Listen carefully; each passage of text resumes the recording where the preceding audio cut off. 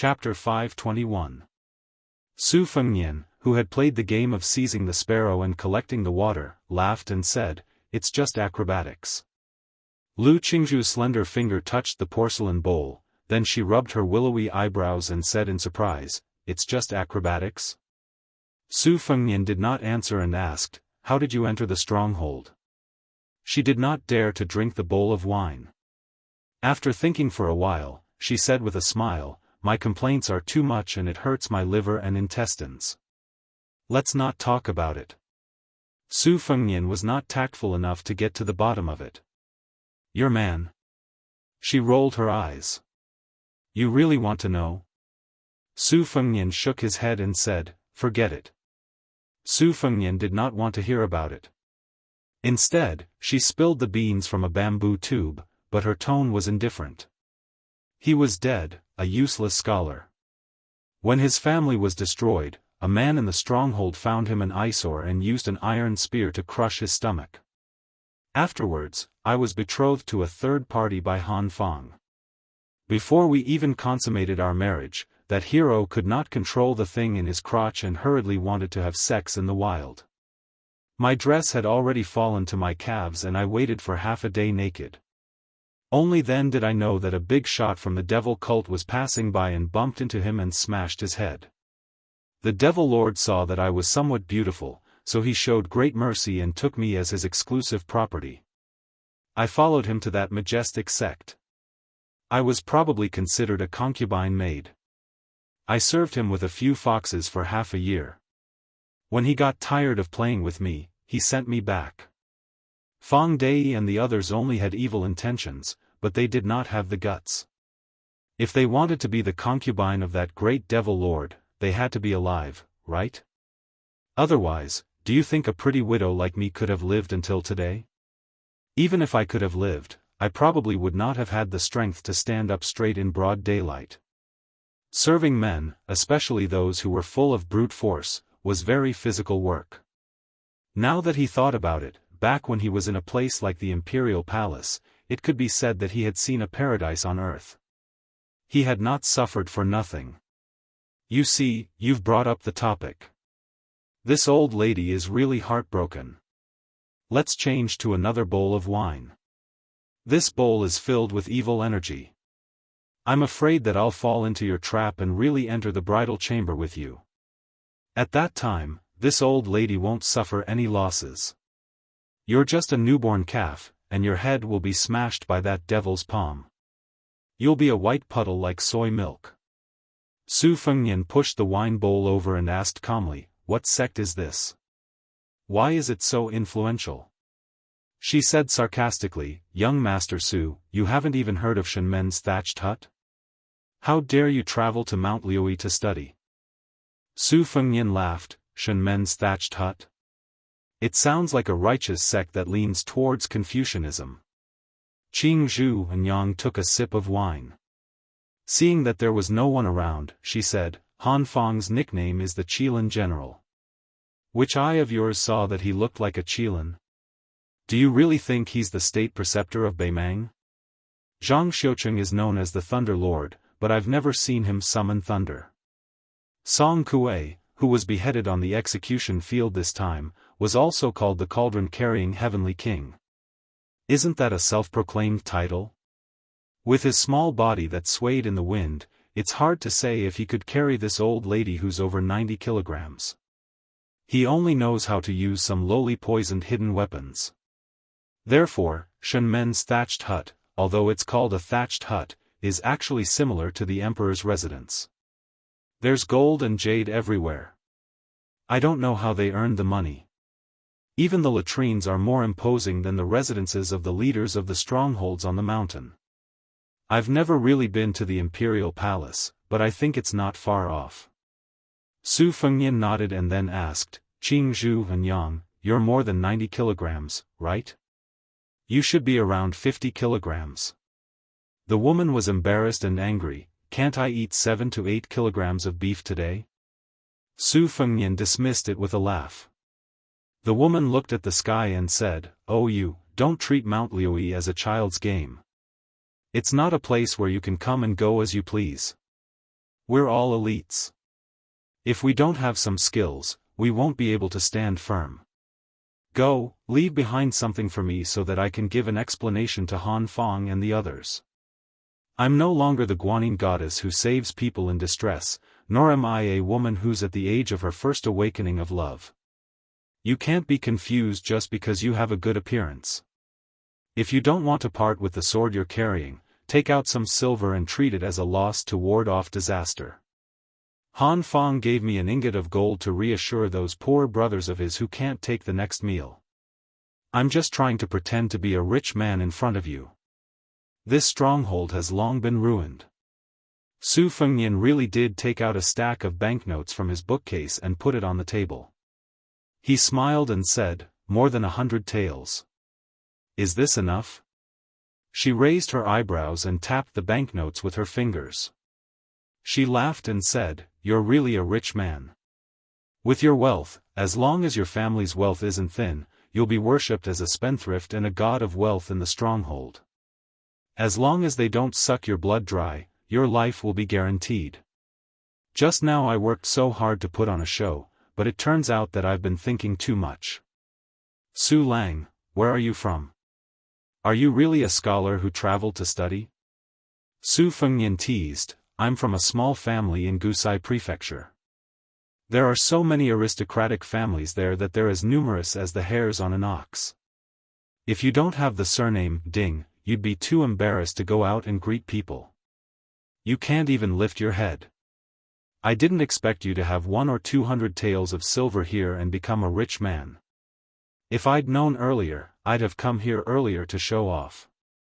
She glanced at the glib-tongued scholar and said sarcastically, "You've been peeking at me for a long time and you don't dare to touch me?" Su Fengnian, who was caught red-handed, shook his head and said, "I'm not that kind of person."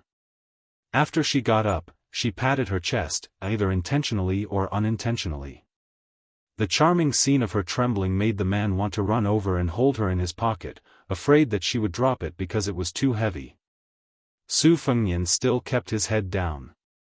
Qing Junyang didn't know whether to roll her eyes or give him a coquettish look. She left with a smile. There were no waiters to help her in the wine shop, so she had to work alone. There were always trivial matters that she couldn't finish. Afterwards, the scholar with the sword and the book on his back didn't plan to go up the mountain. After paying more than 100 taels of silver, he sat down at the fork at the foot of the mountain. He moved the table to a shady place under the eaves and took out a geography book from his book chest. He asked Qing Junyang for a plate of salted peanuts, a bowl of cooked beef, and a jar of wine. He sat there from noon until dusk. Qing Junyang didn't treat him as a guest of honor. She made a careless meal and ate it, then asked him what his plan was. Su Lang said that he wanted to stay here for a few days and pondered over how to maintain a mountain stronghold. He also asked her about a lot of trivial matters, such as how to make money, how to recruit people, and how to win people's hearts. She even asked him if he wanted to cultivate a vegetable garden on the mountain when there were no killings or robberies. She didn't hide anything from him. After all, it wasn't a big secret. If this young scholar was a secret agent from the government and came here to scout for information and pave the way for the armored soldiers to enter the mountain to suppress the bandits, she wouldn't be afraid. If the mountain stronghold was razed, she could just go back to the thatched hut of Shen Men and work like a cow or a horse. To her, who didn't care who died, there was no one in the world that she was willing to collect. He could also pass the time at night, so he took 2 benches and slept through the night. In the house, Qing Junyang tossed and turned for half the night before she fell asleep. When she got up in the morning, she looked at herself in the bronze mirror. No matter how she tried, she couldn't get rid of the dark circles under her eyes. When she saw the energetic guy sitting there holding a book, her eyes were full of resentment. She didn't know whether she was angry at his shamelessness or angry that he was worse than a beast last night. He didn't even knock on the widow's door. Although she didn't know how to open the door, at least it proved that she still had some beauty. She snorted coldly and walked to the village with the banknotes that he gave to the village. After hesitating for a moment, she still didn't take 1 or 2 banknotes. However, she didn't spit out the ingot of gold that was in her mouth. This group of men were freeloading on food and drink, so this money should be hers. The village where Han Fong lived was not far from the mountain, more than 10 li away. However, the mountain road was not as flat as the official road. Fortunately, she was used to it and didn't find it too strenuous.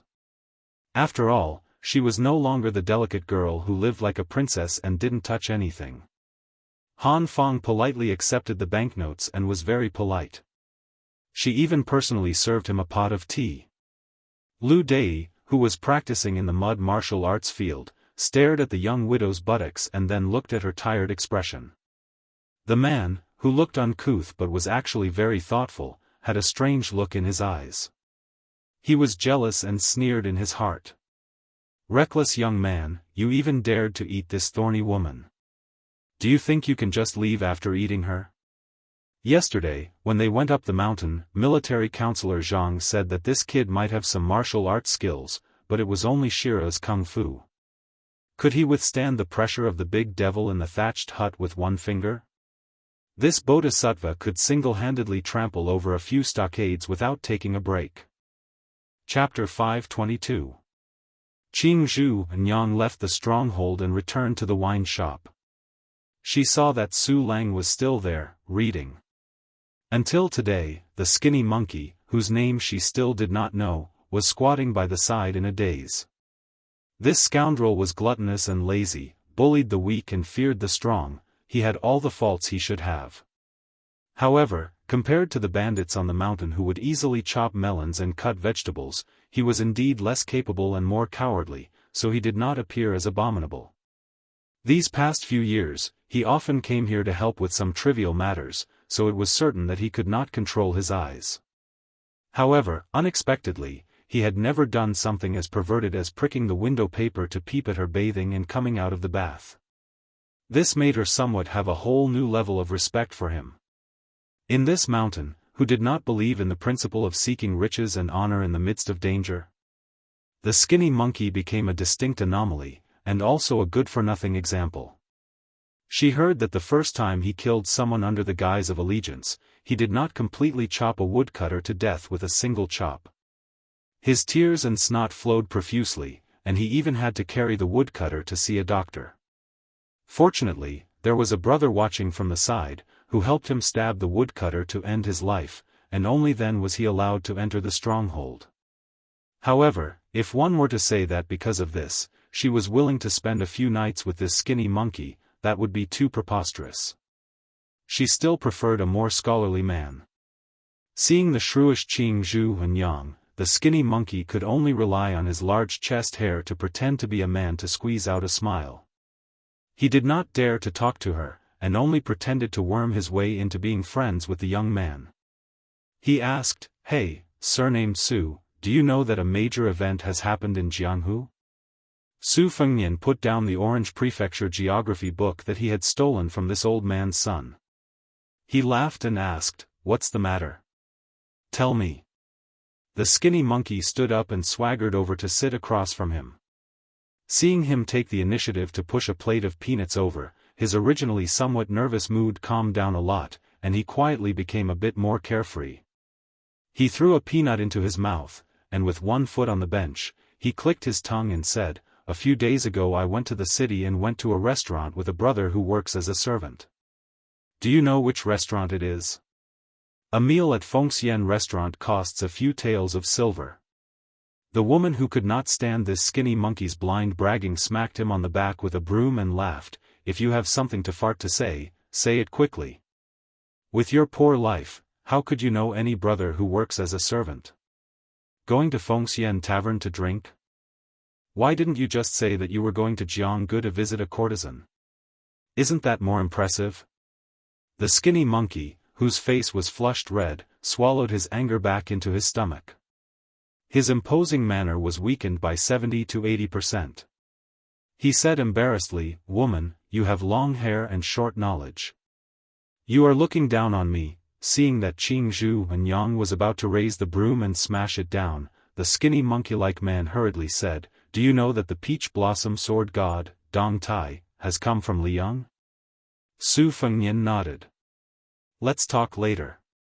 Qing Junyang went into the house and took out some meat and wine before sitting down. The skinny monkey-like man smelled the fragrance on her body and swallowed his saliva. He said in high spirits, "Didn't the third most powerful sword god in the world go to compete with our military god? Guess what happened?" Qing Junyang was not in the mood to guess riddles, but Su Fengnian smiled and said, "He should have lost." The skinny monkey slapped his thigh. "Wrong. What are you yelling for?" Qing Junyang, who was startled, picked up the broom under her feet and rushed over. The skinny monkey, who was slapped to the ground, did not dare to be angry with her. After sitting up straight, he lowered his voice and said mysteriously, he was going to lose. That sword god even broke the peach blossom branch. He fought with the military god of Tuoba from morning to night, and then from night to morning. I don't know how many days and nights they fought. Oh, Qing Junyang, don't hit me, don't hit me. I'll get to the point. At the critical moment when victory was decided, oh, no, when Dong Tai was about to lose, all the hundreds and thousands of masters watching heard a sentence. It came from thousands of miles away, from the sky. Qing Junyang's face was full of sarcasm. She sneered and said, "You are talking nonsense again, aren't you? Do you think you are a storyteller telling a fairy tale?" The skinny monkey said with a thick neck, "It is absolutely true." Su Fengnian poured a bowl of wine and did not forget to pour a bowl for Qing Junyang and the skinny monkey as well. He said softly with a smile, "Continue." The skinny monkey glanced at Qing Junyang. As for whether he wanted to cut her face or her chest, it was unknown. Then he said, "I heard a sentence, Dong Tai, I want to borrow a sword from you. Do you dare to take it?" Su Fengnian raised his wrist to take the wine. He stopped there and did not drink. The skinny monkey was about to slap his thigh, but when he thought of what had just happened, he retracted his hand and said with a fascinated expression, "Then the sword god Deng replied, Dong Tai, why wouldn't I dare? Thank you, Li Chungang, for opening the mountain for our swordsmanship." What happened next was even more frightening. A sword fell from the sky and into the hands of the peach blossom sword god. Then he fought the military god of Tuoba to a draw. No matter how soul-stirring the battle was, when it fell into the mouth of someone like the skinny monkey, there was always a lack of chewiness. Qing Junyang was skeptical. She had more doubts than she believed. She looked sideways and saw the young scholar drinking with his head lowered. The skinny monkey sighed and said in a muffled voice, "They are all celestial beings flying around. I don't know if I will be able to catch a glimpse of them from afar in this lifetime." Qing Junyang did not think too deeply and asked casually, "Who is this Li Chungang? Who can lend a sword to the third most powerful person in the world, the peach blossom sword god?" The skinny monkey, who had emptied his stomach, said weakly, "He is probably a great swordsman from Liyang." Qing Junyang saw the young scholar raise his head. It was a stiff face with no expression.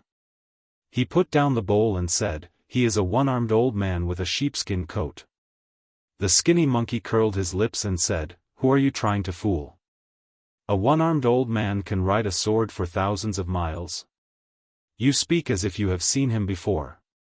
The young scholar smiled sadly and said, "I will never see him again." The skinny monkey did not know what to say to warm up the atmosphere. He saw Qing Junyang go into the house to work. After eating more than half of the wine, meat and peanuts, he felt bored and went back to the mountain. Qing Junyang stood at the door from time to time and glanced at Su Lang. There was a long sword with a green scabbard on the table. She squinted her red phoenix eyes that even she would be jealous of. She just pursed her lips and stared blankly. Other than 2 meals, he just sat there. Qing Junyang still couldn't sleep even after the sky darkened. Through the window, she saw the flickering oil lamp outside. She put on her clothes and walked out, asking softly, "Do you want some wine?" He turned his head and smiled. He said softly, "No need." She still went to get a jar of wine. It was one of the few remaining good wine. After opening the seal, the aroma filled the air. She said, "I will drink by myself." After drinking a few bowls, she asked, "You really don't want to drink?" He shook his head and said, "Just drink. I will wait for you to get drunk and have sex." The woman, who was amused, really started drinking alone. She drank heartily and did not lose to those men who boasted that they could only nod their heads if they were killed. As she drank, she began to speak in detail, just like the saying in my hometown, "A hairless bird is taken care of by the heavens." In any case, I somehow managed to survive. I was afraid of death and felt that it was too ugly to hang myself. How painful would it be to slit your throat and stab your stomach with a kitchen knife? A chaste and pure woman, I really can't do it. This woman, who used to rub ink with her bare hands and add incense with her red sleeves, was also Qing Junyang, who used to make human meat buns. She was drunk and her eyes were hazy with tears. That husband of mine did not do anything bad, but he did too many good things. The maids in the house were all poor children. When they made mistakes, he was not willing to punish them severely. I was always the good guy and the bad guy. The farmlands that we rented out were not of good years. They said that they received IOU, but they piled up year after year. How could they ask for it back? How did they die? Since you are heroes who enforce justice on behalf of the heavens, why don't you just rob the rich to help the poor? Why do you have to kill everyone before you stop? The people you killed were all good people who were no worse than you. Su Fengnian said calmly, "The last time I saw my eldest sister who had married far away, I advised her to go home. She refused, saying that the first marriage depends on the family, and the second marriage depends on the body. I knew she was waiting for someone." The woman laughed and cried, "Did she wait?" Su Fengnian nodded and said, "She waited, but I would rather not wait." She turned her head and wiped her tears. She stopped drinking and sobbing. The two of them were silent. With a bang, the drunk woman knocked her head on the table. Her lips trembled as she stretched out a hand and said softly, "My daughter, if she was still alive, she should be this tall, right?" She raised her outstretched hand slightly, and the fingers of the hand that pressed against the table stiffened. "Taller." Su Fengnian said, "Ever since I picked up the blade and started practicing martial arts, I don't think I have done a single good deed that has anything to do with helping the weak. Today, I'll be unreasonable. Tell me who you want to kill, and I'll kill that person." She just turned her head and looked at this stranger who was becoming more and more unfamiliar. She asked, "If you kill someone, will my daughter be able to live and grow taller under my watch?" Su Fengnian carried the spring and autumn sword on his back and walked up the mountain. Chapter 523. Han Fang sat in front of the desk, caressing a golden saber with a diamond-shaped handle. It was a decorative saber with little practical use. He was thinking about when to pawn it for some money so that he could solve the urgent needs of the stockade. Putting down the golden saber, he saw a miniature ivory diamond sutra paperweight on the desk. Han Fang touched the densely engraved words on the paperweight with his fingers and sighed heavily. A single coin is enough to starve a hero to death. Han Fang lived on the upper floor of the Loyalty Hall. When he pushed open the window, he could see the apricot yellow flag that was erected on the bluestone square. Unlike many of the bandits in the stronghold who only wanted to live a good life, he had been keeping himself clean all these years. He did not abduct women up the mountain to be used as tools to satisfy his lust. In the past, when he went down the mountain to kill the rich and help the poor, or to block the roads and cut off the paths, he would distribute those delicate and pretty women to his subordinates. Song Kuei and Fang Dei, who sat in the top few positions, were not greedy for money. Their only hobby was to compete with each other for the affection of women and fight with each other. Every time, he and Zhang Xiuqing had to mediate between them to make peace. Just like this time, when Song Kuei was beheaded on the execution field, the wives and concubines he left behind in the stronghold would become the playthings of the rest of the brothers tonight. This was also the reason why Han Fang was unwilling to take any wives or concubines. As a bandit, few people could enjoy their old age in peace. It was already a blessing from God to be able to live to the age of half a century. The stronghold was at its peak. Excluding those who had families to feed, there were more than 200 brothers who could ride horses and kill people. They came and went like the wind. There were no military town-stationed soldiers in the hundreds of li around Mount Liui. The local government was not strong enough to suppress the bandits. When facing their own stronghold, they would be thanking the gods if they did not go to the government office and behead the officials row by row. However, now that the stronghold had lost its power, there were only a dozen or so capable subordinates. Many of those who used to be brothers in the past had died, and most of those who were still alive had gone to the other strongholds on the mountain. Those who were left behind were burdened by injuries and injuries. They were raised in the stronghold and had bad tempers. They either complained about the lack of fresh women or complained about the lack of wine and meat. Han Fang also knew that she was burdened by her reputation, so there were many things that she could not say, and she could not even show the slightest expression. Now, the only one who could speak the truth was Zhang Xiucheng, whose family background was similar to hers. It was not scary that the monkeys would scatter when the tree fell, but it was frightening when everyone pushed the tree away. Some of the nearby strongholds who used to rely on him for food spared no effort in luring gold, silver, and pretty girls to gather a large number of men and horses, and from time to time, they would bring their brothers to the foot of the mountain to kill to their heart's content. A few of the villages who used to have secret connections with Mount Liui were all wiped out without any consideration for old relationships. Those leaders were unscrupulous in doing things and were never particular about the means. Some of them even flirted with the government, military school, and constables, throwing large amounts of silver into their pockets and even helping the government to do the dirty work that should have been done by the government. Not long ago, an official who had a good relationship with the Silver Bottle Stronghold spent 500 taels of silver to privately hire villains from the stronghold to slaughter the entire family of a small official who was not from the village. Even a few young children were not spared. It was said that they were hung on a long spear just like that. Some other strongholds licked their faces and became willing dogs for the stewards of the Shen family's cottage, acknowledging their uncles as their godfathers. There was even a 40-year-old stronghold leader who took a young woman from the cottage as his godmother, just because she was the favored concubine of a ferocious demonic cultivator in the cottage. These shameless things, especially the collusion between the government and the bandits, were always despised by Han Fang. It was no wonder that such a large loyalty stronghold was declining. It was funny that the stronghold was able to disperse and not fall down thanks to Lady Green Bamboo at the foot of the mountain. If it were not for her half-year affair with one of the top demons in the cottage, the other big strongholds would have come over with real swords and spears to take over the stronghold. After 2 knocks on the door, Zhang Xiucheng pushed the door open and entered without waiting for a reply. He and Han Fang got along well and was also the military advisor in charge of the internal affairs of the stronghold. There was no need for him to be pretentious over the details.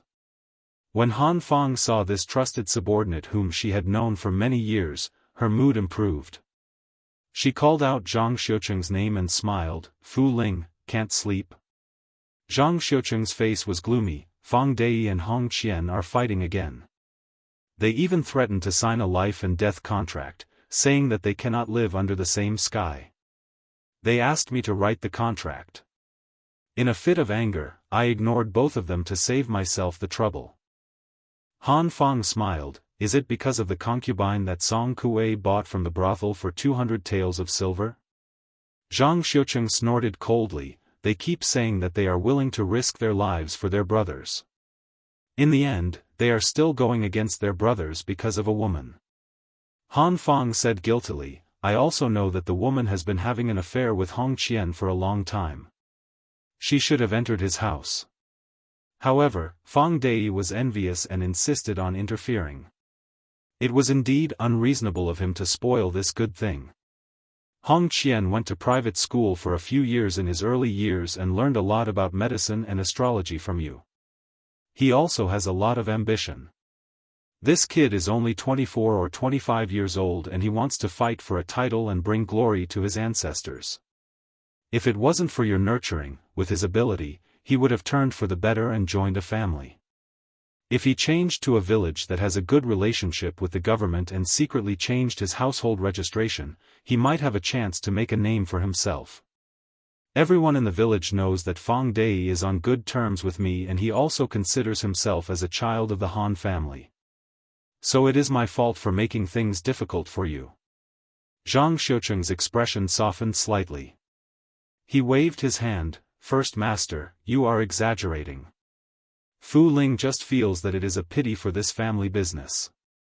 Han Fang sighed softly, the sky wants to rain, and the mother wants to get married. There is nothing that can be done about it. Han Fang stood up and walked to the window with the chief strategist. The breeze caressed her face. She looked at the night scenery of the mountains under the bright moonlight. Her state of mind became calmer. Suddenly, she smiled. A village woman is like a village woman. No matter how pretty that vixen looks, she is still a village woman.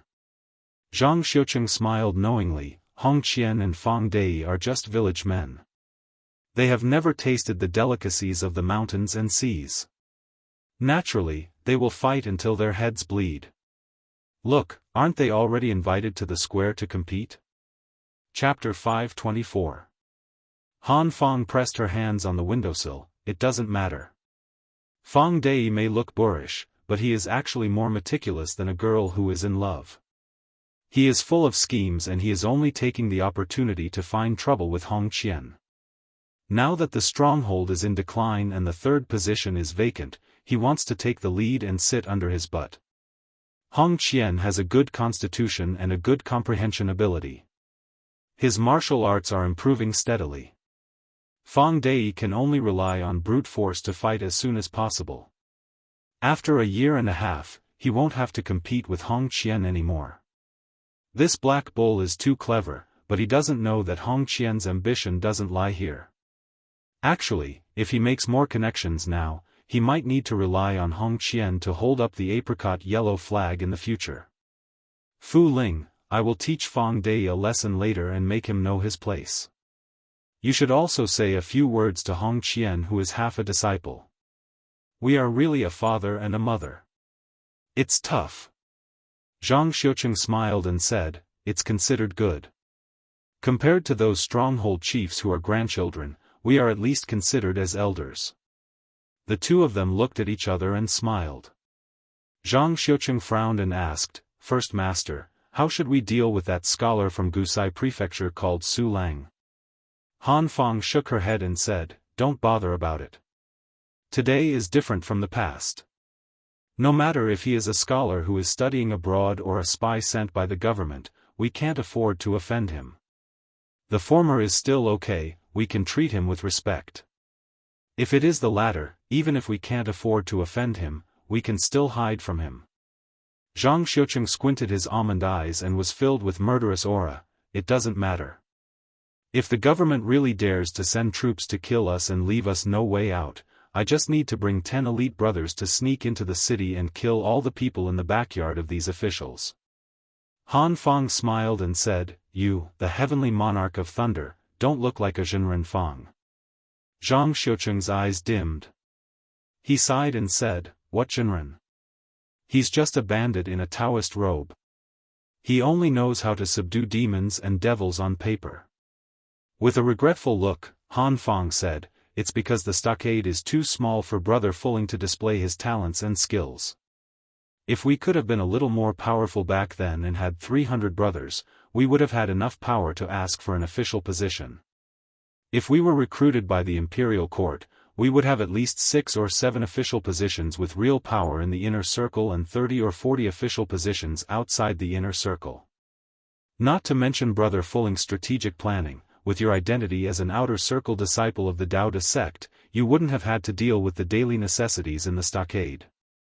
Zhang Xiucheng stretched out 2 fingers and stroked his beard. He smiled broadly and said, life and death are decreed by fate. Riches and honor are in the hands of the heavens. Ordinary people like me can't force things. Han Fang's eyes widened. At the same time, the Daoist blurted out, "That's not right. Why did the devil show himself?" Han Fang glanced at the Daoist beside her from the corner of her eyes. On the martial arts field paved with bluestones, a group of people appeared out of nowhere. They were all wearing brocade clothes that were rarely seen on the mountain. Moreover, even if the bandits in the stockade wore silk clothes, it was inevitable that they would look like monkeys wearing hats. The dozen or so handsome men and beautiful women had a very good temperament, like immortals from heaven descending to the mortal world, making people jealous. The leading middle-aged man wore a wide-sleeved white robe and came barefoot. His face was like jade and he didn't carry a sword. However, there were several sword-wielding attendants beside him. Needless to say, such a magnificent scene was the arrival of the nobles from the Shan sect's thatched cottage on the Chang'e peak of the Liui mountain. When Han Fang saw that Hong Qian left the field and didn't fight with Fang Dai, he walked towards the graceful man who looked like a marquis in the mortal world and bowed respectfully. Han Fang's heart sank to the bottom. As expected, Hong Qian had secretly changed his allegiance and joined the cottage. Han Fang sneered. The Daoist Zhang Xiucheng was furious. He angrily scolded, "Bastard," and jumped out of the window and landed on the field. Fang Dai and the dozen or so brothers in the stockade who were watching the show were also on guard. Zhang Xiucheng pulled out the pine-patterned peachwood sword from his back and pointed it at Hong Qian. He said in pain, "Hong Qian, the stockade has treated you well. Back then, you killed the soldiers and had no other way out. It was the master who took pity on your abilities and took you in. Why did you do such a disobedient thing?" Hong Qian's simple words made Zhang Xiucheng, who was half a master, speechless. People walk towards higher places. Hong Qian continued expressionlessly, "That's right. It was me who reported to Immortal Zhongli that a strange man tried to get close to Lady Qingzhu. Since Lady Qingzhu had entered the divine residence of the cottage, she should be a member of the cottage alive and a ghost of the cottage dead. She was unscrupulous. What's wrong with me telling the Immortal Master? Master, the Immortal Master has already promised me that as long as you are willing to leave the stockade, the Immortal Master will be merciful and there will be a place for you in the cottage. Isn't such great glory what you have been dreaming of for many years? I built a Qingyun ladder for you out of kindness. What's wrong with that?" Immortal Zhongli's trip this time was on the way and he didn't intend to argue with the stockade. He only went to take the lives of that adulterous couple. The man with bare feet on the ground finally spoke. Squinting his eyes, he said, "I heard that the two leaders of the Zhongyi stockade are quite skilled. Otherwise, they would have been impostors like Hong Qian. They would just have changed their original surnames and be given the surname Zhongli. However, before that, I still want to see if they are worthy of my attention. I want to see how you, Zhang Xiucheng, beat the 13 towns at the border with your rod techniques and whether your swordsmanship can really attract thunder. If you disappoint me, I will flatten this stockade tonight and erase its name. This apricot yellow flag has long been an eyesore to the masters of the cottage. They are enforcing justice on behalf of the heavens, but they are actually doing evil. How ridiculous." The man raised his head and looked surprised. A young man with a sword on his back stood at the top of the flag. He was so angry that he laughed. "Little kid, you don't know your place. How dare you show off your insignificant skills in front of me? Hong Qian, go and cut down the flagpole." If he cut down the flag, it would be tantamount to forming a blood feud with the stockade. Hong Qian knew the severity of the situation, but he still gritted his teeth and ran forward, cutting down the flagpole with one strike. Zhang Xiucheng, who did not dare to stop Hong Qian in front of the devil from the cottage, had an ashen face. Zhongyi stockade was completely finished. The flagpole suddenly fell towards the center of the square. However, the traveling scholar who only dared to fight with a widow at the foot of the mountain did not lose his footing and fall to the ground. His body was still as straight as a spear. When he landed with the flagpole, the flagpole that had fallen to the ground swayed and was kicked out by him. The flagpole was used as a sword and shot towards the carefree devil from the cottage. Hong Qian shouted angrily and slashed down with his sword. Unexpectedly, when the sharp blade hit the flagpole, not only did it not break the flagpole, but a huge force also rebounded into the sword. He almost could not hold the sword.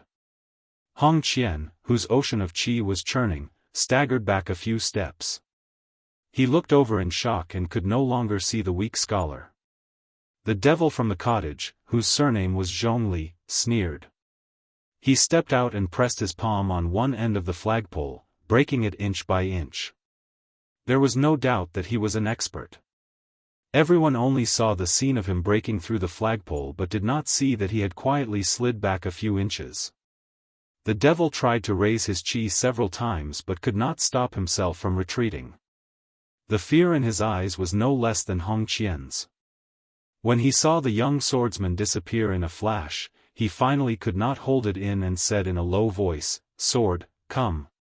The sword boy hurriedly threw out a simple ancient sword covered with ice cracks. The next scene was that the young man stood in front of the famous middle-aged devil of Mount Liui. One of his hands overstepped his authority and caught the ancient sword for his master. The other hand grabbed the devil's neck and lifted him up. The devil broke a flag, but the young man twisted the ancient sword in his hand and broke it inch by inch. Su Fengnian stared at the ferocious red face and asked coldly, "Do you deserve to use a sword? Do you deserve to use the word sword, come?" Chapter 525.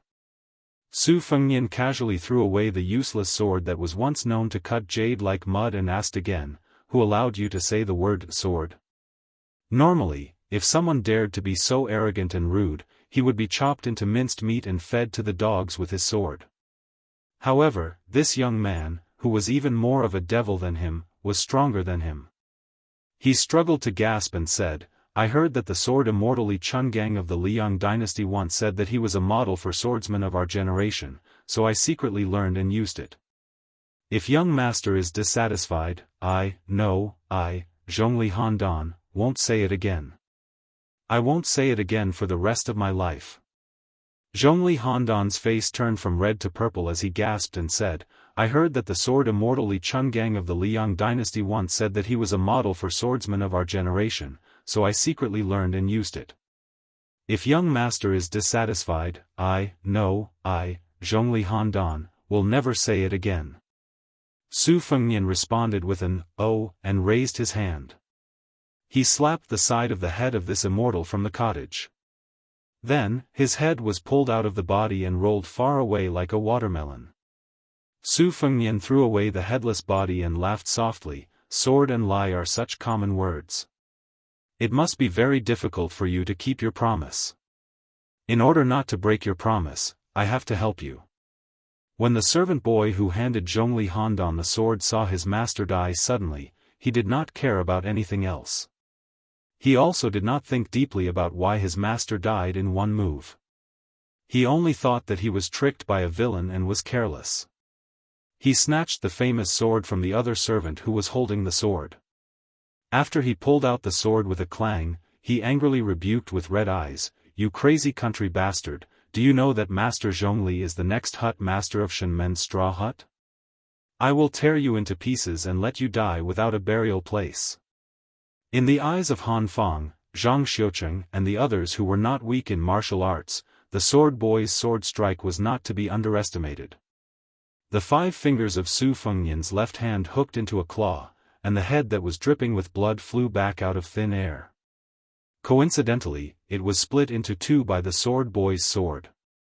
However, the splattering blood was all bounced off by a layer of Fata Morgana. On the other hand, the domineering sword boy's face was covered in blood. His sword chopped open his master's head, and it hovered 3 to 4 inches above the sword-carrying scholar's head. Su Fengnian slowly raised his arm and flicked the sword away from the sword boy's hand with a flick of his finger. The sword broke free from the sword boy's hand and slapped his white cheek. Instantly, a long red mark as wide as the sword body appeared. After the ancient sword with a rare cat's eye stone inlaid in the sword guard left Su Fengnian's hand, it strangely pulled back into Su Fengnian's hand and cracked inch by inch. Su Fengnian smiled at the stunned sword boy and said, I have never even heard of Shen Men's thatched hut. How would I know who this piece of trash with a broken head is? Your master has just gone to hell. Since you are so loyal, why don't you accompany him? Otherwise, with your peerless swordsmanship of splitting Mount Hua, I believe that you will be buried with him when you return to the cottage. Only then did the sword boy realize the difference between the two of them. He had just said a word when his body was kicked like a drawn bow and flew out 5 to 6 feet away. He spat out blood and died. Su Fengnian then asked, What do you want to say? In the square, two groups of people with different standpoints were both shocked. Hong Qian quietly moved, wanting to escape from this troublesome place. After cutting down the flag, he had already cut off all ties with the loyal and righteous stronghold. There was no room for negotiation. The big backer that he had found with great difficulty died on the spot. Not to mention how this bloody swordsman would deal with him, just his master, Zhang Xiucheng, and the leader, Han Fang, were enough to make him suffer. Just as he slipped to the edge of the square, Su Fengnian turned around and stared at this bandit who spared no effort to climb up the ranks. He smiled and said, Leader Hong, don't be in a hurry to leave. This apricot yellow flag was cut down by you because of the grudge between you and the stronghold. It has nothing to do with me. However, I heard from Qing Zhu's mother that when her husband's manor was broken into, it was also you who hid your identity and became a guest of the manor for a few months. Then, you cooperated from the inside and stabbed that scholar to death. Many of the pretty maids who used to joke with you were also killed that night after you lifted up your belt. Since Zhongli Handan is dead, come, if you are lucky enough to beat me, Qing Zhu's mother will be your plaything in the tent. Hong Qian's face was full of bitterness and regret. He said, Young Master Su, you must be joking. How would I dare to be disrespectful to you? The Taoist priest, Zhang Xiucheng, suddenly said loudly, I beg young Master Su to leave this person to me. After this, if you want to kill me, I, Zhang Xiucheng, will not fight back. Do as you wish. Su Fengnian asked back, that day at the wine shop at the foot of the mountain, didn't you want to cut off my head with your sword? Zhang Xiucheng said calmly, as long as young Master Su is willing to let go of the loyal and righteous stronghold, I, Zhang Xiucheng, kill Hong Qian, and I will apologize with my life. Su Fengnian smiled and spread out his hands, indicating that Zhang Xiucheng should go all out to kill and clean up the place. Su Fengnian looked at the apricot yellow flag with the word vermilion written on it and said to himself, it's not wrong for the government to force the people to rebel. However, after eating wine and meat, they changed from being unarmed to holding weapons. In the end, the people who killed the most were the people like you. Who is the one doing justice for whom? Su Fengnian looked at the group of shivering cottage servants. Since even the king of the mountain was dead, what else could he do? Su Fengnian turned his head and said to Han Fang, Leader Han, can you lend me 7 or 8 horses to go with me to the Shen Men's thatched cottage to see the wonderland on earth? Han Fang clasped his hands and said loudly, I dare not disobey. A few bandits from the Zhongyi stockade brought over a dozen horses from the stable with fear.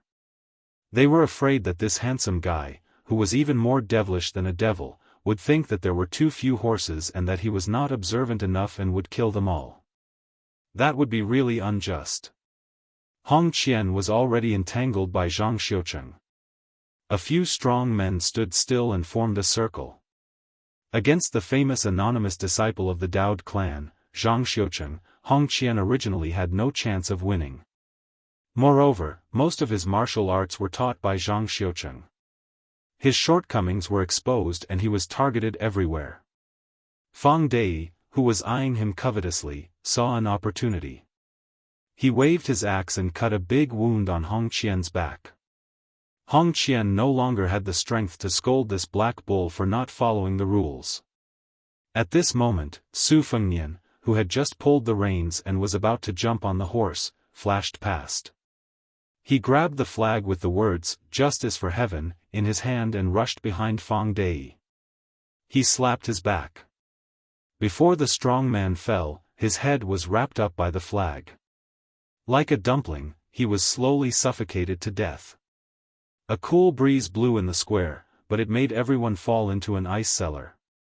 After Hong Qian's chest was pierced by Zhang Xiuqing's sword, he laughed and said, "It's good to die. All of you died happily. I will still be a man in my next life. I only hope that God will let Han Fang, Zhang Xiuqing and the rest of you become women." Without waiting for him to finish his last words, Zhang Xiuqing's sword pierced his heart and lungs. Su Fengnian glanced at the apricot-eyed Daoist and said calmly, "Since Lady Qingzhu said that you still have some sage-like demeanor, I will spare your life. As for what to do in the future, wait for me and Leader Han to come back and make a decision." Chapter 526. Unexpectedly, this Taoist priest was also decisive. He waved away the blood on the tip of his sword and held a peach-wood sword upside down. He bowed and said directly, "There's no need for such trouble. Zhang Xiuqing is willing to go to the cottage with Mr. Su." Su Fengnian ordered the cottage attendants coldly, "Bring Zhongli Handan's head with 2 parts." The group rode to Chang'an Peak, which was 2 hours away. There was actually a luxurious carriage outside the Zhongli village. However, since Su Fengnian did not want to sit in it, no one dared to make trouble. The sects that had the right to occupy a mountain and call themselves kings were mostly rich and powerful. The ones that were far away were like Dragon Tiger Mountain and Huishan Xianyuan, which were opposite each other across the river. The ones that were closer were like Qingyang Palace. They all had thousands of followers. Not to mention the clan leaders, even some small fries were high up in the sky. In the eyes of ordinary people, they only felt like they were covered by clouds and mist. Naturally, they would be in awe. The Shen family thatched cottage was the king of the Liui mountain. However, the devil in front of them, who was grabbed by the neck like a wild duck, liked to call himself an immortal. His strength was among the top 5 in the cottage. A few years ago, it was rumored that he was close to rank 2. According to the details that Su Fengnian learned from Qingzhu, the cottage had about 2 rank 2 masters. For a state like the Orange State, it was indeed not bad. The owner of the cottage had the surname Shen. This person with the surname Zhongli was the dishonorable illegitimate son of the owner of the cottage. However, he was quite talented in martial arts and had the chance to reach rank 2 before the age of 40. Whether he was an illegitimate son or not, it did not matter. The reason why the Shen family thatched cottage was labeled as a devil sect was because they were good at sex and tantrism. In the end, as long as it was related to sex, the cottage was good at it. When the disciples of the Shen family went down the mountain, they either killed their parents or kidnapped their young tripod furnaces. They also escorted mature tripod furnaces to high officials and dignitaries. They even had business dealings with some relatives of the 2 surnames in the Beimang imperial tent. This was also the reason why the thatched cottage could be so wealthy. In fact, although the tantrism had always been criticized as heretical, some of the orthodox supernatural powers that originated from Buddhist scriptures were not distorted. This was probably the key reason why the Shen family had so many pillars of martial arts. Han Fang did not say anything. She rode beside this scholar at night. However, her thoughts were running wild. Since he was traveling with his sword, he had slapped the devil Zhongli's head without using his sword. Didn't that mean that he had reached rank 2? How many years had this scholar, who called himself Su Lang, been in his 20s? However, she was not optimistic about Su Lang going to the Shen family's thatched cottage. He was forced to go because he had no other choice. He could not be like the servant boy who died on the spot after saying no. However, she had a headache about how to weigh the pros and cons after arriving at the cottage. Not to mention other things, the cottage had 2 elders from the Shen family who had been in the 2nd rank for a long time. Would Su Lang not care about his life when he had not even drawn his sword out of its scabbard behind him? Or was he confident? Zhang Xiuqing followed behind him. He only felt that this scholar had a strong sense of hostility. It was like the ink that was ground out of a top-grade ancient inkstone. It was unusually thick. Su Fengnian was holding a sword that the sword boy had taken from him. It was modeled after the bronze sword of the Dongyue sword pool. It was thick, black, and simple. Su Fengnian let go of the reins. He held the sword with one hand and flicked his fingers with the other. The sound was crisp and melodious. He suddenly asked, "People like Fang Dei have the habit of swinging their axes and killing people in the busy streets without asking about the right and wrong. Do they only feel satisfied and not have the slightest bit of mercy?" Han Fang mocked herself and was about to speak. Zhang Xiuqing was the first to speak. Fang Dei and Hong Qian, these outlaws, were not soft-hearted people before they came to the mountain. They were all people who killed without blinking an eye. They acted on impulse and did not distinguish right from wrong. To their own brothers, they were naturally worthy of praise for their righteousness. This is just like the so-called killing their children and raising their mothers in the 24 filial piety of the Central Plains. They are all crazy. In the end, they go against common sense. In the end, the loyalty of the brothers depended on Fang Dei and these boorish fellows. Those who were literate and quick-witted were rarely willing to hang themselves on a single tree. Later on, Zhongyi village was pushed aside by the other villages of Mount Liui, and the birds and beasts scattered. Those who scattered were precisely these brothers who had knowledge in their stomachs. After joining other families, they turned around and wreaked havoc on Zhongyi village, sparing no effort. The third boss Song Kuei was tricked by one of his former brothers into going to the city, which was why he ended up in prison. Of course, not everyone is so despicable. Many brothers who went up the mountain but did not form a gang or faction to establish a foothold were disheartened, and after going down the mountain, they were still affectionate and loyal to the Zhongyi stronghold. It can be said that they parted on good terms. Su Fengnian nodded and said, "At the foot of the mountain, I asked Qing Zhunyang for advice on many methods of running a village. I more or less know that it is not easy for you." Zhang Xiuqing couldn't help but curse in his heart.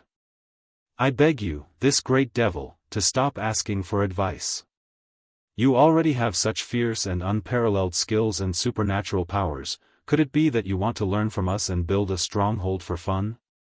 Zhang Xiuqing's heart was heated. Could it be that Mount Liui was going to change? Han Fang also had a telepathic connection. The two of them knew each other. Their gazes met and then flashed away. A sword boy who picked up the luxurious sword inlaid with cat's eye stone from the square came riding over. He anxiously reported, "Young master, someone is sneaking away."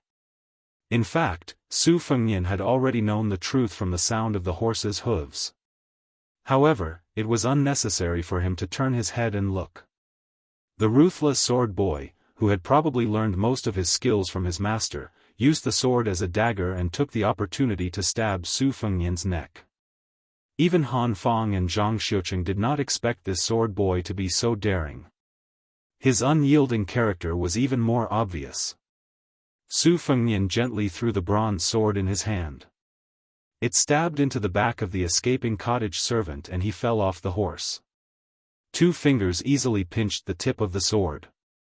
The 2 horses were still riding side by side. Su Fengnian did not immediately kill the servant. He only pulled out the valuable sword and then smiled, go to the corpse and pull out the sword. As for whether you want to escape or not, it's up to you." The sword boy was stunned on the spot. Then, he broke down and burst into tears. Su Fengnian turned the sword around and kicked him. The sword boy, who had just come back to his senses and was about to pull out the sword, flew out like a kite and hit the mountain wall. He stopped breathing and died. Zhang Xiuqing was as silent as a cicada in winter. How could this devil's character be more unpredictable than his methods? Su Fengnian, who was sitting steadily on the horse, threw the sword to Han Fang. He put his hands in his sleeves and squinted his phoenix eyes to look at the road in front of him. He remembered the harsh days when he saw thieves armed with knives and sticks as his mortal enemy. Every time he crossed over a mountain, there was a young girl who was determined to be a heroine who would happily shout that the king asked her to patrol the mountain. She would patrol the South Mountain and the North Mountain. At the end of each sentence, she would not forget to make incessant moans. Su Fengnian said calmly, "If you, a heroine, knew that you were going up the mountain just to kill people, would you still call me your good brother?" There was another chapter at around 2:00 in the morning. It was to thank the new top scorer on the 13th, Grey Shepherd, v. Gale Altar. As for the new top scorer on the 14th, young Master Fu Shu, his outburst came later. Chapter 527. Su Fengnian went up the mountain because he wanted to learn from Li Chungang and kill thousands of soldiers by himself. Although he did not bring spring thunder with him, he was still nourishing it. Su Fengnian had already noticed that he had accumulated too much killing intent and hostility.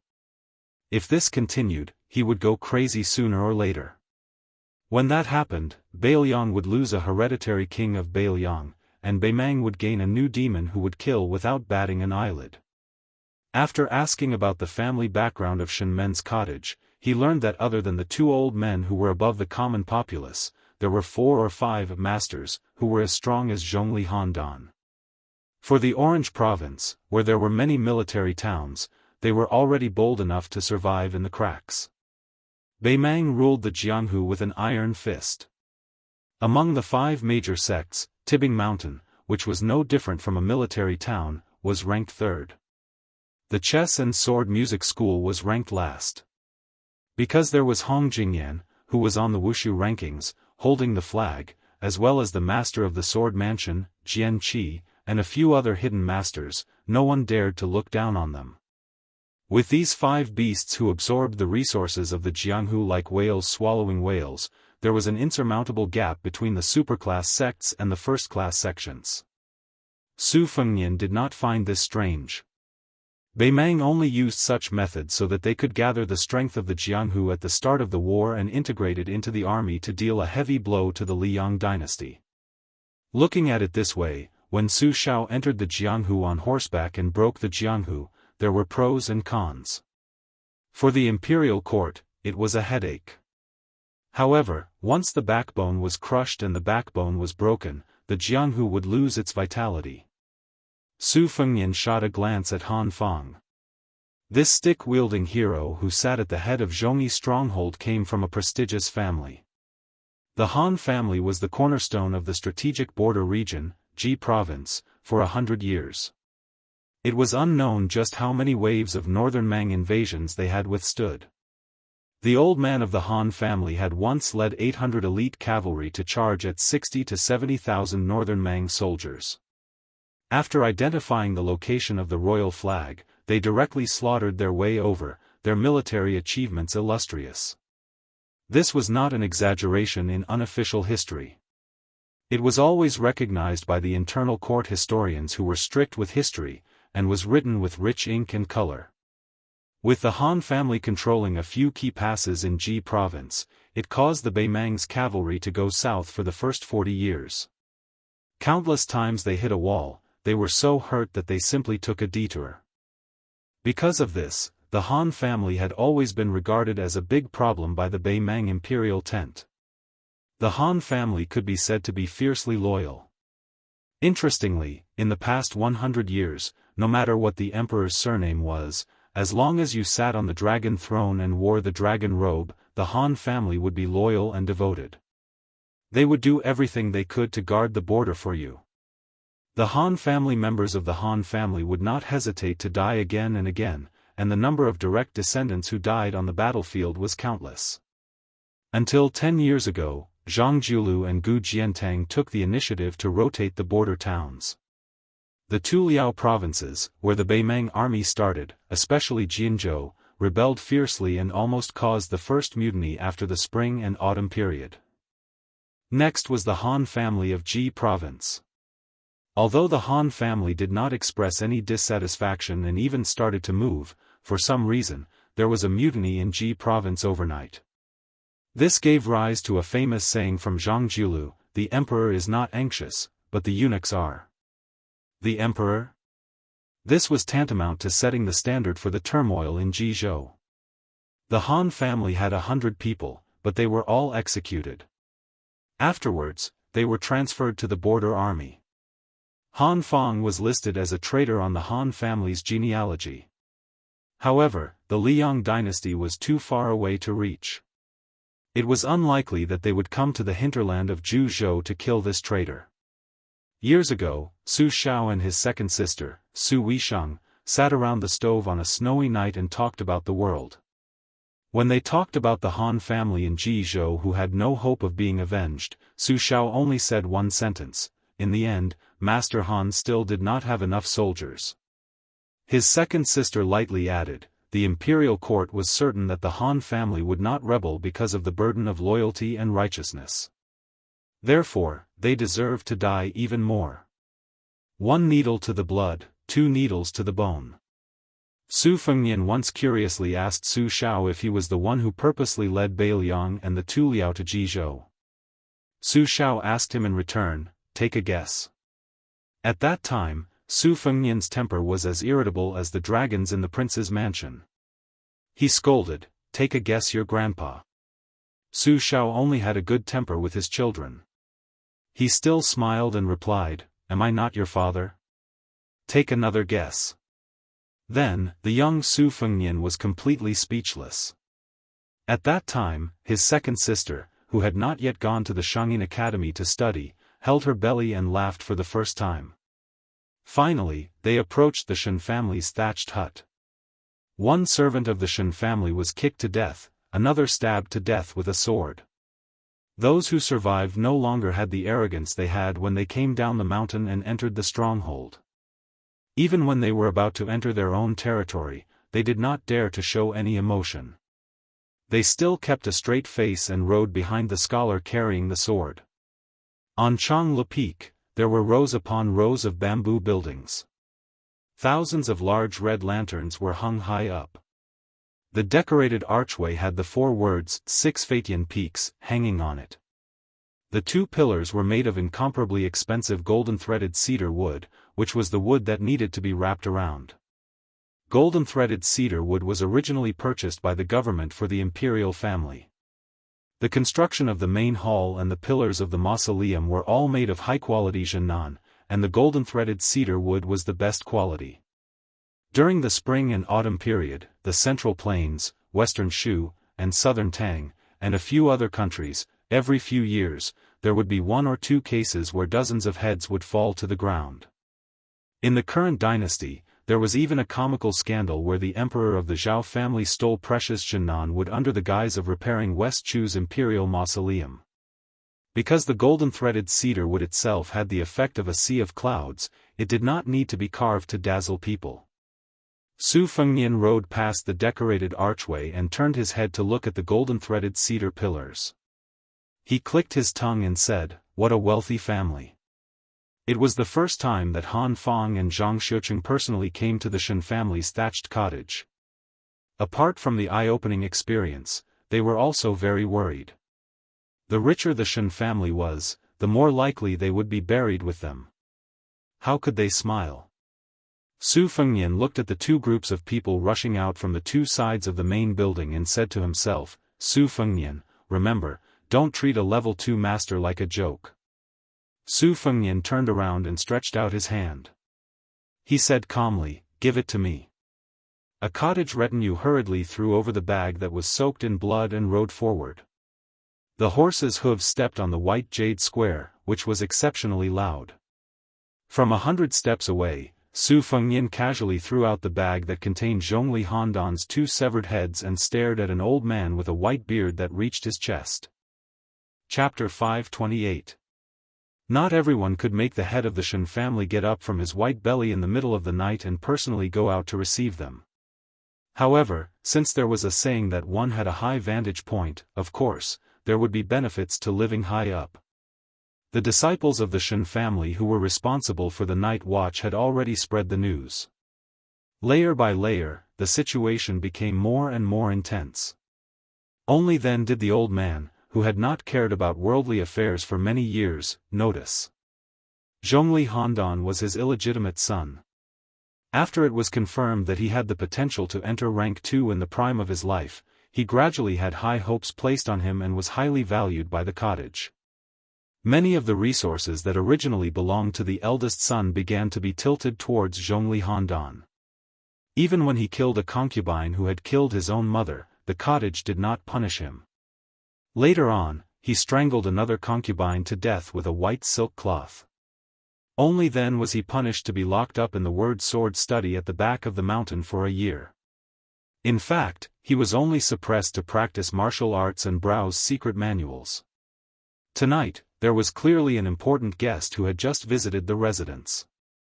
After that, Zhongli Handan secretly left the mountain in a carriage. This was not a big deal. What was surprising was that when he came back, he was nowhere to be seen.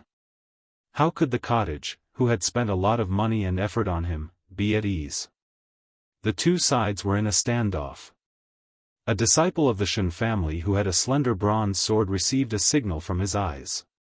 He jogged over to open the bag and was shocked as if he had seen a ghost.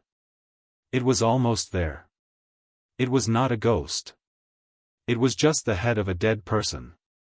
The swordsman who had his back facing the family had a complicated expression. After he turned around, he hid the ecstasy in his eyes that was hidden very deeply. With a face full of grief, he said in a trembling voice, "Head of the hut, Zhongli Handan is dead." The head of the hut was extremely angry.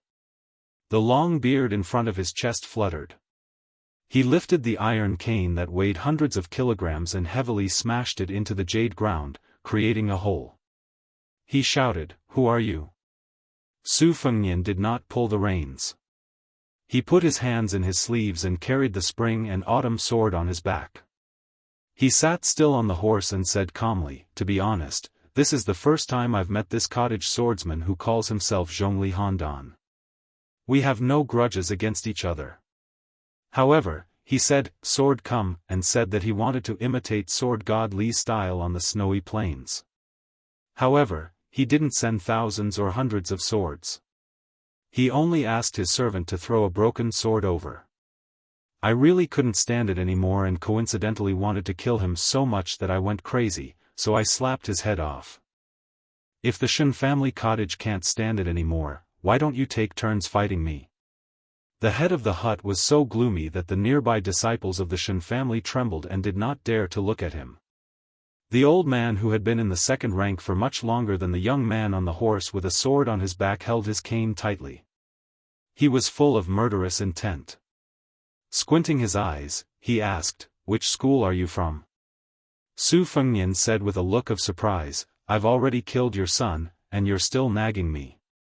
Am I your father?" Han Feng and Zhang Xiucheng looked at each other. They were considered experienced people in the Jianghu, but they had never seen such a master who was like a ruffian in the marketplace. Good, good, good. The head of the hut was so angry that he laughed loudly. He pressed his hands on the huge luminous pearl that was held in the dragon's mouth at the top of the cane. Regardless of whether they were under the protection of the cottage or the direct descendants of the Shen family, there were a total of 60 people present. Among them, there were 13 archers on both sides. However, people continued to enter the field. Ordinary people would get lost if they walked in. With such a big family, news would inevitably be delayed. It was like a stone being thrown into the heart of the lake. It would take some time for the ripples to spread to the lake. Su Fengnian silently said to himself, "If you want to kill me, you will be responsible for your own life." Su Fengnian floated down from the horse. His elegance was out of this world. The first wave of water splashing from the crossbow was already in front of him. Su Fengnian slid a few feet and easily dodged the flying arrows. The poor tall horse was shot into a hedgehog in an instant and fell to the ground with a loud bang. A strong man with a broad sword rushed forward in large strides, not giving him any chance to attack. Su Fengnian suddenly sped up. When he brushed past the man, he waved his sleeve and the man's huge body flew to the side. Just the sound of the man's shoulder breaking was very shocking. The 3 swordsmen from the cottage who followed him knew that things were not going well. In an instant, they set up the tripartite sword formation, which could be considered common in the Jianghu. The blades of the swords were dazzling. Su Fengnian spread out his hands and grabbed the tips of two swords. His body flipped back and dodged the middle sword. The two swordsmen between his fingers immediately twisted. One of the swordsmen who was smarter and more cunning also did a flip to prevent his sword from falling out of his hand. The other swordsman's movements were slower. The swordsman who managed to save his face secretly felt lucky. A force surged from the tip of his sword to his wrist. His body was fiercely pulled forward by the force. Just as he was about to abandon his sword and retreat, Su Fengnian held his sword and moved to the side like a fish swimming in water. The back of his hand suddenly hit the swordsman's chest, who was caught off guard. A cloud of scarlet blood spurted out. When the swordsman stumbled back, Su Fengnian raised his leg, which was not higher than his knee. He kicked the swordsman's calf with a huge force, causing his body to fly forward. Then, he hit the man's forehead with his knee. Bloom. The swordsman fell on the white jade slab. He only twitched twice symbolically before he quickly died with the ups and downs of his life. Su Fengnian flicked his sleeves, and the second wave of arrows shot by the crossbowman fell into two treacherous vortexes. In the end, they were stabbed in the opposite direction. Only those who were quick enough to dodge were able to escape, but there were still 3 crossbowmen who died. Most of the people in Shenmen Cottage were swordsmen. 7 people, 7 swords, and 7 swords were released instantly. Every sword carried a strong momentum that did not care about life or death. It seemed that these Jianghu heroes were also stimulated. Every sword attacked the enemy's vital points. Su Fengnian was not in a hurry to kill the enemy and break the array. He glided like a fish, as if he was taking a leisurely stroll. The slender figure with the sword on his back dodged elegantly. Except for a few swords that pierced his lower body and moved a little, the other dozens of swords that were released in 7 or 8 breaths could not make his feet leave the ground. This scholarly young man's body rose and fell like the tide, but he did not fall. No matter how many swords attack, my feet will take root. A man in purple with a golden crown who was calmly watching the battle stood beside the master of the cottage. After seeing his father nod, he unsheathed his sword like a dragon's roar. The sword aura was faintly lingering. In the gap between the 7 swords, he stabbed viciously towards Su Fengnian's heart. Su Fengnian formed a circle with his hands and covered the long sword. The green sword aura that was close to his heart could not pierce forward. His palms drew a circle again and the sword followed. The man in purple who looked like Zhongli Handan frowned slightly. He did not forcefully hold the sword. Instead, he pushed his palm on the sword hilt and finally pushed it forward a few inches. Su Fengnian floated back and dodged the attack and the 7 swords. The crossbowmen who were watching the situation immediately released the 3rd wave of arrows. They did not want to kill the enemy, but they did not want to give the swordsman a chance to breathe. The moment of breathing was like the moment of yin and yang. Those evenly matched life and death battles competed on the exquisiteness of breathing. Of course, there was also the degree of vigor. Both sides strangled each other like needles pricking each other. It was a matter of who leaked more slowly. Back then at the riverbank. In the blink of an eye, an old man wearing a sheepskin fur coat killed 600 iron armors with a single breath that circulated for 800 li. Su Fengnian, who had entered the initial stage of the Great Vajra realm, did not advance. Instead, he retreated, causing the arrow rain to miss again. The man in purple's expression changed slightly. He used his chi to control his sword and retreated with the sword. The mirage expanded and resisted 6 swords. His 5 fingers formed a hook and pressed down on a head. The majestic vigor at the tip of his fingers caused the head to explode. His hands rolled up his sleeves and tied his hair. The remaining 6 swords completely lost their aim. After a series of messy collisions, they no longer had their original order. Su Fengnian used the half-baked Hujia's 18 slaps that he stole. In the blink of an eye, he killed 6 swordsmen who died with their eyes wide open. Su Fengnian, who was standing among the corpses, raised Kunlun with both hands. He closed his eyes and said softly, "Old Manly, why don't you open your eyes and watch me kill a few people in one breath?" Chapter 529. 6 corpses that had been slapped to death by Hu Shao lay on the jade square with the scholar in the center. Blood flowed everywhere. After this battle, the archers were all stunned and forgot to shoot the next wave of arrows. The long-bearded hut owner shouted angrily, "Disciples of the Shen family, go first." 2 encirclements were formed in an instant. The small circle was made up of more than 20 members of the Shen family, mixed with the men of sacrifice cultivated by the cottage. The outer circle was made up of more than 40 guests of the Chang'e Peak. As the battle became more and more intense, more than 30 people rushed into the white jade square.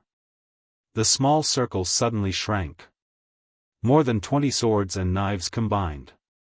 Su Fengnian's left foot moved about an inch, his hands raised to break the river and shake the Kunlun mountains. Together with the knot of black hair that the blind Guqin player had learned by imitating Hu Zhao's rhythm, he had the demeanor of a great grandmaster. His body swayed and his qi flowed east like a long river. The disciples of the Shen family had been practicing martial arts since they were young. They were blessed by nature when it came to training their bodies. They also had superior secret manuals and masters to guide them. The 20 swords and knives attacked in a strict manner. Although they were defeated by the mighty qi, the small circle recovered and spread. Only a few people's swords and knives left their hands and were destroyed.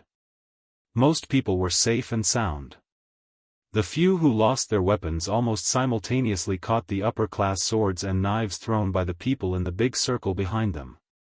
The circle shrank and stretched, showing the power of the Shen family cottage. West Shu had the largest dragon wall in the world. It was even bigger than the current 9-dragon wall in the Liang imperial city. When Li Chungang used 3,000 streaks of sword qi to roll across it, it was called the opening Shu style. Su Fengnian, who had fought against more than 60 martial artists alone, silently said, "Sword, rise." Su Fengnian used Wudong Wang Zhongluo's one-finger Kanglan style to start. The spring and autumn sword on his back was unsheathed. The sword qi covered the entire Chang'e Peak. Spring and autumn flashed by. Su Fengnian stomped his feet fiercely, creating 2 pits on the jade floor. Between heaven and earth, there was a stream of splendor, like a flowing comet. Compared to the somewhat crude swallow circling flying sword of the past, it truly surpassed the realm by too many levels. It was already close to the level of the Wu family's sword mound. At the Battle of the Reed Marsh, when Zhao Luding faced Li Chuangang's 2-sleeved green snake, he did not panic in the face of danger.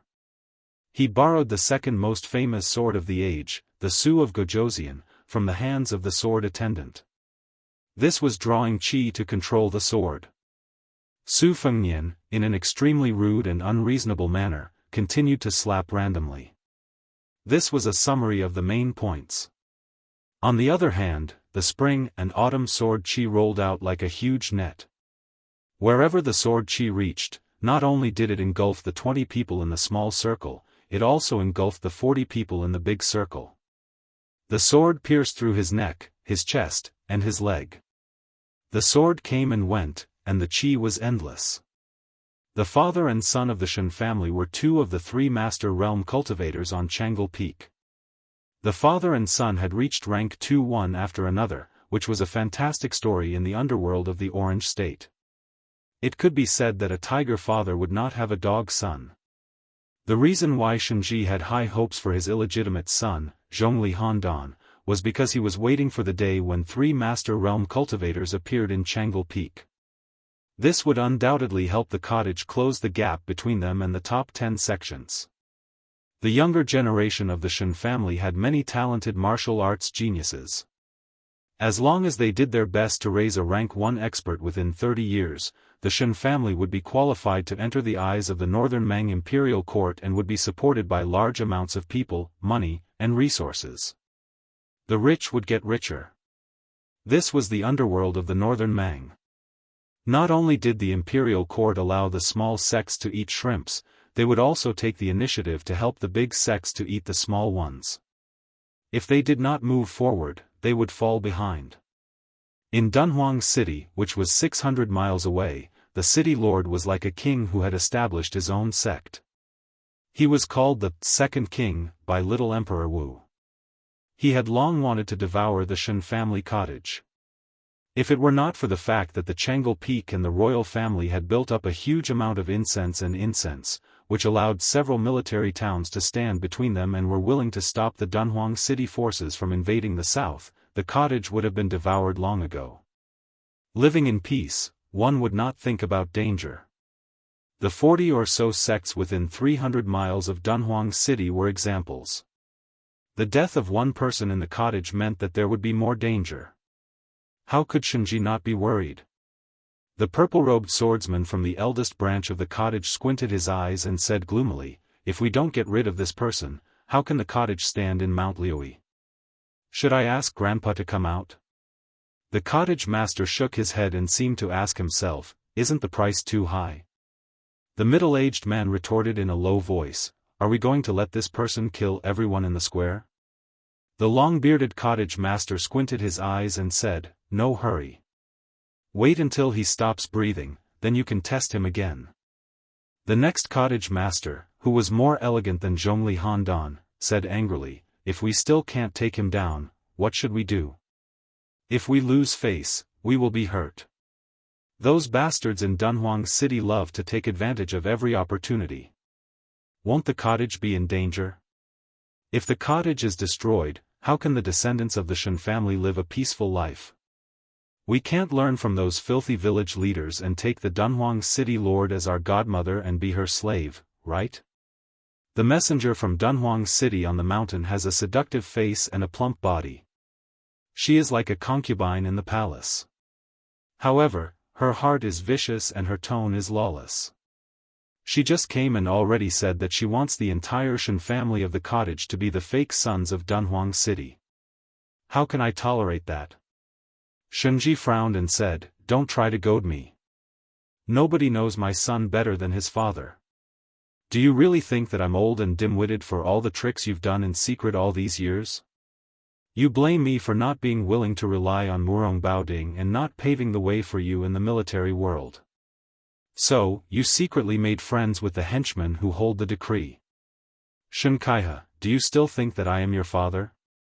Shen Kaihe's face was distorted and he sneered, "My mother was strangled to death by Zhongli Handan's illegitimate son with a piece of white silk. However, you don't even allow me to take revenge. What kind of father are you?"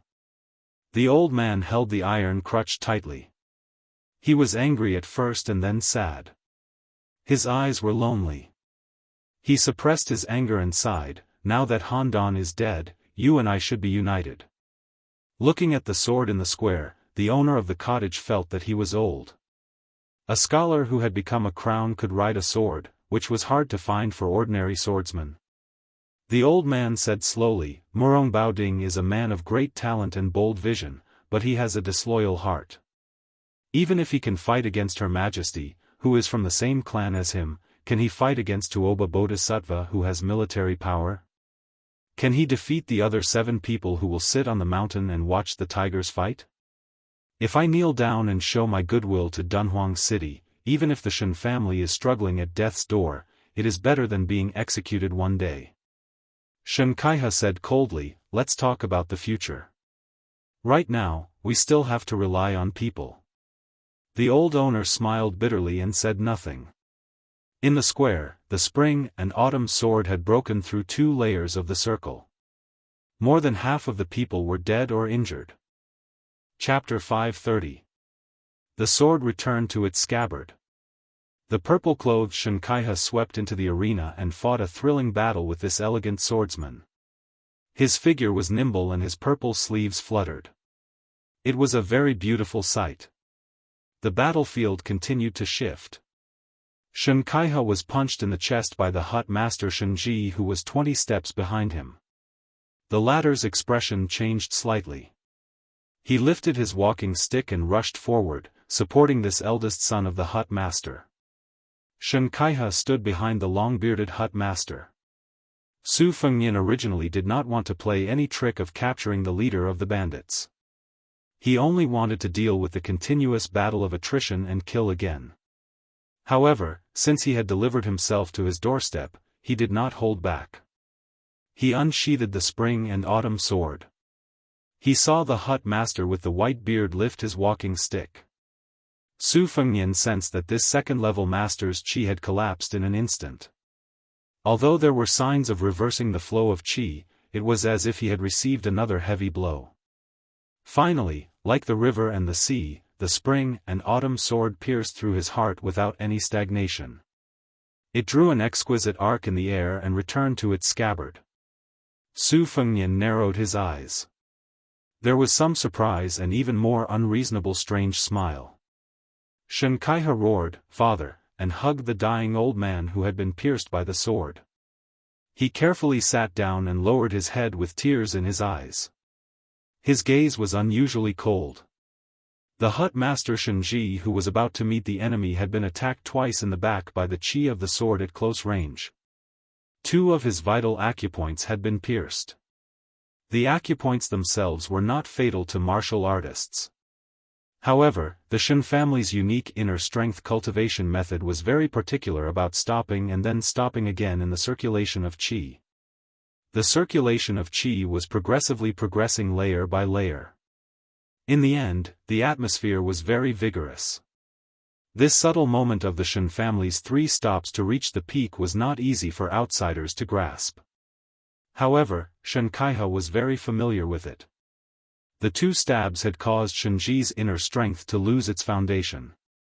Finally, he was easily defeated by the spring and autumn sword. Father and son, one lying down and one sitting, looked at each other. Unexpectedly, Xianxia, who had committed treason, wanted to use the excuse of wiping the blood to cover Shenji's mouth to prevent him from shouting out the truth. Unexpectedly, the old man only smiled bleakly and did not show much anger. He shook his head slightly and spat out a mouthful of blood. He slowly said, "Kaiha, although Zhongli Handan is arrogant, he has no ambition. You only know how to be jealous of his martial arts talent and hate his ruthlessness. Do you know that your mother and Aunt Lu were killed by your father's hands and not by him?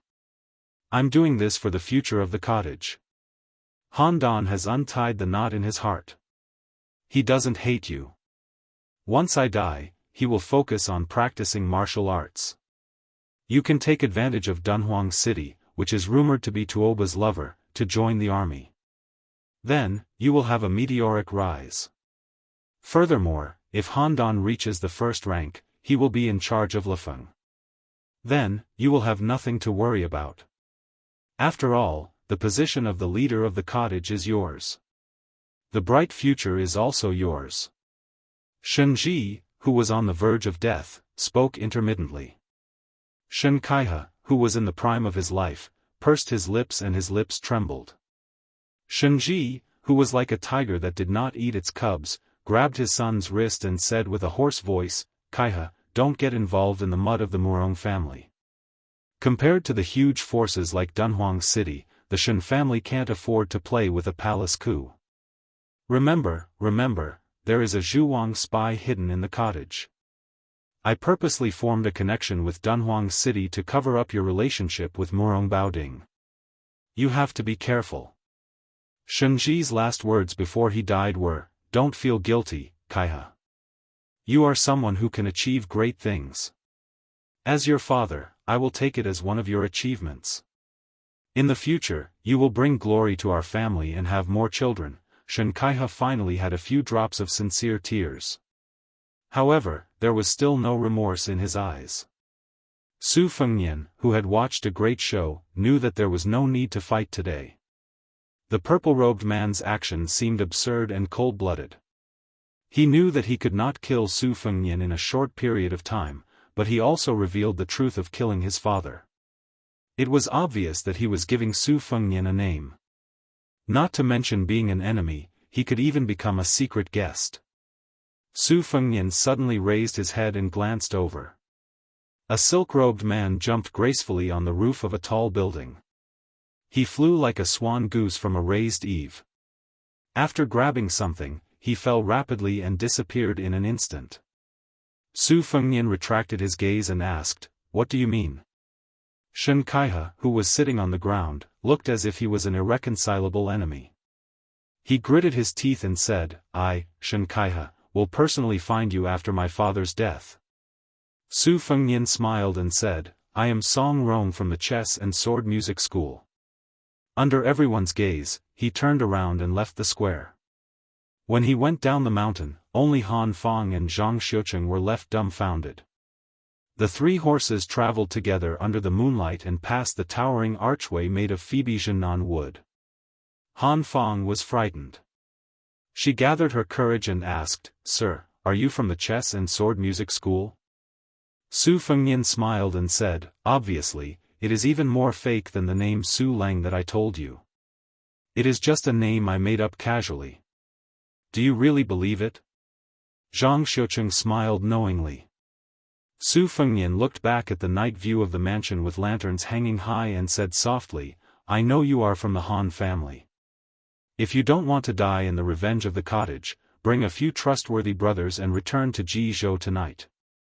Han Fang said bitterly, "Sir, who are you?" Su Fengnian said irresponsibly, "You will know in the future. Anyway, if you still want to help the Han family and turn the Legend of the Courteous Minister written by the historian of the Liang dynasty into Legend of the Loyal Minister, then go to Jizhou. Besides, you have no choice. If you want to live, you can only escape to the south." Han Fang said stubbornly, "What if I don't want to listen to orders?" Su Fengnian sneered and said, "Then die." Han Fang's expression was solemn and she said calmly, "When have the men of the Han family ever feared death?" Su Fengnian smiled and said, "Of course I am not afraid of death." Back then, in the capital of Ji province, a few hundred members of the Han family were strung together like grasshoppers. When they arrived at the entrance of the city, they raised their hands and chopped down with their knives. I heard that the butchers' knives even left a gash in their heads. I don't know how you became a cowardly fish that escaped the net, but I won't look into it. I will only negotiate with you. You go to Ji province and use the Han family's banner to secretly recruit 1,000 elite soldiers. As for where you hide, it is up to you. If you want gold, I will give you gold. If you want silver, I will give you silver. I can even provide war horses and weapons. After that, let's see if God will let the Han family wash away this injustice. As for who I am..." Zhang Xiucheng squeezed the horse's belly and took the lead to run a few hundred steps forward. After the three horses ran side by side again, Zhang Xiucheng saw that Han Fang's face was still in shock. It was obvious that the answer must be very shocking. Su Fengnian asked, "Other than you, Han Fang, are there any other direct descendants of the Han family?" Han Fang shook her head and said, "No." Su Fengnian sneered and said, "Fortunately, otherwise I would have killed them for you." Han Fang was slightly angry but she suppressed it. Zhang Xiucheng's eyes were shining. The reason why he did not abandon Han Fang after the decline of the Zhongyi camp was because he, Zhang Xiucheng, no longer hoped for the day to come. When he interacted with Han Fang, he was more of a friend and confidant. Unknowingly, there was no master-servant relationship between them because Zhang Xiucheng knew that Han Fang controlled people too rigidly. She did not know how to reward and punish. To put it bluntly, she was soft-hearted. She was definitely not a wise ruler who could conquer the world. Zhang Xiucheng did not mind being someone's dog, as long as that person showed enough shrewdness and skill. Su Fengnian put his hands in his sleeves. Thinking of the warmth of the past, the corner of his mouth raised slightly and his eyes were gentle. "I can't believe I met you in Juzhou." Chapter 531. Su Fengnian asked Han Fang and Zhang Xiucheng, the two smart people, to go to Zhongyi village to pack their luggage. He went down the mountain alone and came to the wine shop. He saw Qing Zhunyang lying there sleeping soundly. If she was seen by the skinny monkey, who was as impatient as a monkey, wouldn't he drag her into the depths of the forest or the fields and ride her like a mare? After Su Fengnian sat down, he reached out and patted her cheek, which made her shiver. The woman, who had been through a lot, subconsciously wiped the corner of her mouth, afraid that she would forget herself. Most women were like this. They loved beauty, cherished reputation, were afraid of pain, and were even more afraid of death. Of course, there were exceptions. Su Fengnian had seen too many women who were not inferior to men. He did not dare to underestimate them. Moreover, for women who were more beautiful than 70 yuan, he did not mind if they were older. As long as they were not life and death enemies, he would be kind to them. Qing Junyang was in a daze. She hugged her collar tightly and did not notice anything strange. She was relieved. This expression hurt Su Fengnian. Qing Junyang was experienced and was familiar with the relationship between men and women.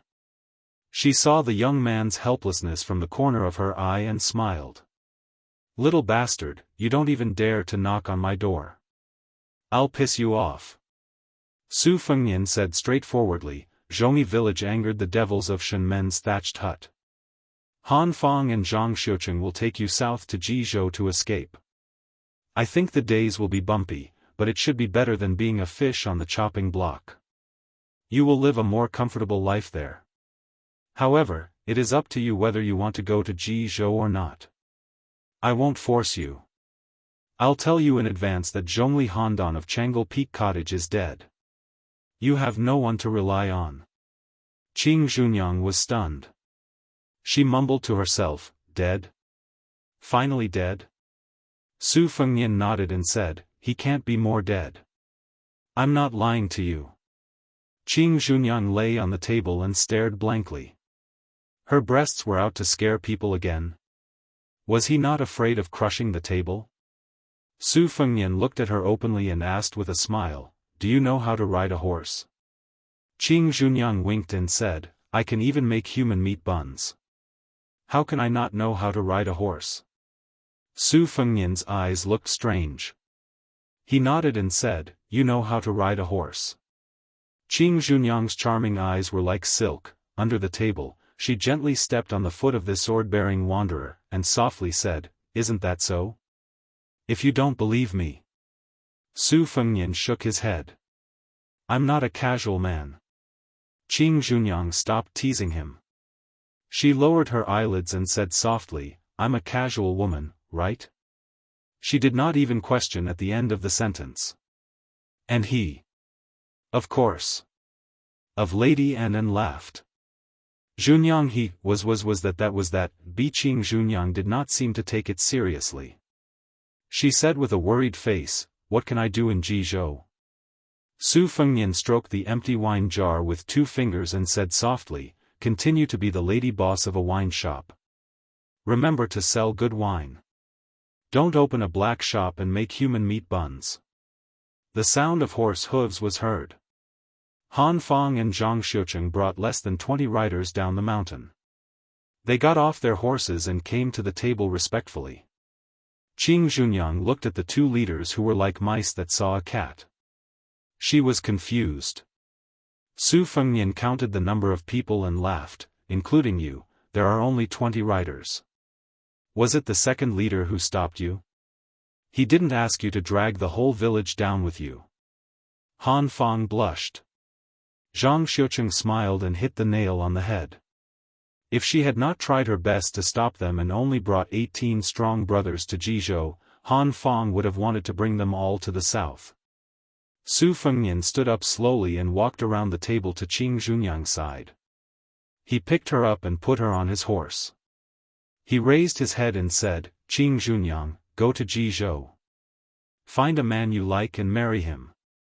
If anyone dares to talk bad about you, I will let the 2 leaders tear their mouths apart." On the horse, the young woman who was still drunk suddenly cried. She bent down and hugged the scholar's head, but she did not let go. For a long, long time. Su Fengnian finally said with great difficulty, "I can't breathe." The men of Zhongyi village were stunned.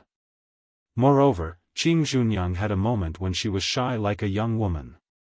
Su Fengnian said softly, "Live well. There is no greater principle in the world than this." She nodded and wiped away her tears. The 21 riders gradually moved away. Su Fengnian waved his hand and touched his head. He said softly, "So fragrant, so heavy."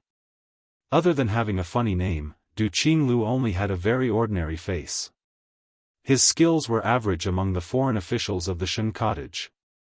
He could not participate in confidential matters.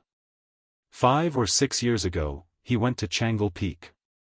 Because he practiced a set of sharp swordsmanship that was not known in the Jianghu, the moves were not flashy, but they were very murderous. Thus, he was often caught by Zhongli Handan to compete with him and practice his swordsmanship. Du Qinglu was not a loner. He got along well with many officials on the mountain. He was a small character who was willing to lower himself to get to know people. He was also one of the few important officials in the cottage who was willing to be nice to the bandits. He often went down the mountain to drink and laugh. Chapter 532. This chapter is not updated on the 18th. It is a chapter to thank the new top scholar for his calligraphy. The mansion of Shenmen Cottage was in chaos. As the night deepened, more and more red lanterns were hung. Many of the acquaintances began to gather and whisper to each other. Those who did not have time to get close to the fight were all shocked by it. 34 people died in the encirclement of the young swordsman who went up the mountain to pick a fight. Even the head of the cottage, Shenji, was stabbed in the heart. Because of the rolling sword Qi, Shenji, who had been in the second rank for many years, was careless and died, which did not cause too much speculation. After cleaning up the mess, Shen Kaiha in purple went to the back of the mountain and knocked on a wooden door. He told a white-haired old man about the situation at the top of the mountain. The old man did not say a word. In the end, he stared at his grandson's eyes. Shen Kaiha sat upright and did not move, especially with a straight back.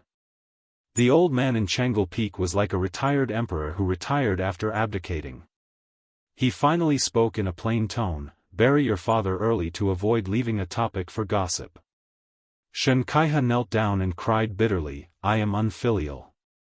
Now that his grandson was no longer observing his expression, the old man slowly showed his weariness, just like a piece of rice paper that had been laid out for many years, but after a drop of thick ink had been dripped into it, he would eat the ink later. He no longer mentioned this matter and asked, "How is that woman from Dunhuang?" Shen Kaiha choked and said, "I don't know if she took advantage of the chaos to go down the mountain or to loot a burning house." The old man said in a low voice, "You gradually alienated yourself from the governor of Orange State. You can't expose yourself and make him hate you.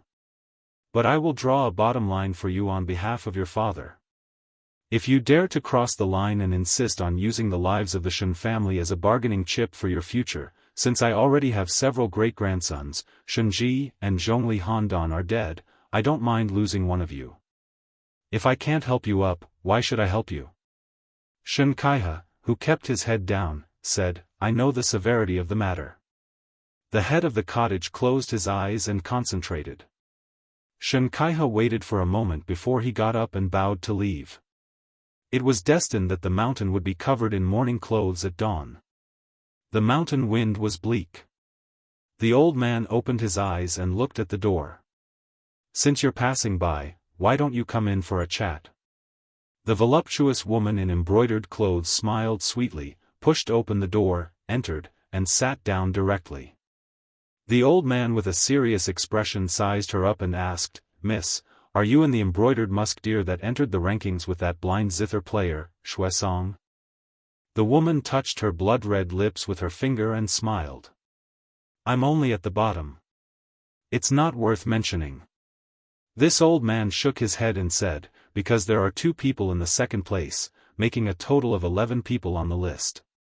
The first place and the little girl called Jia are just a little more famous, but they don't live up to their names." In this old man's opinion, in terms of killing techniques, Shui Songguan is good at Xian killing Vajra, so he should be ranked first. Miss Jean Musk might not be in the top 3, but at the very least, she should be in the top 5.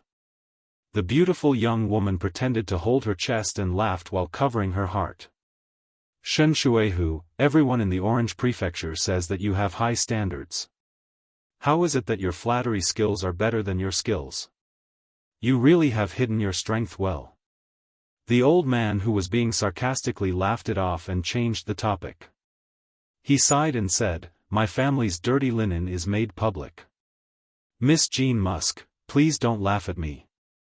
The woman raised her eyebrows and asked, "Dirty linen? Is it as ugly as me?"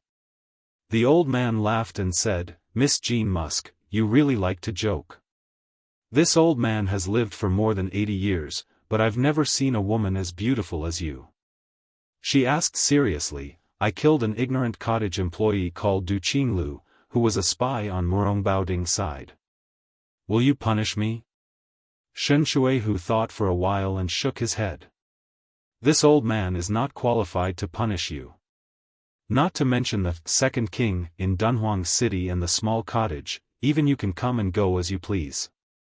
However, the imperial edict will definitely be investigated. Can the cottage say that it was Dunhuang City who killed you? Miss Jean Musk, you also know that the cottage is not Dunhuang City.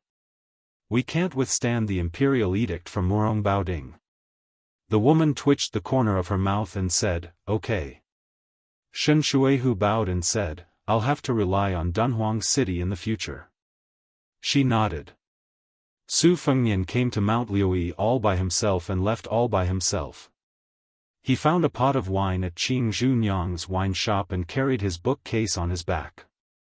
Wearing a black robe and a white undershirt, he drank as he walked.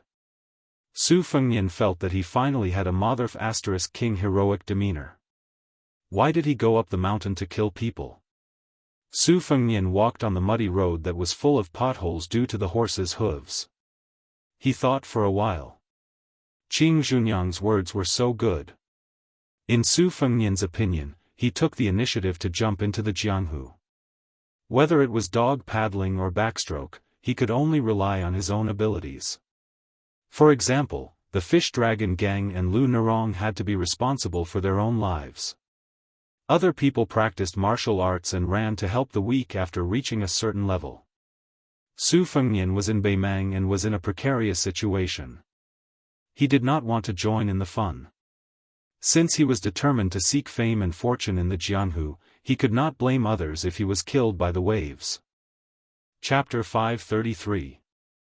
The girl's eyes and brows were full of charm.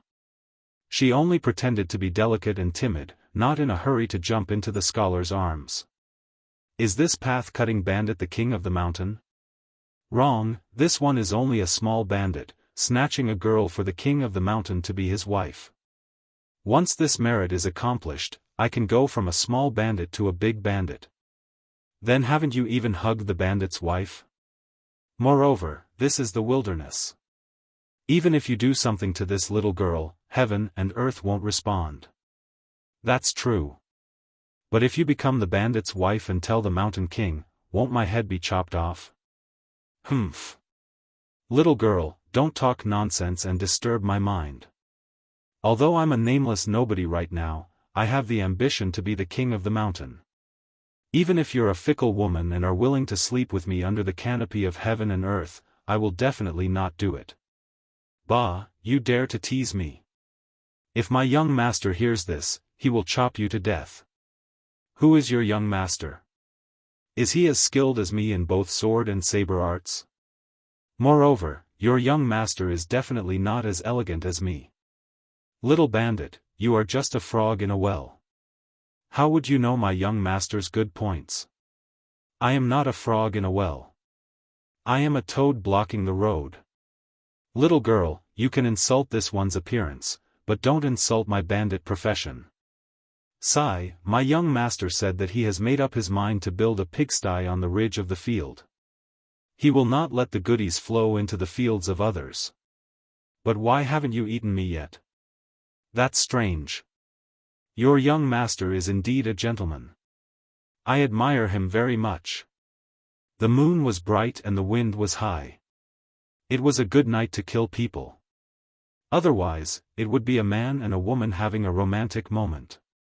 How bored must this pair be to chat in the middle of the night on a muddy path? After chattering for a while, the embroidered-clothed girl finally flew into Su Fengnian's arms like a graceful butterfly. Su Fengnian hugged her soft body and sniffed hard. He closed his eyes and said with intoxication, after smelling it, "Your scent is still the most fragrant. It's even better than seeing a piece of delicious roasted sweet potato after you've lost your mind from hunger." The woman hugged him tightly and pressed herself against his chest. It was as if she wanted to rub herself into his body. She murmured, "This servant was originally called Sweet Potato." The young man and woman, who were master and servant, walked out of Bailiang at almost the same time. It seemed like a warm reunion in a foreign land, but who would know about the soul-stirring journey that belonged to each of them? She was always smiling at the people she cared about. "Sweet Potato, loosen your grip. You're choking me." "Young master, you are now an expert, an expert, an expert. Then you should loosen your grip. It's inappropriate to keep hugging her like this." "Oh, young master, you have an extra sword. Show it to this servant. If you need to clean the sword, just leave it to this servant. You're asking for a beating. Don't play any tricks. Let go of me."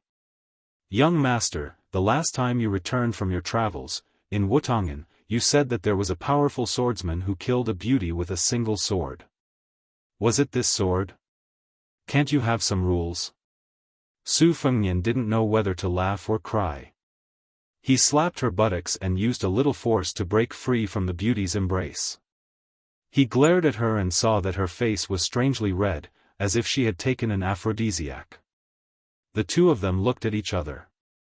Su Fengnian pinched her nose and said with a smile, "Why are you here? What are you doing in Shenmen Cottage?" It was Wutangan's first-class servant, Sweet Potato. Her eyes were filled with hidden bitterness. She enunciated each word clearly and said, "I missed you, young master." Su Fengnian pretended that he was going to hit her. Sweet Potato leaned over and looked like she was going to let him do whatever he wanted. Su Fengnian frowned. Sweet Potato smiled and whistled. A horse galloped over and she took the reins. She said seriously, "I left Bailiang a few days later than you, young master. There was a plot in Dunhuang City by the prince's mansion, which involved the cottage.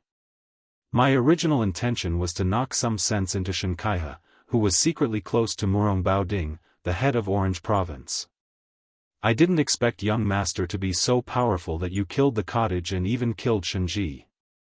Coincidentally, I pulled out one of Zhu Yan's spies. After that, I used a trick and told the previous cottage master, Shen Shuihu, that I was Murong Baoding's spy. I promised him that Dunhuang City would be the scapegoat. I bet that he wouldn't dare to take the initiative to mention this to Murong Baoding. During this period of time, I imitated the handwriting of the catcher and delivered some authentic secret letters. I won't be exposed for the time being. At least, when your highness leaves Jinsi province, the butterfly catchers 300 miles away will only notice. If we are lucky, your highness may not have revealed any clues to those people when you return to Bailiang." Su Fengnian mounted the horse and bent down to pull Sweet Potato up. He hugged her slender waist and rested his head on the servant's round shoulder. He frowned and said, "What if it's exposed?" She calmly said, "There's no harm in that. Just let Sweet Potato follow the vine to find the melon, and kill more than a dozen catchers in one go to catch the butterfly lady. This will throw them into confusion, and I guarantee that they won't be able to track down your highness' whereabouts. They'll only be led by the nose by this servant." Su Fengnian was silent. Even the king of Bailiang, Su Xiao, praised her for having a clever heart. Sweet Potato said softly, "Young master, Sweet Potato is a death warrior. If I don't die, what am I living for? Isn't it to help master kill people?" Su Fengnian gently bit her earlobe and ordered, "You're not allowed to say that. You're not allowed to do that." Her body trembled and she leaned back. Su Fengnian, who could be said to be calm, asked, all these years, you've been leaving the prince's mansion every now and then. Have you been running to Beimang's Dunhuang city? Sweet Potato obediently and meekly acknowledged. There were many servant girls in Wutongan, each with their own merits. They were all outstanding young women. Not to mention Spear Fairy Wang Xiu's daughter, Blue Bird, Green Ant was a small national champion on the chess scale. She only lost to her second sister, Su Weisheng. Su Fengnian had been defeated by him for many years. He was good at the quatrains and had a strong poetic style. The maidservant, who had been renamed Cucumber, had outstanding attainments in music. She was also an expert in cooking, and the pastries she made were comparable to those made by the chefs in the imperial palace. Only the northern Liang prince's mansion was wealthy enough to allow so many women to gather in one courtyard. Any one of them would be able to make the scholars of northern Liang go crazy. Sweet Potato was undoubtedly the most interesting one. Blue Bird, who was also a servant girl, had a cold temperament and was difficult to get close to. Sweet Potato was much more gentle and charming. Everyone liked her from the bottom of their hearts. She always looked at the big picture and grasped people's hearts. The harmony in the courtyard could not go unnoticed. Su Xiao said that she could go to the palace and become an invincible concubine. It was not an exaggeration. Her charm was on her face, but she was cold to the bone. Su Fengnian had been close to her since they were young. They were probably both cold people. That was why they were so close. They were like hamsters in the winter. They could only snuggle up to each other for warmth. Su Fengnian curiously asked, according to what you said, you have another identity in Dunhuang? Sweet Potato put her hands on her waist and nodded, of course there will be. Dunhuang City has many different forces entangled with each other. It's very complicated. This servant entered early. At that time, Dunhuang City was short of manpower and was in turmoil. I took advantage of the situation. I know that there are no less than 8 big mountains. Among them, there are 3 factions that have been accumulated by the people of Dunhuang for 2 generations. They are like 3 legs of a tripod. It can be said that they spared no effort in scheming against each other. Young Master also knows that the northern barbarians are learning our dynasty's battle of wits. It is a bit nonsensical, but there are some battles of bravery that are very interesting. Other than the 2 factions supported by Murong Baoding and Jinxi Province, the Buke Tai, which is ranked 9th among the top 10 sects in Beimang, has its foundation in Dunhuang. It is one of the city's elders. It does not participate in the struggle and has never done anything like pulling chestnuts out of the fire. The other 2 factions are the powers formed by the entanglement of wealthy merchants. They are particularly slippery in their conduct and cannot be underestimated. Su Fengnian sighed with emotion. They really have a lot of methods, he said. Sweet Potato leaned against his chest and closed her bewitching limpid eyes. She said in a low voice, recently, I heard that there was a disciple of Chao Guanzi on the prairie who defeated Tuoba Chunsen's arrogance. I knew it was young Master. Su Fengnian stroked her fine black hair and said with a laugh, you and I are like frogs meeting frogs in boiling oil. We are brothers in distress. Sweet Potato said in a sweet voice, I am a woman. Chapter 534. Su Fengnian did not respond. Thinking about the Zhongyi camp, he was touched. He smiled and said, I've been staying at Mount Liuyi these past few days. I met a descendant of the Han family and encouraged him to go to Jizhou. Sweet Potato, if you have time, send a message back to Bailiang and ask my master to play Go. He's good at this. Sweet Potato nodded. Okay. When we get to Dunhuang, we'll do this. I guarantee that there won't be any mistakes. Su Fengnian said softly, my master has always regarded Go as a wild fox. He disapproves of it and doesn't think highly of it. He says that although the moves of the Go pieces seem complicated, it's far from being as unpredictable as the human heart. A Go piece can take root on the chessboard mountain. After all, a black go piece is still a black go piece, and a white go piece is still white go piece. No matter how you change the colors, a person can reverse black and white. Loyalty, righteousness, kindness, and so on are not worth mentioning. In the past, I didn't think so. I just thought that my master's go skills were not good enough. He couldn't even beat my second sister, so he found this excuse. Now that I look back, I understand my master's good intentions. In the past, under the shade of the tree in the prince's mansion, watching the small ripples or the rise and fall of the water was always like watching a play. I never personally entered the game. Perhaps it's because the old foxes hide too deeply that I can't see it clearly. But in Mount Liui, a small Zhongyi camp, there are some differences in the way the leaders do things. Sweet potato, is this what my master meant by cutting a small hole to make a big fuss? Sweet potato stroked the back of Su Fengnian's interlocked fingers and said softly with a smile, "Young master is becoming more and more sensible." Su Fengnian was about to teach his head made a lesson when she suddenly turned her head. She raised her sharp chin. Her fox-like face was devoid of any signs of spring. She said, "Young master, I'm not talking about sweet potato. I'm talking about those people who can't see the light for years or even decades. They don't even have a proper name when they die. You have to remember their kindness." Su Fengnian nodded. "I'll remember that." The transmission of information was done in the form of human lives and blood. On the battlefield were scouts and horses, in the dark were secret agents and spies. The latter was even more silent. "Sweet potato, this horse is not bad. Is it a famous horse from Beimang?" "It's a night jade lion. One horse is worth 50 taels of gold." "You rode from Dunhuang? What kind of status does he have to be so imposing?" "Young master, you'll know when you arrive." "You don't want to say?" "I scratched your armpit." "Young master, don't." You're rebelling. Just because you say you don't want it, you don't want it? Who's the young master and who's the servant girl?" Instead of finding a place to rest, they galloped through the night and arrived at a small city without walls in the wee hours of the morning. Sweet potato, who had slept in Su Fengnian's arms, continued to curl up her head, not letting anyone see her beautiful face. He stopped at an inn to rest, paid the bill, and left in less than 2 hours.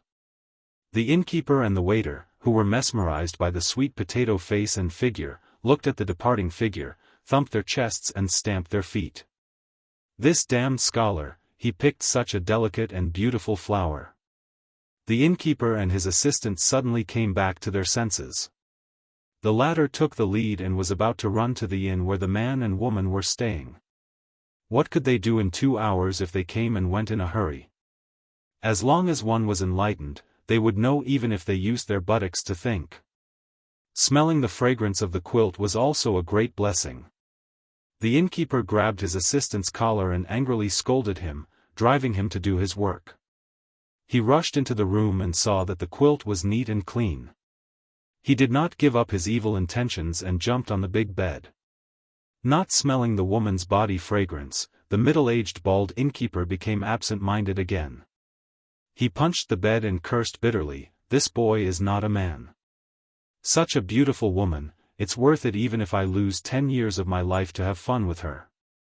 It was said that a horse could travel 1,000 miles in a day. It was impossible for a single horse to travel 1,000 miles in a day. A military horse had to brush its nose every 30 miles. Moreover, even if the horse did not hesitate to run until it died, it would not be possible unless it was the continuous post horses of the Liang dynasty.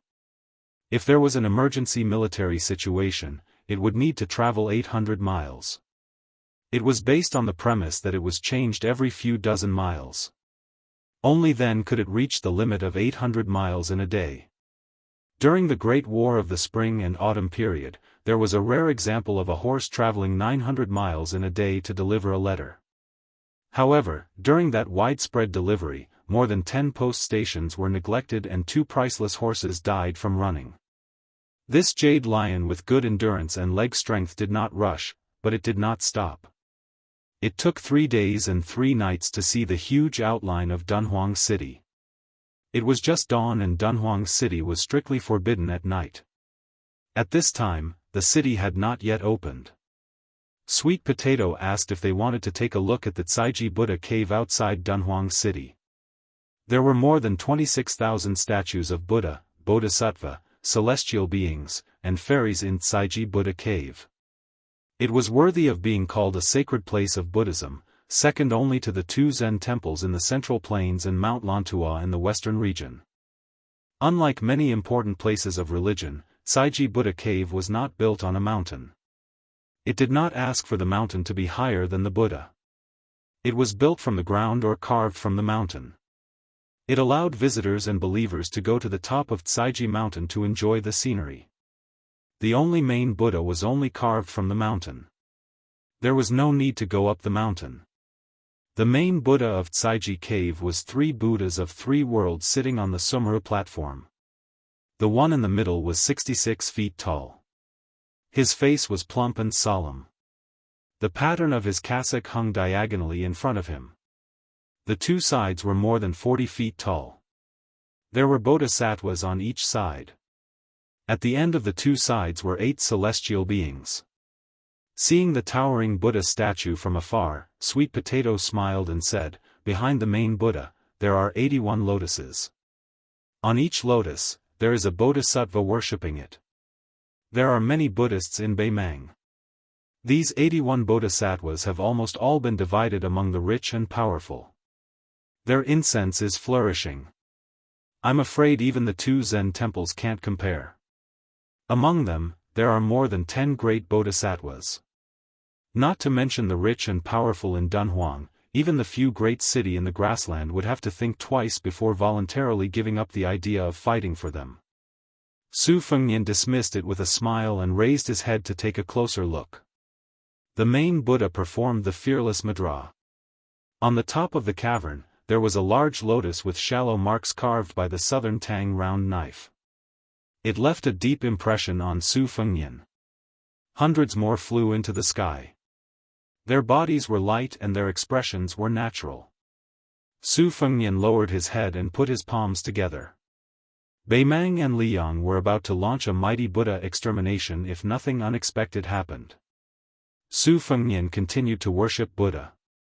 Sweet Potato did not believe in Buddha, but she followed suit. After standing still for a long time, Su Fengnian did not say anything. He turned around and left. He pulled on the reins but did not mount the horse. He said softly, "Zazai zazai zazai, there is no one, there is no me. Ask your own safety at this time, know where you are and you are naturally at ease. Buddha Tathagata, Buddha Tathagata, there is a future, there is a future. Find out how this life came to be, come to see Tathagata." Sweet Potato smiled tenderly and said, "Young master, this couplet is very appropriate for the occasion." Su Fengnian turned his head and smiled. He sighed and said, "Isn't that so?" Remembering something, Su Fengnian said, "I met a monk this time. You won't be able to guess who he is." Sweet Potato said, "The Dragon Tree Monk, the abbot of the 2 Zen temples. I know he has come to Beimang. Since young master said so, it must be him. This Buddhist saint is indeed extraordinary. Otherwise, why would he be praised for crossing all living beings in the sea of bitterness? Only the Kunlun Pond dragon knows how to listen to his lectures. The Buddhist lion's roar can cause the Penglai Sea to raise huge waves." Su Fengnian looked melancholy. She covered her mouth and smiled. She took a few steps back and pointed to the top of the mountain. She said softly, "I just got the news that the Empress wants to invite the state preceptor, Immortal Qilin, to build a Taoist temple on Tsaiji Mountain." Su Fengnian said to himself, "Do the Buddhists and Taoists hate each other in the mountains?" Su Fengnian left Tsaiji Myriad Buddha cave far away. He got on the horse with her and galloped to Dunhuang City. Sweet Potato asked, "Young master, the 6 paths of reincarnation mentioned by the Buddhists, is there really such a thing?" Su Fengnian said calmly, if you believe it, there is. If you don't believe it, there is none. She hesitated for a moment and looked back. She was destined to die when she was born. She always wanted to give her body to young master so that she could die willingly. If she died early and reincarnated, she would seize the opportunity to be a devout Buddhist in this life and reincarnate as a good-looking woman. Maybe she could meet him again. She didn't want to live until she was old and wrinkled. It was too ugly.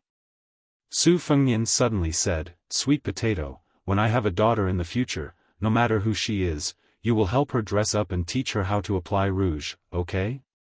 She blinked her eyes and asked with a red face, but I'm just a worthless maid. Su Fengnian said in a deep voice, I'm a man and you're a woman. It's that simple. If you talk about worthless again, I'll beat you. Sweet Potato lowered her head and then looked up at him in a daze. Outside the city, young master and maid were enjoying each other. He continued, you have to promise me that I'll bully you when I get to the city. Don't talk about beating you, I'll eat you up. Really? A gentleman keeps his word. Young master is a gentleman. A humble person's words can't be changed even by 9 bulls and 2 tigers. Young master is heroic. That's right, let's go. Pick a big bed and go to bed. Chapter 535. The yellow sand stretched for thousands of miles. Dunhuang had formed a circle, creating a paradise for 70 to 80,000 people. The snow-white night jade lion did not go through the south gate, but instead went to the north gate. Su Fengnian knew that according to the layout of Dunhuang, going through the north gate was like going through the black tortoise into the imperial palace. However, Sweet Potato was meticulous and had taken root in Dunhuang for many years. Su Fengnian was happy to go along with the host and did not say much. As they approached the north gate, Sweet Potato dismounted and said that he would lead the horse into the city. Su Fengnian did not agree and dismounted together to walk. Sweet Potato insisted on taking the bookcase and carrying it on his back. One on the left and one on the right, they walked towards the north gate. There were 2 rows of strong armored guards with halberds in their hands. They were all ceremonial embroidered halberds. Seeing Sweet Potato in embroidered robes, they knelt down without saying a word. There were more than 100 people kneeling down. Su Fengnian was confused. After passing through the gate, his vision suddenly opened up. Just as the Tide Listening Pavilion had described, the giant palace at the northern end of Dunhuang had been split into 2 for some reason in recent years. Its geographical location was very clear. It was divided into 2 palaces, east and west. The Yeting Palace in the east and the Purple Golden Palace in the west. Su Fengnian followed Sweet Potato and led the horse westward. The ground beneath his feet was paved with thick white jade slices made of fine suet jade.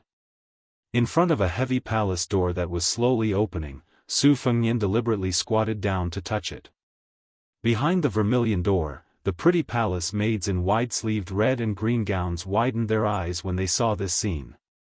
They seemed to be surprised that this young foreigner was so tacky and unworldly. Su Fengnian got up and could not help but ask softly, Are you the Castellan's confidant or a small leader in the Purple Golden Palace? Sweet Potato answered with a straight face, both. Su Fengnian did not say anything else. Dunhuang's power was complicated. These soldiers and palace maids were not very clean. The more they spoke, the more likely they would make mistakes. Passing through corridors and aisles, Sweet Potato gave the night jade lion to the palace maids to send to the stables. Next, they arrived at the inner court palace. They stopped at a plaque hanging from Qing Li Zhai. Sweet Potato pushed the door open and chuckled, Young master, are you not afraid that I will betray you and bring you into Dunhuang? Su Fengnian dismissed it with a smile and walked into the room. He was stunned for a moment. It was actually the same layout as the Wudong Garden of the Northern Liang Prince's mansion. There was a sense of familiarity with the elegant furnishings, porcelain bottles, incense burners, and the 4 treasures on the desk. Su Fengnian reached out to touch a large pouch filled with crystal balls and white chrysanthemums. His fingers then touched the large red sandalwood table with carved dragons. Sweet Potato seemed to have a great sense of accomplishment and satisfaction. She looked at Su Fengnian's side profile and whispered in a sweet voice, "Young master has returned home." Seeing her young master's puzzled face, Sweet Potato no longer kept Su Fengnian in suspense. She put down the bookcase and pulled Su Fengnian to the couch by the window to lie down. She spoke tirelessly, "The lord of the city is this servant's aunt." She sat on this position with the secret support of Bailiang Palace. This servant was originally sent to Wudong Garden with a status similar to that of a hostage.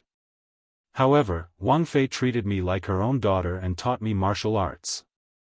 On the other hand, this servant was not very close to Aunt. Aunt also had a hard life. She was originally a concubine of the Beimang Palace and was framed by Empress Murongshi. That was why she lost the battle for favor and lost the position of Empress. However, the late Yelu Emperor had a secret posthumous edict that forbade Murongshi, who was the Empress at that time, from killing Aunt. He also asked Aunt to ensure her safety for the rest of her life. Aunt's family declined and she only brought this servant with her to become homeless. Although her life was not in danger, she had experienced many hardships. At that time, there were many rumors and slanders, which were not all nonsense. Later on, when she met the great general and Wang Fei at the border, her luck changed. In addition, when Tuoba was young, he did receive Aunt's favor. After he became the king of the northern courtyard who was in charge of half the country's military, he had a lot of protection for Dunhuang City. There were some things that went beyond the rules in the city, and the Beimang Palace had no choice but to turn a blind eye to it. Sweet Potato sat cross-legged with Su Fengnian resting his head on her lap. She untied the hairband that tied his hair and combed his hair. Su Fengnian closed his eyes and asked, "Your aunt?" Sweet Potato said calmly, "A few years ago, the great demon Luo Yang passed by Dunhuang City. Aunt fought with him and died after a year. At that time, Luo Yang was going to enter the city and massacre the city. Aunt divided the giant Immortal Palace and gave the Yeting Palace to this demon as his temporary residence. She racked her brains to invite a peerless Buddha for Dunhuang City. Dunhuang City benefited from the disaster. Even the Beimang Empress stopped many of her infiltrations and even withdrew Zhu Yan's forces. Although Luo Yang was the Yeting Palace master in name, he did not show up in these years.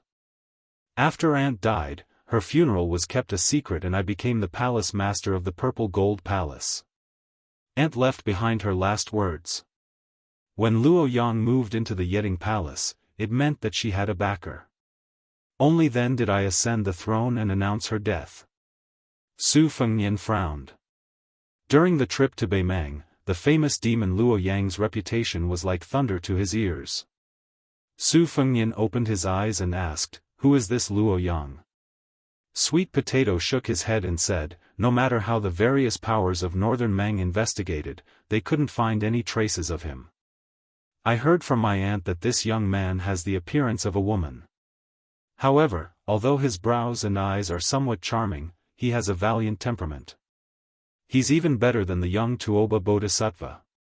He likes to wear white clothes and doesn't use weapons." However, there was a rumor that several stunning women had appeared around Luo Yang and were treated as his exclusive property. Among them, there was no lack of daughters of noble families. At that time, Dunhuang City had also sent a young beauty whose beauty could topple a city. Luo Yang's fishing habits should be true. Su Fengnian held Sweet Potato's hand that was caressing his cheek and subconsciously rubbed it. He asked, "Will this Luo Yang have evil thoughts when he sees you?" Sweet Potato smiled and said, "This servant's beauty is probably not enough to enter his eyes." Su Fengnian scolded, "T." Sweet Potato lowered her head and stared into his red phoenix eyes. Her breath smelled like orchids as she whispered, "Young master, after 3 years of traveling, I heard you tell me that only those who eat too much sweet potato will fart. You haven't even eaten a sweet potato yet." Su Fengnian's eyes suddenly widened. Sweet Potato's unruly hand touched his waist and went straight to the root of the problem. He looked into her beautiful face. Her eyes were like silk, and her eyebrows were full of lust. However, the bottom of her eyes could not hide the shyness of a young woman.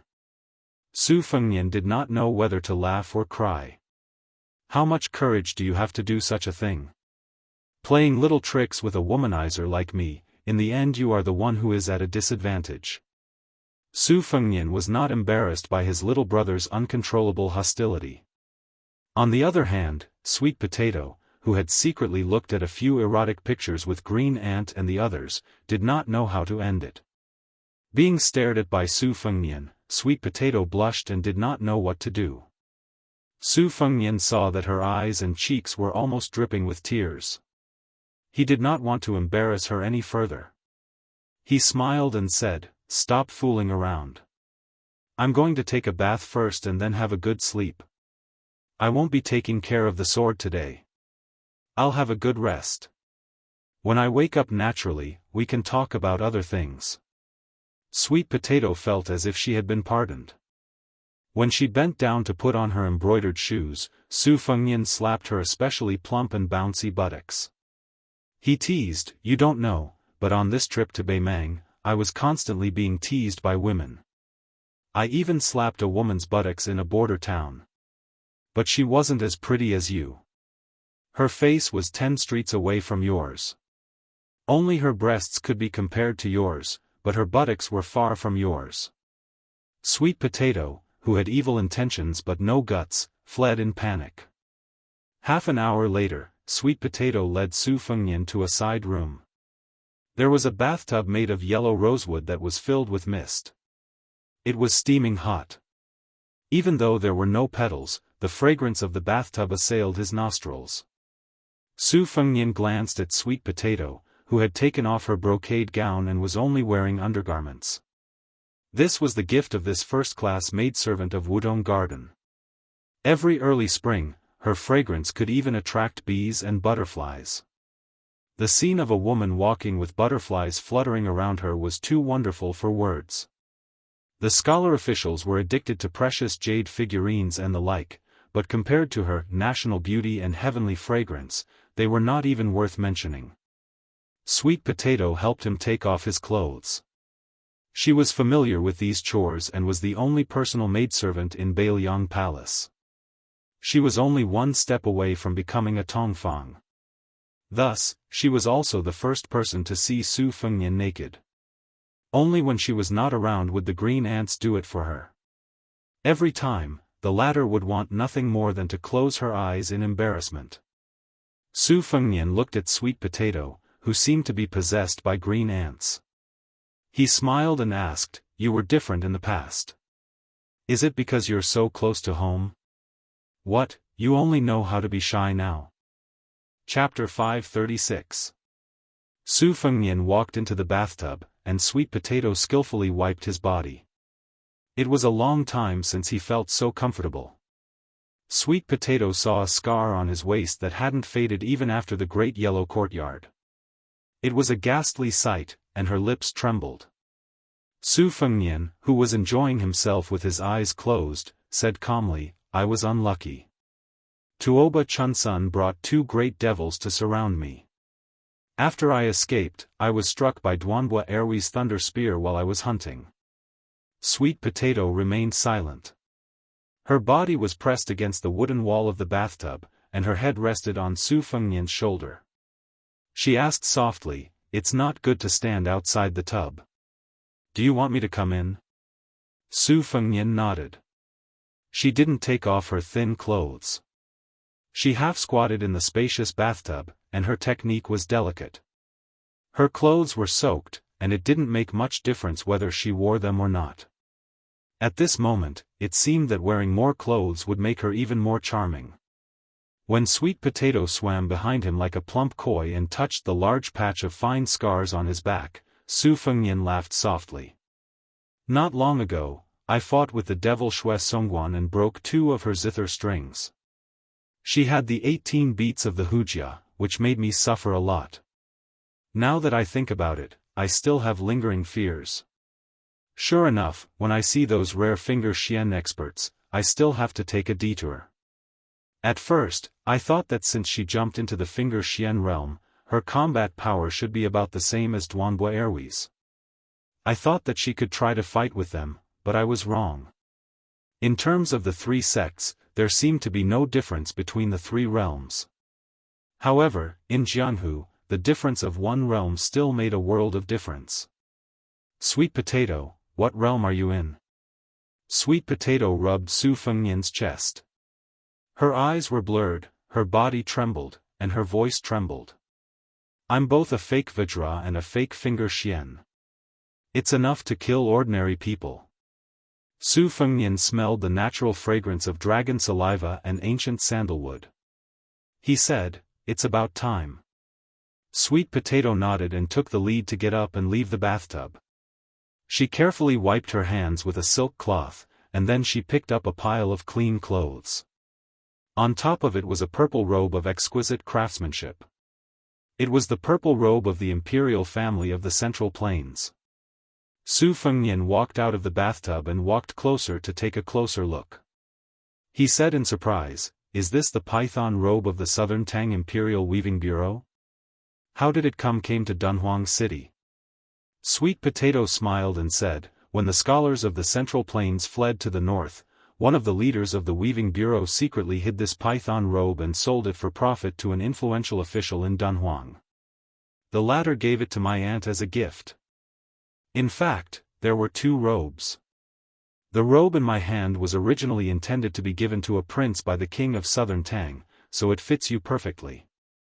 The other robe is a yellow robe that is relatively small and delicate. It's more suitable for me to wear, but it's too tight for you to wear. Try it on." Su Fengnian didn't refuse either. In northern Mang, forget about wearing a fallen nation's python robe. Even if he were to wear the Zhao family's Son of Heaven's dragon robe in private, no one would be so bored as to impeach him. Under Sweet Potato's service, he put on the purple robe of the imperial family of the Southern Tang and put on the purple gold crown. There were two brocade ribbons on both sides of the crown that hung down to his arms. Standing in front of a large bronze mirror with a red sandalwood frame, Sweet Potato's eyes were intoxicated. She said in a daze, "It's a pity young master didn't become an emperor." Su Fengnian laughed. "You've tried it. You still have to sleep. Don't waste this robe. You should change your clothes too." After taking off the robe, Su Fengnian went to his room and fell asleep. Sweet Potato walked over and sat on the bed. She listened to the soft snoring and felt sad. Before traveling, he had never snored. How tired must he be to be like this? Laying down on her side, Sweet Potato gazed at the serene face that was just inches away from her. She whispered, "Gongzi, you're mine now. You're mine alone. I'm not greedy. Even if it's just for one day, it's fine." Day and night in Dunhuang were like two seasons. The day was as hot as the summer, and the night was as cold as the late autumn. When Su Fengnian woke up, he was the only one in the room. He put on his boots and felt a little hungry. He went to the desk and picked up a bell and shook it a few times. A palace maid came over slowly. Su Fengnian ordered in the language of the Southern Tang, "Bring me a few pieces of sweet potatoes." The palace maid seemed to understand, but she also seemed to not understand. She did not dare to ask too much. She just thought that she had met a strange guest. She went to get a plate and brought back a few pieces of sweet potatoes. Su Fengnian waved his hand to signal her to leave. He then carried a pile of books to the outside of the courtyard. He first lit the freshly cut branches and dug a small hole. Only then did he start to roast the sweet potatoes. The new branches were wet and were not suitable for roasting. This was what old Huang had taught him in the past. Su Fengnian sat on a small embroidered stool and nibbled on a red heart sweet potato.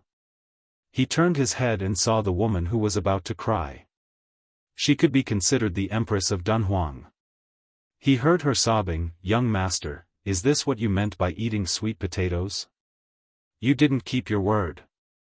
Su Fengnian opened his mouth wide. He was speechless. Sweet Potato had obviously dressed up. She was charming. Now that she was weeping, she was even more attractive. Su Fengnian said helplessly, "What's the rush?" It's said that only when one is full and warm can one have the strength to think about one's desires. Can't I eat sweet potatoes before eating them? You're too unreasonable. Sweet Potato smiled through her tears. Su Fengnian carried a few pieces of sweet potatoes into the room and handed one to her. Sweet Potato shook her head. Su Fengnian said softly as he ate, "When I was traveling, every time I ate a roasted sweet potato, I would think that when I got home, I would definitely change your name. Red Musk, Red Musk, Red Musk, etc. How could it be more pleasing than sweet potatoes? Holding it to warm your hands, eating it to warm your stomach, and thinking about how it can also warm your heart, right?" Sweet Potato's face was red. A woman dressed up for her bosom friend.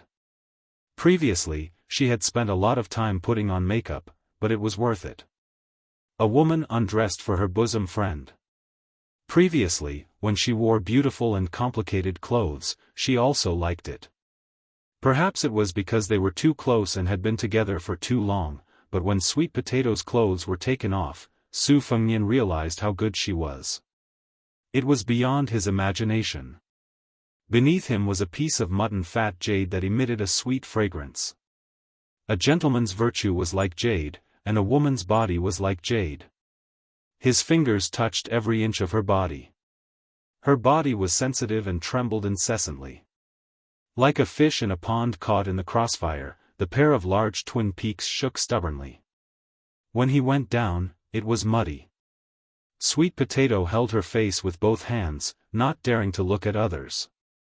She also tried to suppress the soft moans that overflowed from her throat and mouth. Su Fengnian leaned over and bit her earlobe, whispering, "Do you want to end the bitterness and enjoy the sweetness?" Sweet Potato pulled his head down and squeezed it between her breasts. Every moment of the night was worth 1,000 gold. It was a pleasure between a man and a woman. However, for a woman, the first time was usually painful and unbearable. There was no physical pleasure to speak of.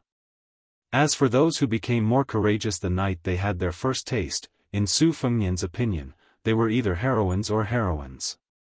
It was almost impossible. However, Sweet Potato, whose limbs were as taut as bowstrings, seemed to be at the peak of pleasure. The psychological pleasure clearly far overshadowed the pain. She no longer hid and stared hard at Su Fengnian, who was working on top of her. Her face was as red as a peach. Her legs and hands were wrapped around his slender body. Her fine black hair was scattered on the pillow, which set off her white and plump body. When Su Fengnian lay motionless on top of her, she licked his face with her nimble little tongue and asked provocatively, "Young master, are you okay? Don't ask such a question. Young master, whip this servant to your heart's content. Don't take pity on me. I'll definitely fulfill your wish." Every moment was worth 1,000 gold. By now, he had probably spent a few thousand gold. After the second time, he didn't feel tired. The woman under him was dripping with fragrant sweat, but there was still no sign of begging for mercy. Gradually, they were getting better. "Young master, this is the third time. This servant is really going to die.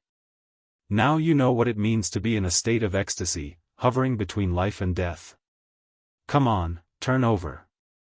The woman was weeping and complaining, her charming eyes like silk. "Young master, this position is embarrassing." There were no more words, only the sound of panting. Su Fengnian was like an old ox diligently plowing the fields. Finally, he couldn't take it anymore and made a gesture of turning over and dismounting.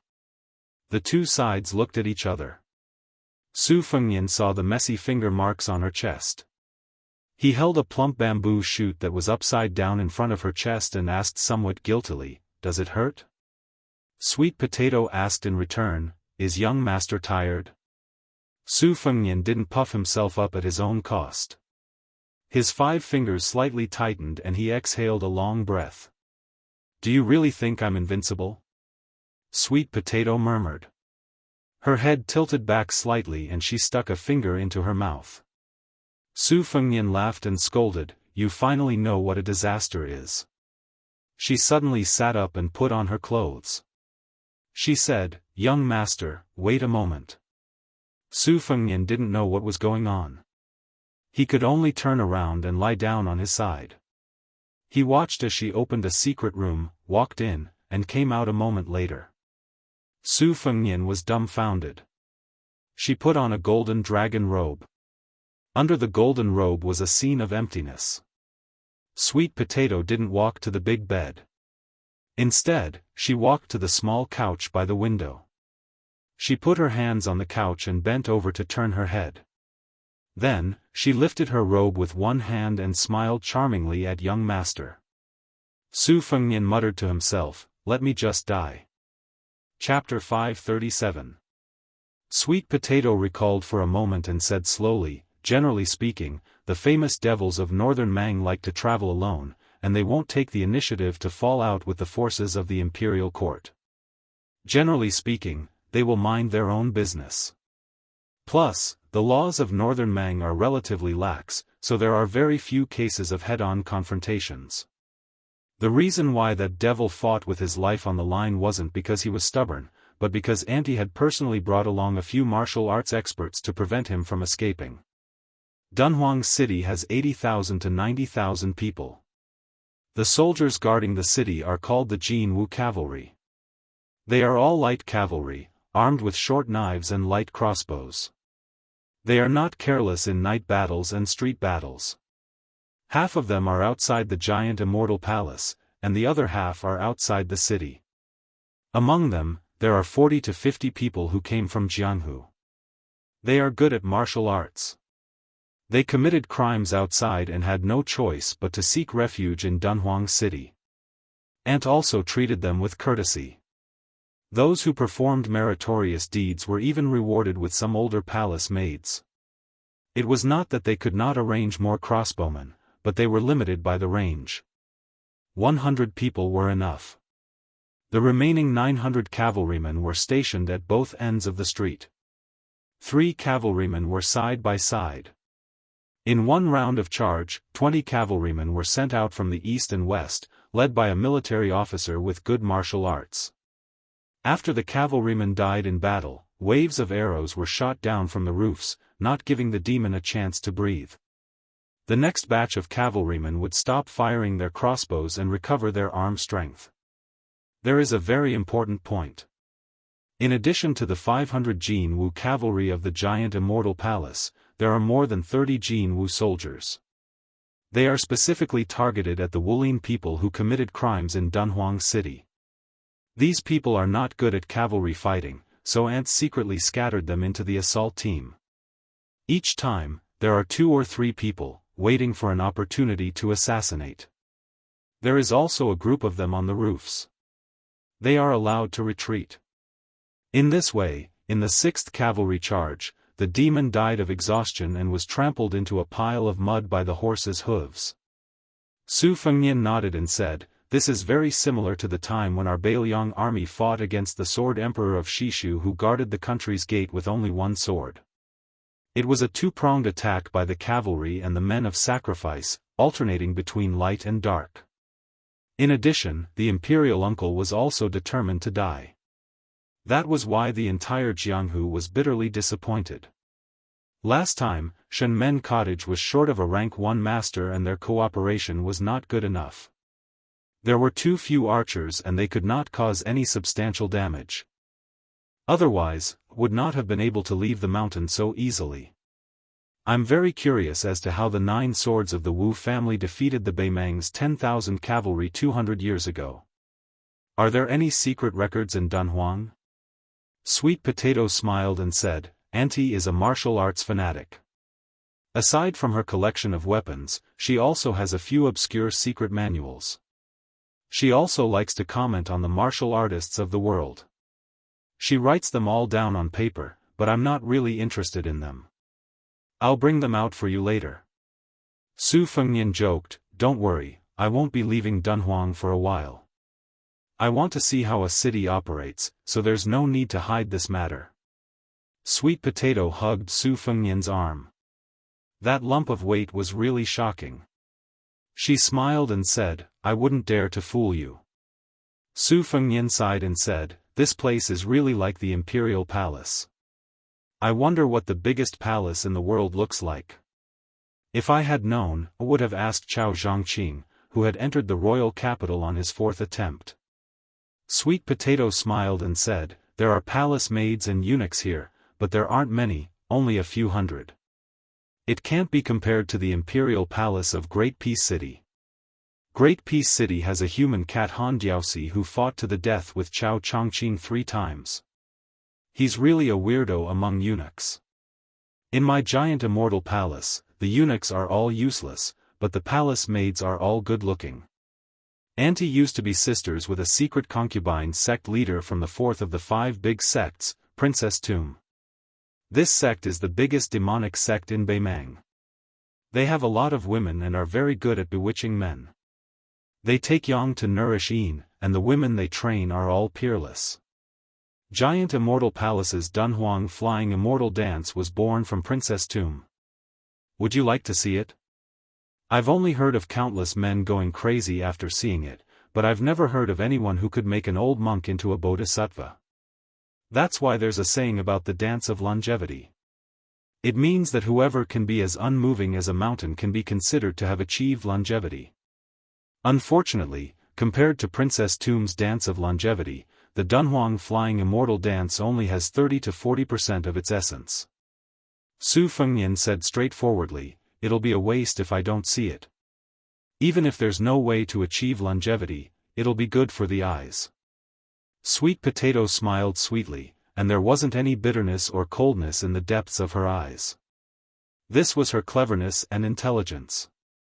Su Fengnian hugged her waist and leaped onto the high wall. They skimmed all the way until they chose the roof of a majestic palace on the central axis of Dunhuang City and lay down. Beside them was the corner of the eaves. After letting go, they looked up at the bright moon above their heads. Su Fengnian pointed and said softly, when I was young, I asked people if there were immortals living on the moon. I asked everyone around me, and the answers were different. My mother said there were. As long as one ascended, they could live in the sky. Su Xiao wasn't serious. He also said there were. He even said that if it rained, it was the immortal's piss. Thunder was fart, and hail was excrement. At that time, whenever it rained, I didn't dare to go out. Second sister was the same as Master Li Shan. They didn't believe in ghosts and gods, so they both said there were no immortals. Eldest sister liked to argue with second sister, but she insisted that there were immortals. One time during the Mid-Autumn Festival, she was angry with second sister. She hugged me and said that when she died, she would definitely watch me from the moon with her mother. She even deliberately said to second sister that she didn't believe in immortals and that she wouldn't be able to see her 2 younger brothers if she died. Second sister was so angry that she almost hit her. To be honest, I didn't understand why my 2 sisters always quarreled. At that time, I didn't know anything and liked to fan the flames. I was happy to see them glare at each other and puff their cheeks. You also know how proud second sister is. Only this kind of trivial family matter can make her angry. Whatever military affairs, national affairs, or worldly affairs, she calculates them as if they were playing chess. It was because she was indifferent that she was invincible. I remember that every time we had a snowball fight, I was with her. It was called grand.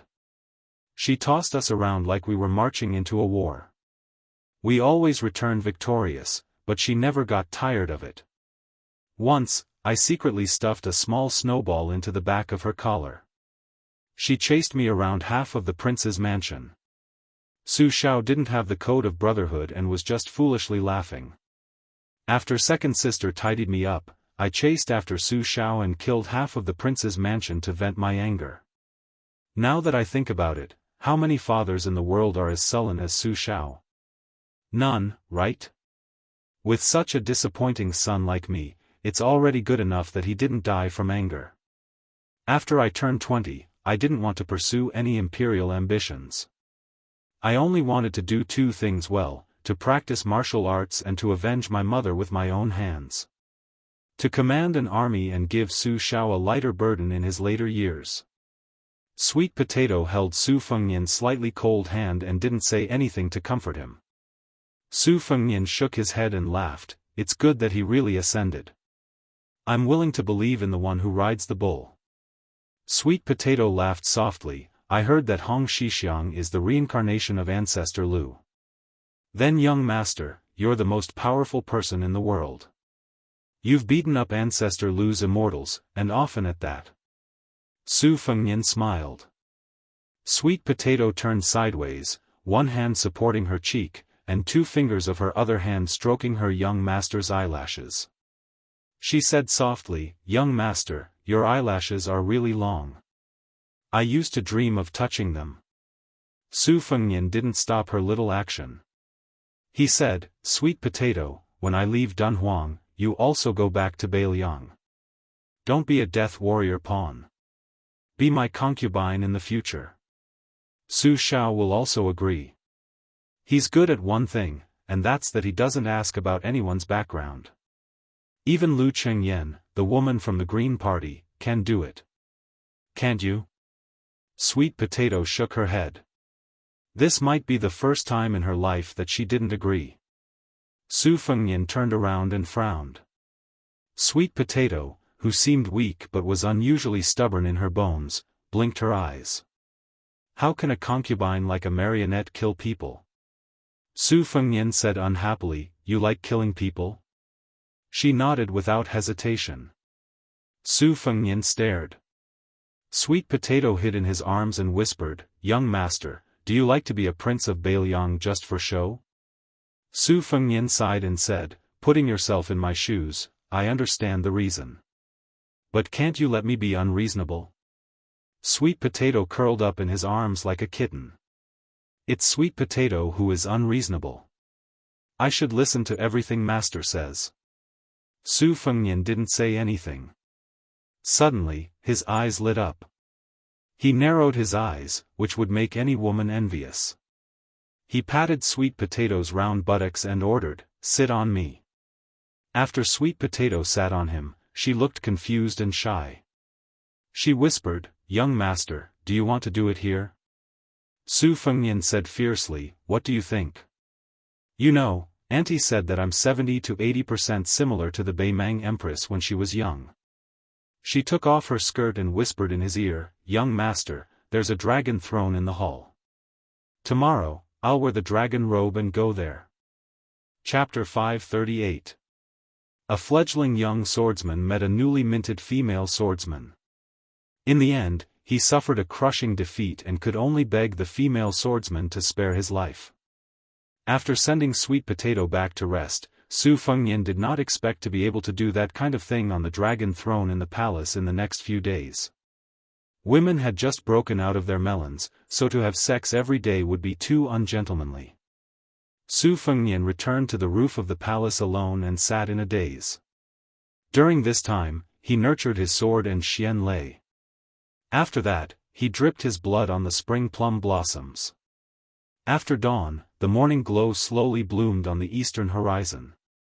Su Fengnian looked at the magnificent scene above the 9 heavens. At this moment, the melodious morning bell of the giant fairy palace rang out. For some reason, perhaps because the battle on Chang'e Peak had vented all his anger, Su Fengnian felt a surge of noble spirit in his chest.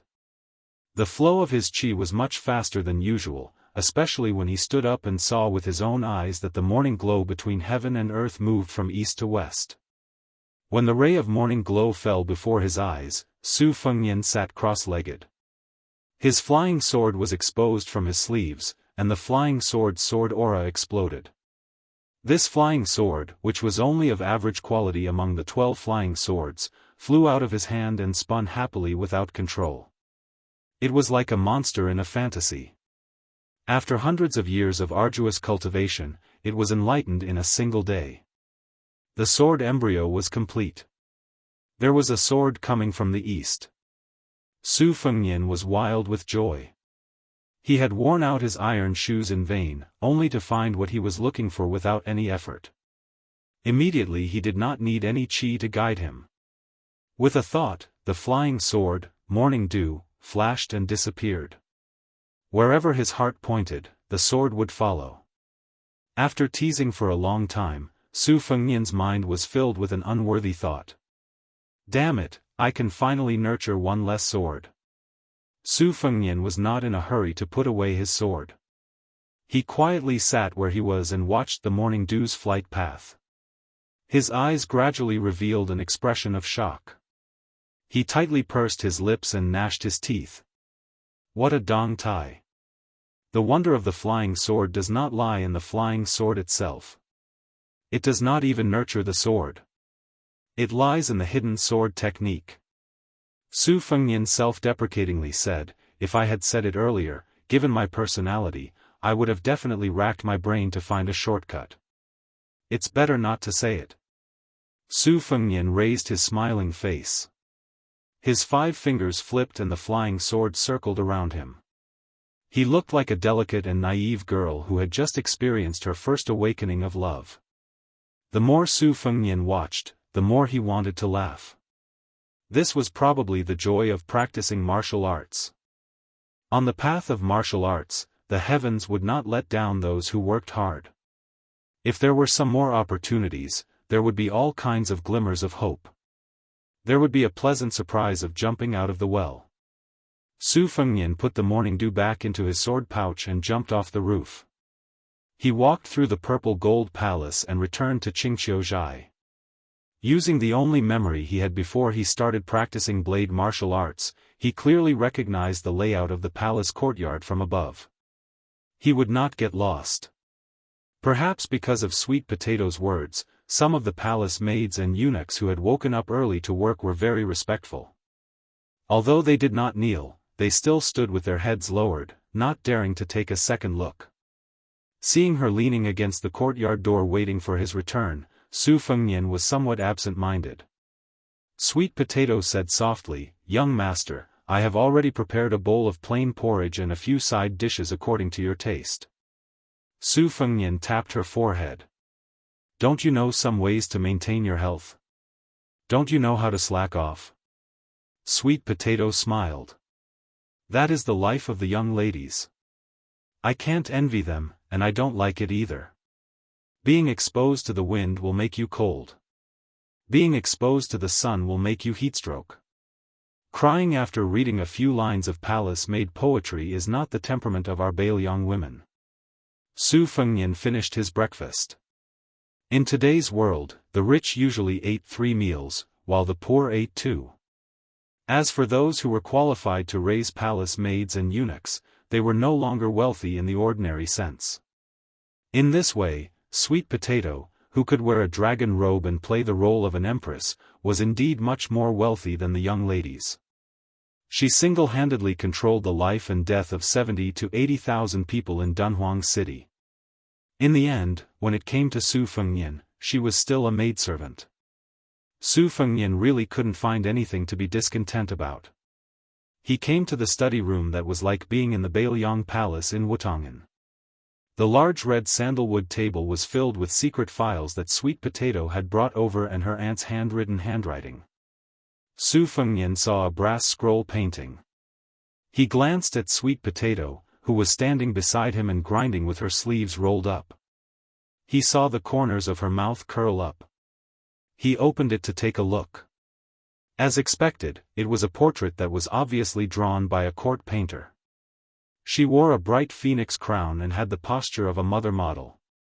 Su Fengnian went back and forth between the painting and Sweet Potato several times. He clicked his tongue and said, "It's really similar. The shape is 70.5, and the spirit is 60.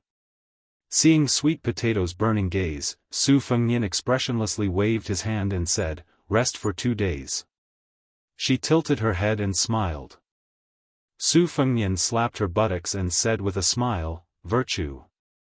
Outside of Wutangan, you are unbearably wild. Wait until this young master restores his strength. Next time, I will definitely make you beg for mercy. Su Fengnian didn't touch the secret manuals that martial artists yearned for even in their dreams. His tide listening pavilion didn't have enough of them. Those martial artists whose innate talents weren't lacking were like housewives who couldn't cook without rice. They didn't have a great teacher to guide them, nor did they have a master to guide them through the door, nor did they have a secret manual to help them enter the room. It was indeed difficult for them to move forward. Their heroic spirit was lacking, and it was difficult for them to make a name for themselves. However, these two things weren't rare for the children of influential families. On one hand, they didn't have enough willpower, and they couldn't bear the suffering of sailing against the current. On the other hand, a large part of it was because there were too many paths leading to higher realms, to the point where they didn't know where to start. Or perhaps they went astray. If they learned all kinds of martial arts and read all the secret manuals, it would instead be difficult for them to become a grandmaster. As for Su Fengnian, who was close to Wang Xianji, he knew that he shouldn't bite off more than he could chew. As a result, he had always picked secret manuals that were beneficial to his blade technique. Now that he had Wang Xianji's blade technique manual, he was even more undistracted. Su Fengnian was working so hard because he truly felt that if he didn't put his life on the line to practice martial arts, he wouldn't be able to face the fellow who had been sloppy and thieving with him and was still carrying a wooden sword. The next time they met, once his identity was discovered, wouldn't he be chopped to death by Wen Hua's wooden sword? Chapter 539. Putting down the scroll, Meng Qi flipped through Aunt Sweet Potato's handwriting. It was obvious that the handwriting was the same as the heart of a raccoon's hair and the tip of an autumn rabbit's hair. It was said that words were born from the heart, but it was not very accurate. After all, there were countless people who could write well. However, if one were to add in the type of brush used, especially those who only used one type of brush, one could roughly guess it. This woman was indeed a fierce person who competed with the current northern Mang Empress for the favor of the Empress. Although the strokes were strict and dignified in small regular script and were extremely particular about the rules and style, in terms of individual words, each stroke was as if it was carved into wood. Su Fengnian somewhat understood how she managed to teach a woman like Sweet Potato. Meng Qi slowly browsed through the handwriting. Most of the handwriting was about the famous deeds of the previous generation of Beimang Jianghu. Just reading the handwriting was enough to make Su Fengnian applaud. Sweet Potato considerately carried a pot of green ant wine shipped from Beiliang. Su Fengnian finally saw the Battle of the Nine Swords in the Wu family's sword tomb. Sweet Potato Ant also heard about it from hearsay. However, compared to ordinary people's exaggerated stories, the words of the second king of Dunhuang City were much more credible. She herself was a top martial arts master. The few hundred words she wrote shocked Su Fengnian. After reading it a few times, Su Fengnian was still not satisfied. He sighed and said, "So that's how it is." The two generations of the Wu family's sword tomb 200 years ago were known as the most amazing period of the sword tomb. There were 9 sword masters. 1 was at the celestial state, 2 were at the Xian finger state, 1 was at the Vajra state, and the remaining 5 were at the master level. It was conceivable that if the Wu family was given another generation, even if 1 or 2 of them died of old age, they would still be able to achieve the unprecedented achievement of 5 first grades in one martial art. Su Fengnian only heard about the 9 swords of the Wu family going to Beimang from a guard servant. At that time, there was a swordsman in Beimang who claimed that there was no swordsman in the Central Plains. However, Su Fengnian did not take this statement seriously. Although the Wu family had always been arrogant and looked down on all the swordsmen in the world, no matter how impulsive they would not go all out to Beimang. He once asked Li Chungang during his travels, but the old man with a sheepskin fur coat only said that the west sword led the east, and did not explain further. Based on the content written by Aunt Sweet Potato, Su Fengnian had a rough understanding of the situation. The 9 swords against the 10,000 cavalrymen were not fighting on their own. Instead, the most powerful person, the celestial state sword crown, would be the eye of the formation. The 8 of them would take turns to be the sword master and sword attendant, eventually forming a shocking sword-controlling formation. One could imagine the scene of the 10,000 cavalrymen tightly surrounding the 9 of them. The scene was bleak and bloody. Wave after wave of cavalrymen charging, in addition to thousands of flying swords decapitating the enemy. What kind of sword chi would it be? Su Fengnian exclaimed again and again. He leaned back in his chair and muttered to himself, this sword formation can only be created by a top swordsman. It's impossible to use it on the battlefield. Can it be simplified like that set of fist techniques for riding a bull? It seemed to be quite difficult. The Jianghu experts were already impatient with rules and regulations. Being a watchdog for the rich and powerful, they were only aiming for a stable martial path. Only fools would be willing to fight for their lives. However, it would be good if he could get the rough foundation of the sword formation. Where could he find it? The Wu family sword tomb. It seemed unrealistic. Would the Beimang royal court have secret documents? Even if they did, it would be even more unrealistic. It's not something that can be exchanged with gold or silver. Sweet Potato chuckled. If young master really wants it, you can use the men of sacrifice lurking in the royal court to do it. Su Fengnian shook his head. That's not taking human lives seriously. It's not worth it. Oh, Sweet Potato replied. Su Fengnian did not even raise his head. He continued to flip through the book and said, don't think about it. You're not allowed to join in the fun. Do you hear me? Sweet Potato hummed softly in agreement. Su Fengnian raised his head and laughed angrily. Don't play dumb with me. Sweet Potato's eyes were full of flirtatiousness. She wrinkled her small and delicate nose and said very childishly, I know. In Su Fengnian's impression of her, other than scrupulously abiding by her duties as a maidservant, she was also like a meticulous sister. She was flawless and made people feel as if they were bathed in the spring breeze. The second-class maidservants in the courtyard had been with His Royal Highness for a long time. They knew that he was good-tempered, but he could be a little rascal and mischievous. Only Sweet Potato, who had never been angry or black-faced, and Blue Bird, who had a cold temperament, had never crossed the line for more than 10 years.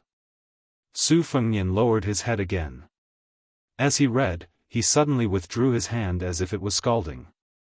Curious, Sweet Potato took a closer look. The words, Tuoba, came into view. She smiled knowingly. Since he had come to Beimang, how could he avoid this bodhisattva, the martial god? Moreover, young master had a life-and-death battle with Tuoba Chunsun. The 3 pages were all about this Beimang god of war. According to the format of the handwriting, it was accumulated several times. Almost every time Tuoba made a breakthrough, the woman, the Dunhuang city lord, would write about her insights. Su Fengnian read it over and over again, tirelessly. Sweet Potato glanced at the dragon spitting out pearls engraved on the table. When it was lunchtime, she quietly left the room and quickly returned with a lunch box. Su Fengnian randomly ate his food and continued to read the 3 pages of precious words.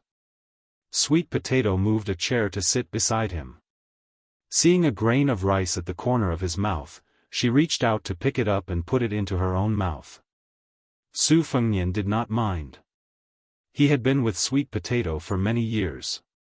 It could be said that she was the one who cleaned up the mess of his first youthful semen. She had always been warm to his heart. Even last night's 2 plum blossoms came naturally. What was there to be pretentious about? Sweet Potato took the lunch box and sat down. She said softly, if I die today, will young master remember me for the rest of my life? Su Fengnian calmly said, Sweet Potato, if you dare to die, I dare to forget you completely. I mean what I say. Sweet Potato's eyes reddened, but she laughed heartily and said, young master is so heartless. This chapter was dedicated to the new top scorer, Gong Ziyu. Chapter 540. After the giant immortal palace in Dunhuang was forcibly split into 2, the palace maids and eunuchs sent to the Yeding Palace seemed to have been banished to the cold palace. They were not welcomed. Most of these people were small characters who were neither powerful nor favored. At first, there were some people who hoped to rely on speculation to gain status, so they took the initiative to transfer from the Zijin Palace to the Yeding Palace. Later, when they saw that the mysterious new master did not show any signs of moving in, their hearts immediately turned cold. They hurriedly stuffed money and red envelopes to the Imperial Household Department, and the opportunists returned to the Zijin Palace. Now, less than 100 people were left to guard the empty 2 palaces and 4 halls. In addition to the beautiful scenery of the Yujing Garden, they could only do some chores like tending the flowers and sweeping. There was no hope for them to gain anything. A few days ago, there was a female official who was careless and caused trouble for a small commander of the Jianghu Guards cavalry. She did not dare to say anything. If it were not for the fact that the commander, who was known by the whole city for his body odor, made a slip of the tongue after drinking and spreading it to the ears of the palace master of the Zijin Palace, he might have been defiled several times. The Yujing Garden was built to imitate the imperial gardens of the Central Plains. The city of Dunhuang was built on yellow sand. Just the water supply for this garden cost a huge amount of money. One could imagine how much pressure the demon Luo Yang had brought to Dunhuang. However, for the young eunuch, whether it was the new palace master of the Zijin Palace or the chief demon of the Beimang Palace, who had never shown his face in the Yeding Palace, they were both terrifying and unreachable figures. He hoped that he would never see them again in his life. The child's surname was Tong. He was 12 or 13 years old and looked delicate and thin. When he entered the palace last winter, he took an old eunuch as his master and changed his name to Dong Shou. His family was extremely poor. His parents were sick and his sisters were about to starve to death. Poor children took charge of the household early, but they had no land and no skills. Even if they became beggars, how much food could they get back home? At that time, the child, who was only 9 years old, gritted his teeth and followed the method he had heard by accident. He was bleeding and fainted in the snow outside the northern gate of Xidagarba's original wish. He was seen by the old eunuch who went out of the palace to buy ingredients. He went back to the Ministry of Internal Affairs to plead for him.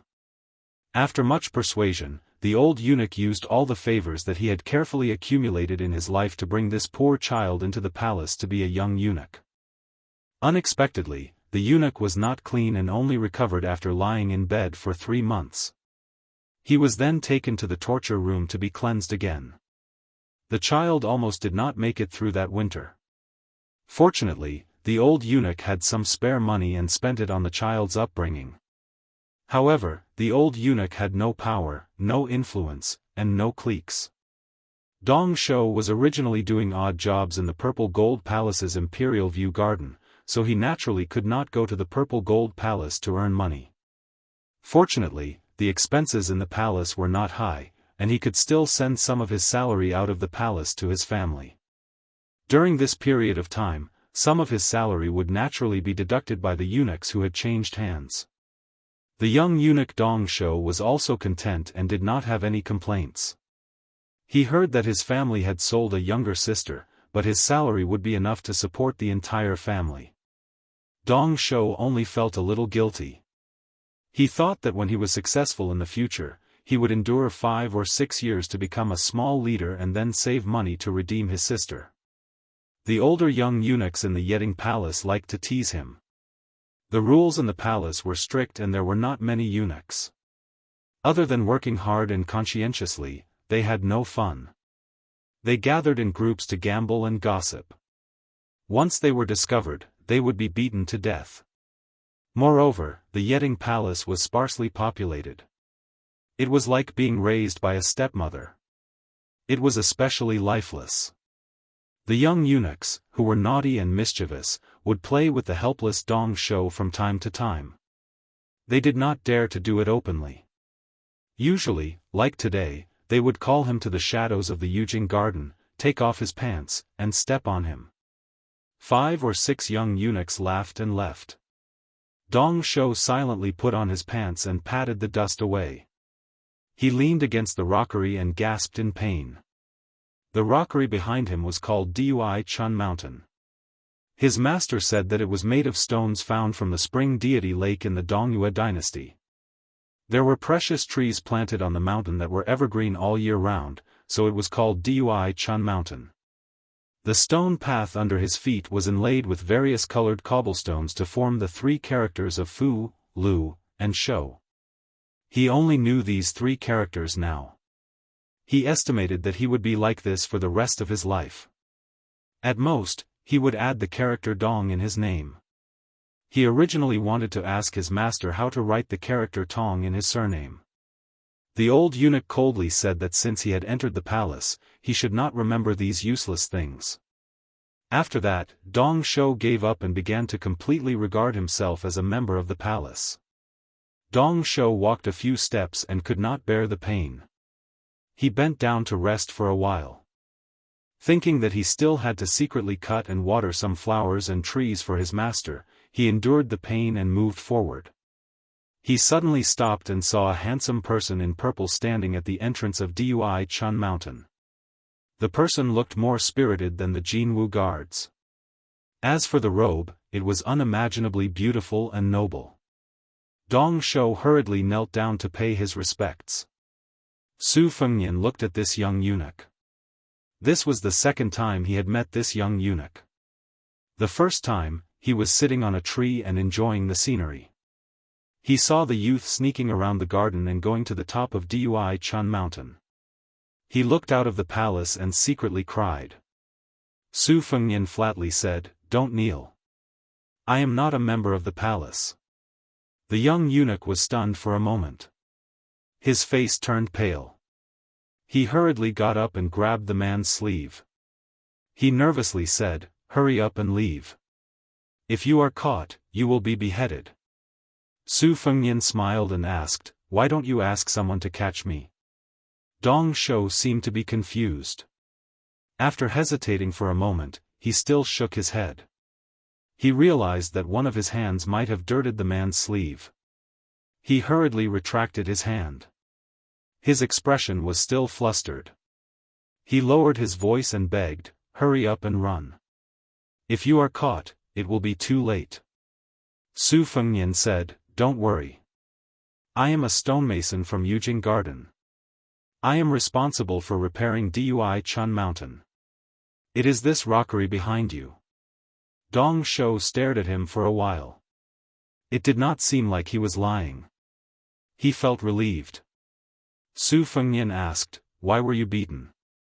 Dong Shou became nervous again. He instinctively stuttered, No, I was just playing with a friend." Su Fengnian sarcastically said, "Friend? A small eunuch also has a friend?"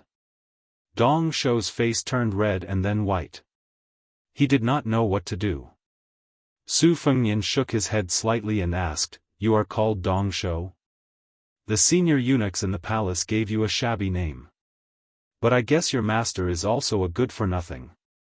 Dong Shou was angry for the first time. He still stuttered, you are not allowed to talk about my master like that." Su Fengnian squinted and said, "I already said it. What can you do? Hit me? I am a stonemason invited to work in the palace. Can you afford to offend me? Do you believe that your master will be kicked out of the palace and starve to death together? When the time comes, don't be called Dong Shou. Just call him Xia Si." Dong Shou suddenly cried and knelt down. He no longer stuttered. He kowtowed and said, "Dong Shou is not sensible. I offended the stonemason. You can hit me, but don't implicate my master." The small eunuch quickly kowtowed on the cobblestone floor. It happened to be the word "shou." Su Fengnian saw Sweet Potato coming over from the corner of his eye. He waved his hand to signal her not to come closer. He said slowly, "Get up. I am here to work. I won't lower myself to your level." The small eunuch still did not dare to get up. He continued to kowtow, "Stonemason is magnanimous. It is good that you beat me to vent your anger. I will only dare to get up when I have vented enough.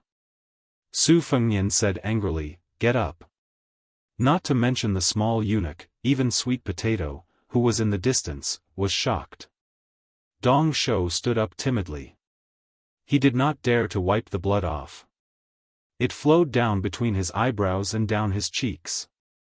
Su Fengnian reached out to wipe it with his sleeve. The small eunuch stepped back. Seeing him frown, he did not dare to hide anymore. He was afraid that all his previous efforts would be wasted and that he would anger the stonemason again. Chapter 541. After wiping away the bloodstains, the two of them were momentarily speechless. Su Fengnian did his best to put on a pleasant expression. Go do what you need to do. The young eunuch trembled as he left. After walking far away, he quietly turned around and saw the purple-clothed stonemason. Su Fengnian smiled. I'll just walk around and take a look. Don't worry about me. Following that, Dong Shou went to prune the flowers and plants that were much more valuable than his life. When he accidentally saw the stonemason pluck a flower, he endured the fear in his heart and cried out that this was a crime punishable by execution. Then the stonemason said that he was a stonemason and that it didn't matter. As a result, Dong Shou worked for 2 hours and cried no less than 6 times. Fortunately, the Imperial View Garden occupied a large area and no one paid attention to the situation in the flowerbed. Dong Shou felt that his courage had been broken and his teeth were chattering incessantly. However, he didn't have the courage to call for someone to take this purple-clothed man away. Although the stonemason spoke lightly, he felt that if he was caught committing such a crime, he would definitely be beheaded in public. In the past 2 years, every time he saw a dying chick fall from a nest in a tree, he would grieve for a long time. How could he bear to kill a living person? Afterwards, Dong Shou was struck by lightning by the scene in front of him. The stonemason walked to the side of a brocade-clothed woman whose face couldn't be seen clearly and chatted happily. Having an affair with a female official in the palace was a crime punishable by death. Dong Shou closed his eyes and muttered, I didn't see anything. Nothing at all. Su Fengnian walked back to the young eunuch and smiled. What was your surname and given name before you entered the palace? Dong Shou wanted to speak but hesitated. Su Fengnian waited quietly. Dong Shou lowered his head and said softly, Tong Guan. Guan as in money. Su Fengnian nodded and smiled. The name is very good. Dong Shou quickly raised his head and asked in high spirits, really? Su Fengnian said in all seriousness, really. In Liang, there was a destroyed southern Tang. There was once a great eunuch called Tong Guan. He had a great background and became the prime minister. Dong Shou was confused. Su Fengnian sat on the grass near the lake. Behind him was a beautiful field of flowers. He explained, normally, when a man becomes the Grand Secretary or Prime Minister, he is called Gong Xiang. Actually, there is no such thing as superfluous. But that Tong Guan, who shares the same name as you, is too powerful. As a eunuch, he has the same authority as the Prime Minister. That is how the title of Gong Xiang and Gong Xiang came into existence. The young man secretly grinned, feeling very proud. Su Fengnian changed the topic and asked, do you know that Duichuan Mountain is the place where the Dunhuang Castellan ascended during the Double Ninth Festival? The young eunuch said blankly, I've never heard my master mention it. Su Fengnian smiled and said, in the future, when you miss home, you can go there and look outside the palace. The young eunuch blushed. Su Fengnian asked, if one day you become a great eunuch, what will you do? Dong Shou said shyly, send a lot of money to my parents and sister outside the palace. And? To show filial piety to master. It's gone? I don't think so.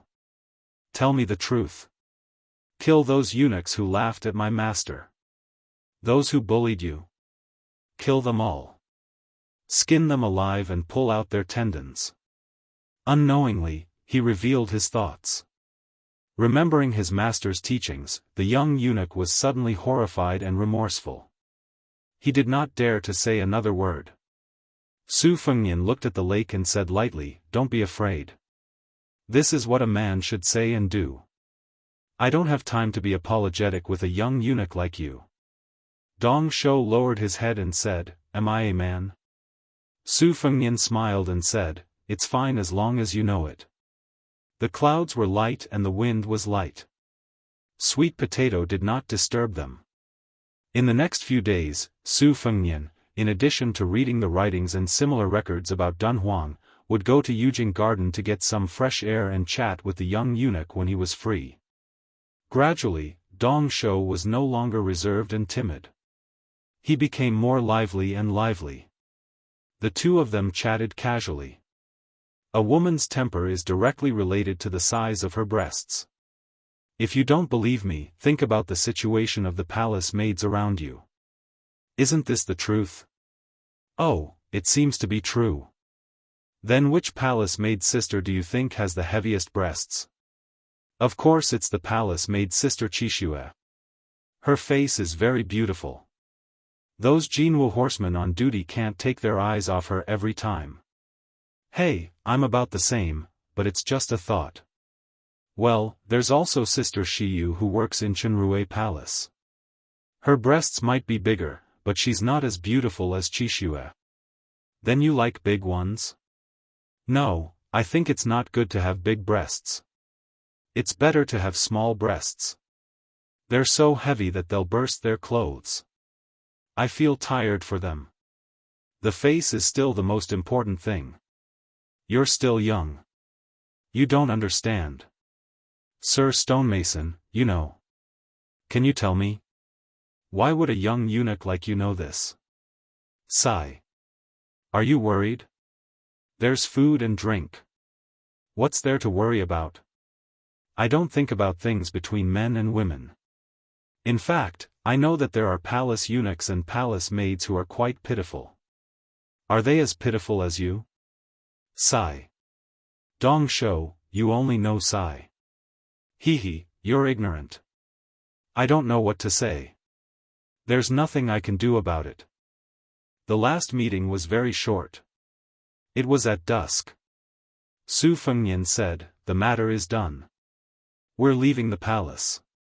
The young eunuch didn't want to cry, but he couldn't hold back. Soon, he burst into tears. Then, he asked him to wait for a while. He ran away in a hurry. When he came back, he handed Su Fengnian a money bag and begged him to give it to his family outside the palace. Su Fengnian asked, "Aren't you afraid that I'll be greedy?" The young eunuch shook his head and said, "I know that Sir Stonemason isn't such a person." Su Fengnian threw the money bag back and smashed it on his face. He scolded, "What do you know? What if it's embezzled or forgotten by me? Can your family starve for a month?" Dong Shou picked up the money bag. He felt wronged and at a loss. He began to sob again.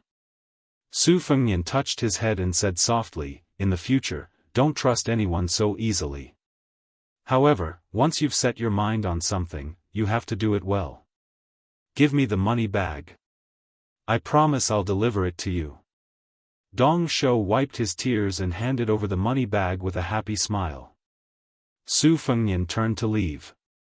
After thinking for a while, he turned around and ordered, "Go break a flower branch and bring it over." The young eunuch was conflicted. In the end, he gathered his courage and went to break a branch. Su Fengnian squatted on the ground and wrote 2 words on the ground with the branch. He raised his head. Dong Shou's voice trembled with excitement. He asked carefully, "Tong Guan." After Su Fengnian got up, he broke the flower branch section by section and threw it into the lake. He rubbed the young eunuch's head with all his strength. The young eunuch cried and laughed. Su Fengnian walked straight away. When he turned the corner, he saw Sweet Potato standing gracefully. Sweet Potato asked softly, "Should I arrange a stable yamen for the little guy or throw him into a pot of oil and fry him?" Su Fengnian shook his head and said, "There's no rush. Let's wait for another 2 years. If his temperament hasn't changed, we'll find someone to teach him how to read and then send him to the sutra depository.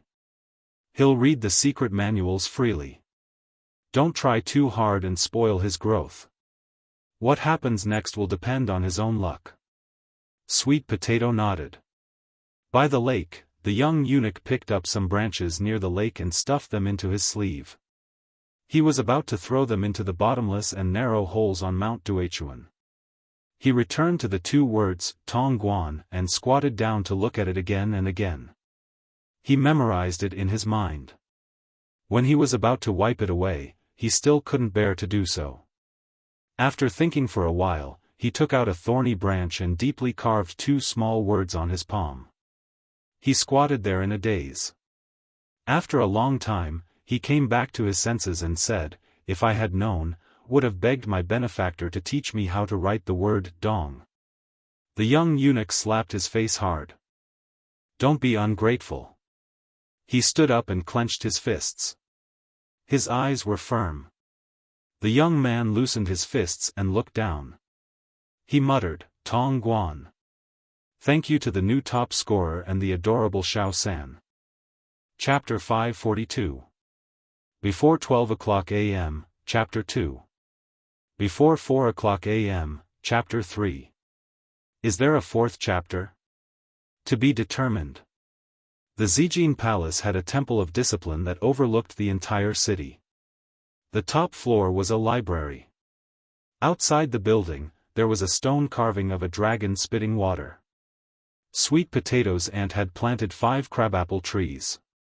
Su Fengnian had moved from the Qingming courtyard to the library in the Temple of Discipline for the past few days. He often stood by the window for hours. Sweet Potato could live leisurely in Wudong Garden like a koi swimming in water, but she definitely could not do so in Dunhuang. Now, 70 to 80,000 people had to look up to her. She was like a young empress ruling from behind a curtain. Although she had a group of capable female officials from the Zijin Palace to help her deal with political affairs, the entanglement of Dunhuang's various powers was a mess. Everything needed her to make a final decision. Fortunately, Su Fengnian did not let her stick to his side. There was no wall in the world that did not have a crack. Even if this wall was the wall of the emperor's house, it could not be concealed. From time to time, Su Fengnian, who was secretly wandering around the palace, felt an undercurrent surging. The tendrils extended outwards and then fed back into the palace. Su Fengnian did not know if this was the norm for giant Immortal Palace and Dunhuang. When he asked Sweet Potato, she said that Dunhuang had always been under her aunt's control. When the devil Luoyang was outside the city, Dunhuang was like a plate of loose sand.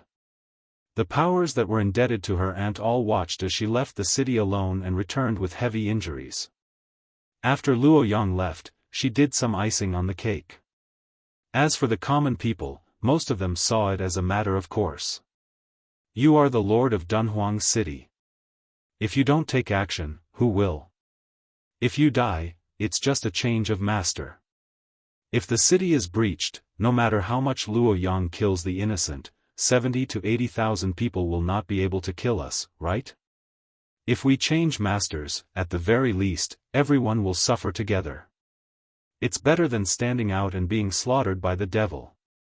Su Fengnian laughed when he heard this answer. At that time, Sweet Potato asked, if one day Bailiang's 300,000 steel cavalry failed to defend the northwestern border, and the millions of Bailiang citizens surrendered without a fight, or even surrendered to Beimang and turned against Bailiang's army, would young master's heart turn cold? Su Fengnian asked, what would you do if you were me? Sweet Potato brushed her lips with her finger and said with a smile, if this servant is like you, the king of Bailiang, and such a thing really happens, it's fine if I don't see it. If I see one, I'll kill one. Su Fengnian sighed and said, you being the master of Dunhuang City is a bit of a waste of talent. Sweet Potato mentioned that 500 li to the north of Jinsi province were the ruins of the Wu family's 9 swords massacre of 10,000 cavalry. Su Fengnian then had the thought of leaving the city. That night, on the dragon throne in giant Immortal Palace's main hall, she wore a dragon robe and sat high up on the dragon throne, assuming the posture of a monarch overlooking the world. If an older important official of Northern Mang's imperial tent saw this scene, they would only mistake it for the empress regaining her youth. It was late spring, and the night was absurd. Fortunately, there was no morning court in Dunhuang City. Before dawn, they returned to the Qingfeng courtyard and took a bath together. Su Fengnian was helped by her to put on the Black Mountain Scholar's white robe. He carried the bookcase on his back. Sweet Potato circled the robe twice to check for flaws and fill in the gaps. She only wanted to be perfect. When she couldn't find any fault, she said with a look of pity, "You look like a scholar with a mind full of poetry and books. It's very nice, but the purple python robe is even better." Su Fengnian patted the spring and autumn sword and said softly, "Don't send me off." Sweet Potato shook her head and said, "Send him to the Gate of Wishes." When they arrived outside the gate of Xidigarba's Gate of Wishes, Sweet Potato said that she wanted to send him 10 li away. Su Fengnian said helplessly, "If you send him off like this, we'll just go straight back to Beiliang." Sweet Potato carefully groomed Su Fengnian again and asked, "You really don't want the Night Jade Lion? Even if you're afraid of being too eye-catching, you can just find a good steed to ride on. If you get impatient, you can just throw it away." Su Fengnian shook his head and said, "We still don't know who's going to take care of who. Walking is still the easiest. Once we've developed feelings for each other, I can't bear to throw it away just like that." Sweet Potato said softly, "Take care, young master." Su Fengnian nodded and said, "You should also return to Beiliang as soon as possible." "I'll still say the same thing. I don't care how important Dunhuang City is in Beiliang's plans, I want you to live well." Sweet Potato lowered her eyebrows and said, "I understand." Su Fengnian thought for a moment and continued, "Watch the little eunuch Tong Guan from the sidelines for another 2 or 3 years. After that, send him to the House of Imperial Edict. You'll have to spend more effort on this child's literacy and martial arts foundation building. You can say that you'll be free to raise him, but you can't completely ignore him and leave him to fate." Sweet Potato smiled and said, "Don't worry, young master. Dong Shou will definitely surprise Dunhuang City in the future. There are a few secret manuals in the Sutra Depository that are suitable for him to practice. He's lucky." Su Fengnian nodded and said in a low voice, "I hope there's one more person in the world who works hard. The heavens won't let him down. Let's go." Su Fengnian turned around and waved his hand with his back facing Sweet Potato, who was dressed in embroidered robes and whose sleeves were as big as hibiscus. Chapter 543. Chapter 3, Around 3 a.m. Chapter 4. Try to get there before 6 in the morning. Although Dunhuang City was built on desolate yellow sand, because it was unique within a radius of 100 li, it was worthy of being called a city of living water. There were many merchants coming in and out of the city frequently. There were no less than 5,000 to 6,000 people coming and going every day. In addition, there was the holy land of Buddhism outside the city, Saiji Buddha Cave. On the 1st and 15th day of every month, believers would go out of the city to burn incense. It was a grand scene that filled the city. Today was the last 15th day of the late spring season. If it was in the past, the main road of the South Gate would be densely packed, but today there were surprisingly few people. There were only a few hundred devout pilgrims, and none of them had brought their families with them. On both sides of the street, there were peddlers who had woken up early to shout, selling scallion pancakes, snacks, and some coarse yellow incense paper. The Yuan family, which was second to none in Dunhuang City, was blind enough to run away from marriage and elope with him. The Yuan family, which was one of the wealthiest families in Dunhuang City, was magnanimous and did not pursue the matter. The beautiful woman, who was so stubborn, really did marry this out-of-the-way scholar. Her father, who was almost fuming with anger, was worried about his daughter. He was afraid that she would suffer hardships, so he secretly gave her a lot of dowry. Unexpectedly, this man was rather useless. He was talented, but he was not capable of making a name for himself. Moreover, he was neither high nor low. The big restaurant was turned into a wine shop, and in the end, it became a small wine shop. The woman was disheartened. Finally, the onlookers felt very satisfied and left him. She remarried to the Duanmu family, who was well matched in social status. The husband and wife were very happy. That young Master Duanmu, who had a beautiful woman in his arms, even came to the wine shop to drink.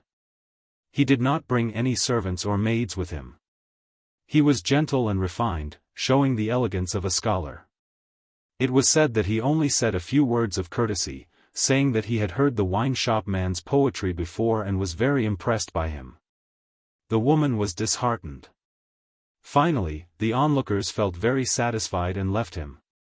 She remarried to the Duanmu family, who was well matched in social status.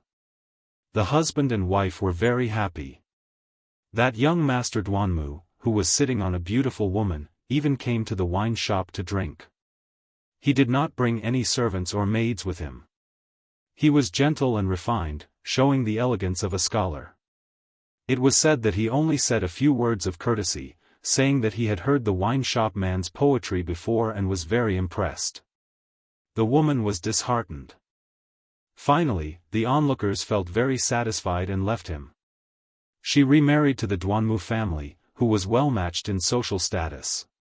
Later on, the woman would occasionally burn incense and enter the city of Dunhuang, but she would always ride a splendid carriage with 4 golden horses. Busybodies had never seen her lift the curtain to look at her former lover, who was in dire straits. Presumably, she was really heartbroken. The man who came here to freeload the food stepped on a chair, finished a bowl of porridge, and then handed another bowl over. Everyone says that people who eat other people's mouths are soft, but this guy casually lectured him, "Su Pu, it's not that I want to criticize you, but if you sold incense here, you would have made a lot of money already. Hey, when the time comes, I'll go burn incense and pray to Buddha, and I'll get a lot of money. When Bodhisattva sees my sincerity, I guarantee that all my wishes will come true. When I'm rich, won't it be easier for me to support you?" The middle-aged man with a tranquil expression took the big white bowl and filled a bowl of porridge for this one of his few friends. He shook his head and said, 3 incense sticks are enough. To worship Buddha, Dharma, and Buddhist monks, the amount of incense doesn't matter. The sloppy man who took the white bowl glared at him and said, "You're so inflexible and reasonable. Your wife left because she was angry at you. Look at you, you have a silly woman who doesn't want rouge, face powder, and exotic delicacies, but is willing to suffer with you in the cold, in the sun, and in the cold, together with you. You don't know how to cherish her, and you don't know how to make progress. You deserve to be laughed at and poked at behind your back." The man took a stool and sat at the door. He looked at the slightly deserted street and frowned.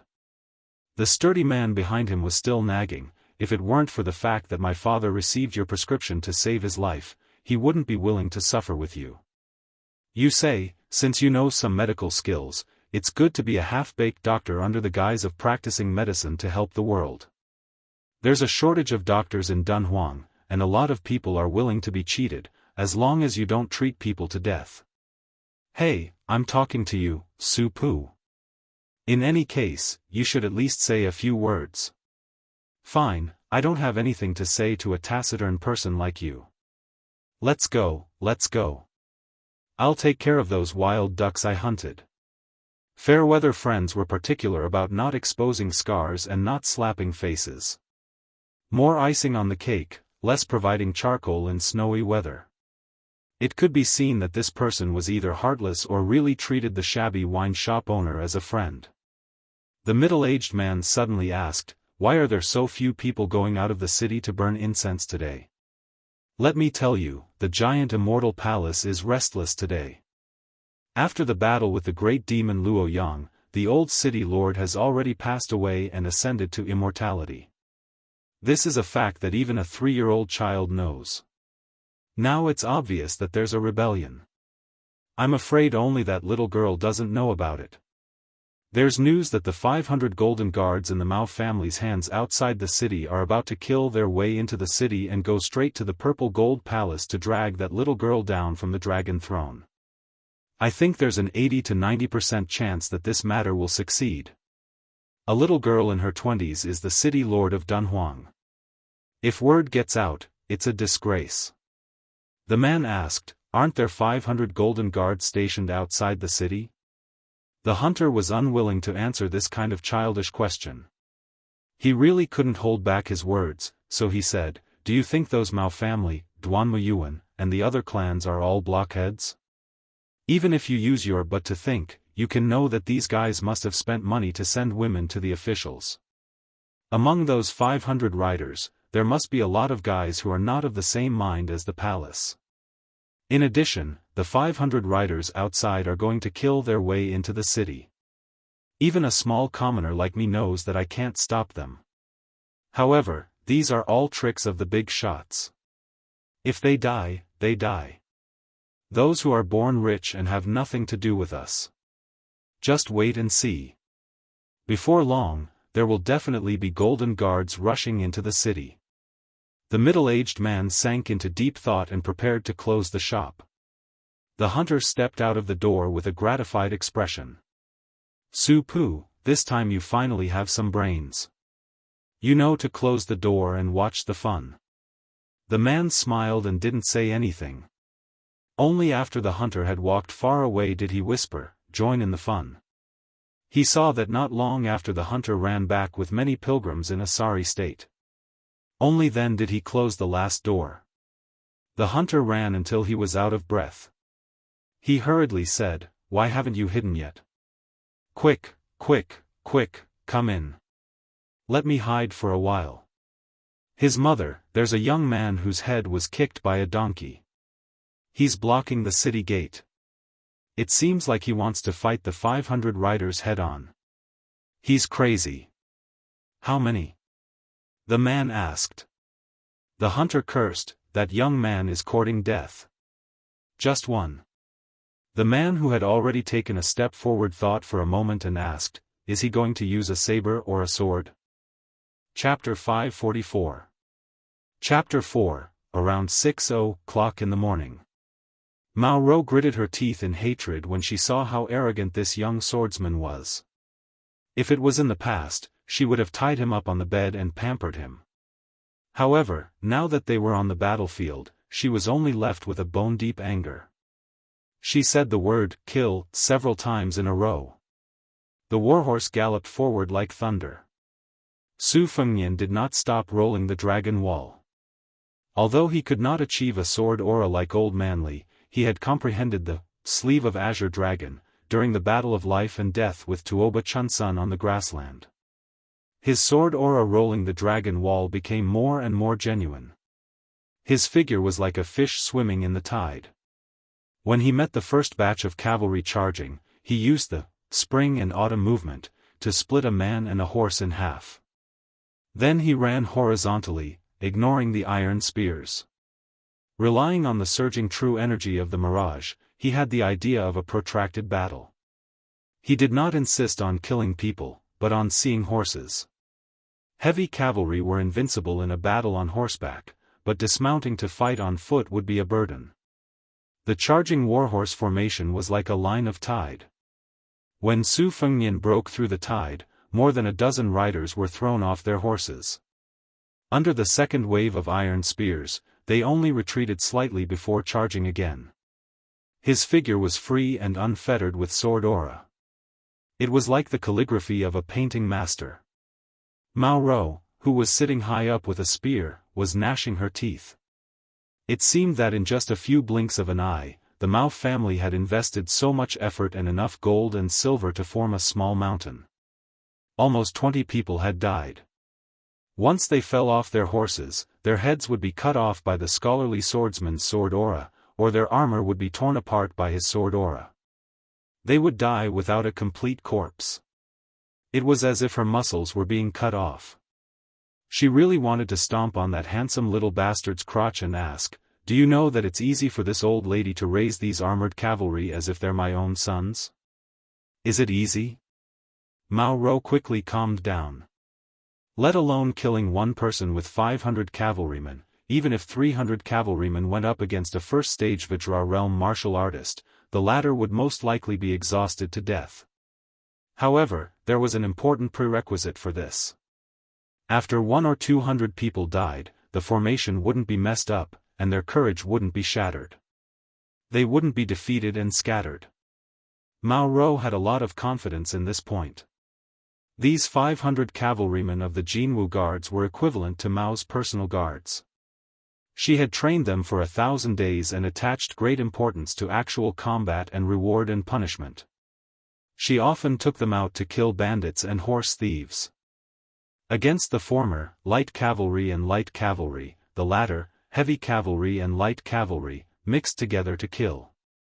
Every time they returned from a successful mission, not to mention wine and meat, as long as they dared to fight with their lives on the line, Mao Rou had the courage to spend money to invite those courtesans from the brothels in Dunhuang to the barracks and reward them. Frustrated, Mao Rou let out a long breath and said viciously, "You little swordsman, after you die, I will stomp your body into meat paste with my iron hooves." Mao Rou shouted, "Don't give him a chance to breathe, use the horse to ram him to death. Whoever stabs him first, I will reward him with all the courtesans in the city and let him play with them for 3 days and 3 nights until all 3 of your legs go soft. Whoever stabs him to death first, I will personally go into battle and give that lucky bastard a blowjob." The eyes of the Jianghu guards were bloodshot. Su Fengnian was expressionless.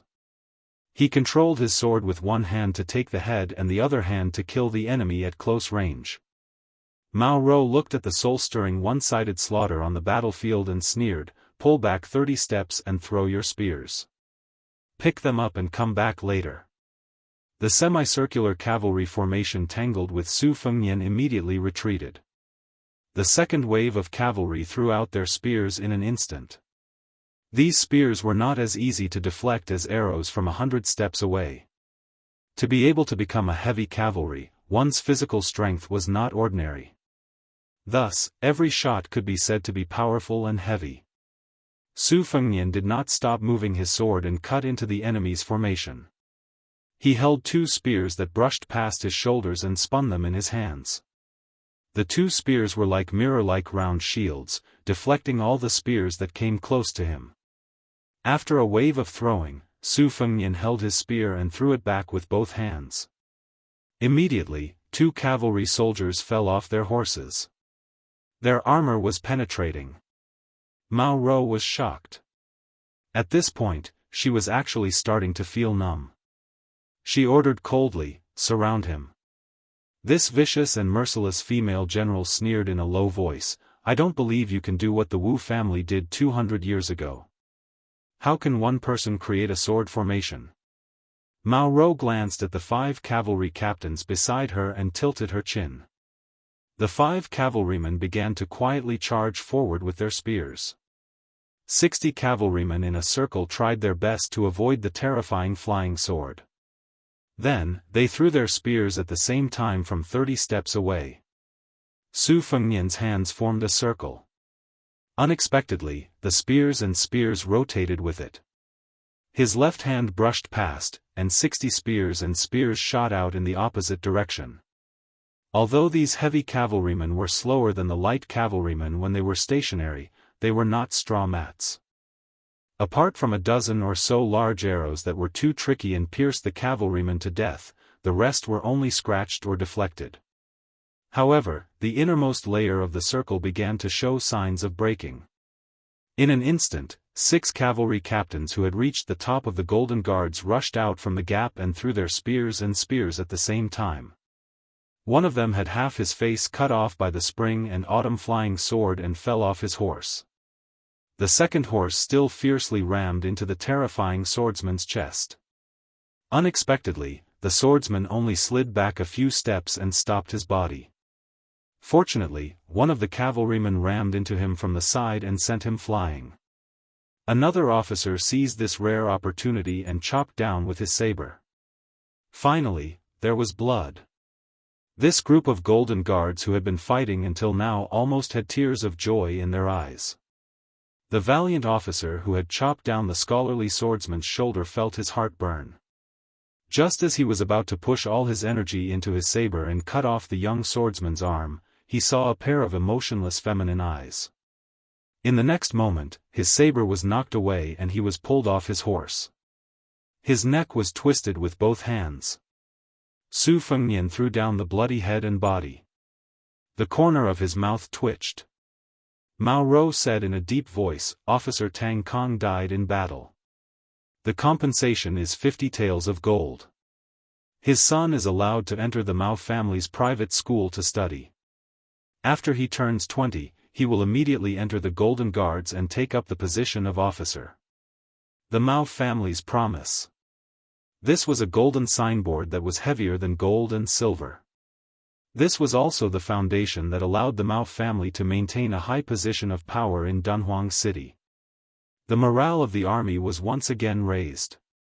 Su Fengnian held the spring and autumn sword and began to run in a straight line toward the Mao family woman who gave the order.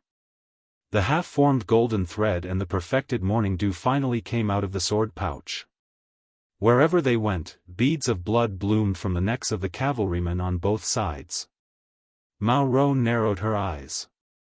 This time, she did not retreat. Chapter 545. Chapter 4. Sweet Potato, who was standing outside the palace gate, had her clothes fluttering in the wind. Her eyes were wet and red, and her fingers were like hooks. She seemed to have turned into a demon. Even when her aunt died, she wasn't like this. A middle-aged man carrying a familiar book box appeared out of nowhere and shook his head at her. Sweet Potato's clothes gradually stopped moving. On the battlefield, everyone saw the man in red smile and then said, "Don't worry, I didn't kill all 500 Jianghu guards. I only killed 200 cavalry." After killing Mao Rou, the 300 cavalry ran away. Just by killing 200 cavalrymen. Inside the carriage, Mao Rou's old heart was about to burst. The 500 Jianghu guards outside the city were the blood, sweat, and tears of the Mao family for several generations. After Mao Rou took control of the army, she stood her ground against the objections of the masses and decided that the light cavalry should be heavy cavalry. The calculations, sacrifices, and price involved in this decision were not something that could be explained in a few words. "You, who had suffered 1,000 cuts, told this old man that you killed 200 cavalry." Mao Rou jumped out of the carriage and ran to hug his daughter's head in front of everyone. He didn't care about his face and sat on the ground and cried. Although Mao Rou was still a step away from the second-level master realm, everyone knew that it was 100 times harder for a woman to reach the second level than a man. However, as long as one stepped into the second-level threshold, the speed at which one climbed up the martial path was often shocking.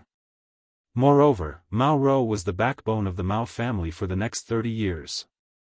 Her death was no less painful than losing 200 cavalry, or even more painful. A family, if they wanted to continue their good fortune, they still had to rely on 1 or 2 children who could stand up and support the family. How could Mao Rou, who had to send off his children, not be heartbroken? During this time, there were a few strange and playful looks from people like Lu Wu who knew the dirty inside story of Dunhuang. Mao Rou was addicted to sex and didn't care about sex. He was mocked as a fish in a book about sex. Mao Rou was over 30 years old and still hadn't married. It seemed like the father and daughter were having an affair. However, after the teasing, Lu Wu and Tao Yong tacitly looked at each other and saw the worry in each other's eyes. The anger of an ordinary man wasn't worth mentioning. However, when this martial artist was close to the first level, no one could underestimate him. Why did the Beimang Jia family spare no effort to hire and support these people? Wasn't it because they wanted to intimidate the weak and subdue the enemy without fighting? For a lunatic like this who was willing to fight against 500 cavalrymen for a woman, Lu Wu believed that he would be willing to give away both his wife and concubines. As long as that blood-stained young man took a liking to them. Those Wulin uncultured people who were attracted by gold and silver were already scared out of their wits. They couldn't be compared to those clans who had formed a group and wandered the Jianghu alone. If they died, they would die in vain. No one would collect their bodies. Their weapons, banknotes, and secret manuals would all be plundered. This time they entered the city to fight for riches and honor under the premise that victory was in the bag, not to be a sacrificial lamb and throw away their lives. For a moment, the 70 to 80 people who were left after fighting with the Jianghu guards became restless, thinking of retreating. Some people who were friends with each other were on guard against unfamiliar faces. They began to whisper to each other, calculating the pros and cons. Lu Wu had the demeanor of a great general. He urged his horse to rush out and asked, "Who are you?" Su Fengnian only looked at the old man who was howling in grief and said flatly, "Your name is Mao Rui. I know you." The fierce bow-bearing General Tao Yong suddenly shouted, "Careful!" At the same time, he knocked his bow and shot an arrow toward Mao Rui's head under everyone's watchful eyes. Some sharp-eyed bystanders thought that Tao Yong had lost his mind or wanted to hit someone while they were down. Little did they know that the arrow collided with something and produced a clanging sound. However, Mao Rui's head still swung back and one of his eyeballs exploded into a small ball of blood. Mao Rui let go of the woman's head and covered his eyes. His screams became more and more mournful. Tao Yong, whose eyes were red, gnashed his teeth and reminded in a deep voice, "This child can control 2 swords." Su Fengnian wiped the blood from the corner of his mouth. He extended a finger and twirled it. 2 swords flew around his finger like butterflies. He asked, "I'll stab him again. If you can't stop me this time, it'll be your turn next time." Tao Yong said nothing and neatly put away his iron bow. Su Fengnian easily drove his sword through Mao Rui's palm and pierced his other eyeball. He smiled and said, "Is my woman beautiful? It's a pity you won't be able to see it." He was clearly smiling, but looking at his blood-soaked red clothes and that distorted handsome face, it really made people tremble in fear. Su Fengnian was not in a hurry to kill Mao Rui. He returned his spring thunder to its scabbard and asked, "Who dares to fight with me? Even if it's a group fight, I'll fight all of you alone." This was not a joke that could make people laugh. This young man, who was originally regarded as a subordinate of the palace, was covered in blood and exuded a monstrous evil aura. There was also that almost invincible sword chi and blade intent. At this moment, countless ambitious and ruthless people of the older generation sighed with emotion. This was how a child should be. Chapter 546. At that time, outside the city, the young scholar, who could obviously control a sword, actually pulled out his saber. After killing people like they were nothing, he stabbed the saber into the mouth of Mao Rui, who was lying on the ground. He twisted the blade and twisted it, not forgetting to say to the corpse, "Who asked you to brag?" Most of the Golden Knights who still had fighting strength completely collapsed and began to flee. Su Fengnian did not chase after these stragglers. He cut off Mao Rui's head and staggered back with it. He saw a clean and elegant man standing at the city gate. Su Fengnian remained silent and was about to unsheath his spring and autumn annals. The man blocked the sword and said calmly, "I am Su Pu, an old soldier of Beiliang. Before coming to Dunhuang, I was a kamikaze soldier of my friend Li Shan." The red-eyed Su Fengnian was slightly startled. He asked, "Su Pu, the governor of Beiliang's 12 light cavalry battalions?" The man knelt on one knee and said softly with a hoarse voice, "I am Su Pu. Greetings to His Royal Highness." In Beiliang Palace, not to mention Su Zhao's kamikaze soldiers who could not see the light of day, the old man wearing a sheepskin coat who suppressed Sir Tide Listener and the 9th blade Old Huang who hid his strength, the next person was Su Pu, whom he had never met before. His identity was very special. He had once been a third-rank official and had a similar position in the army as Wu Qi, who had taught Chen Zhibao the war immortal.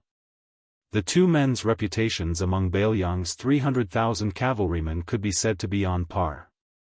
However, Su Pu's image was more of a scholarly general. As for why he later gave up his position and became a kamikaze soldier, it was destined to be a secret that no one knew. Su Pu's eyes were sincere and warm. He helped carry the box that had once contained the spring thunder saber and smiled. Your Highness can rest assured and adjust your breath.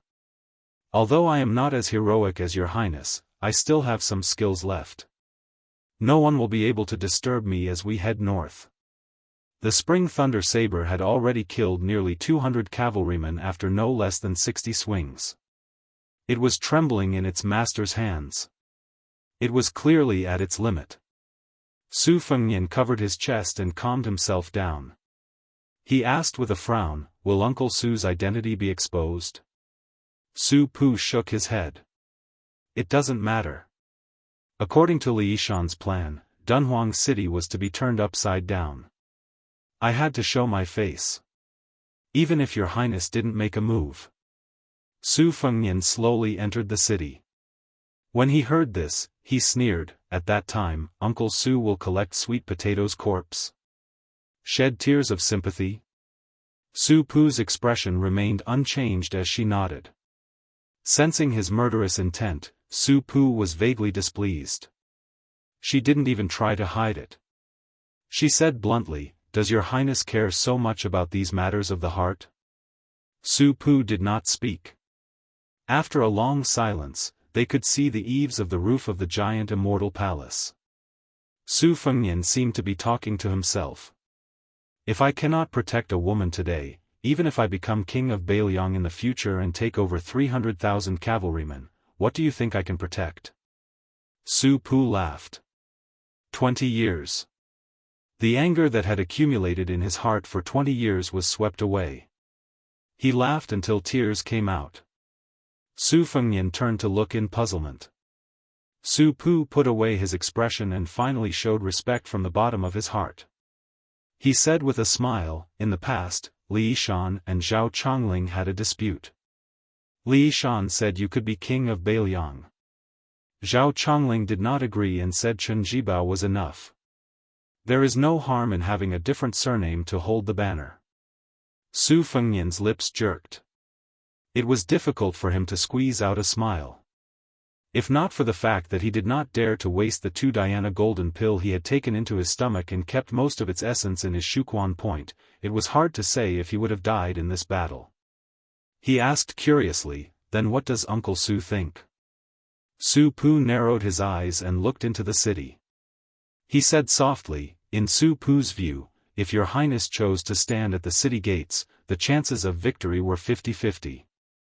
But after entering the city, Li Yishan won against Zhao Chongling.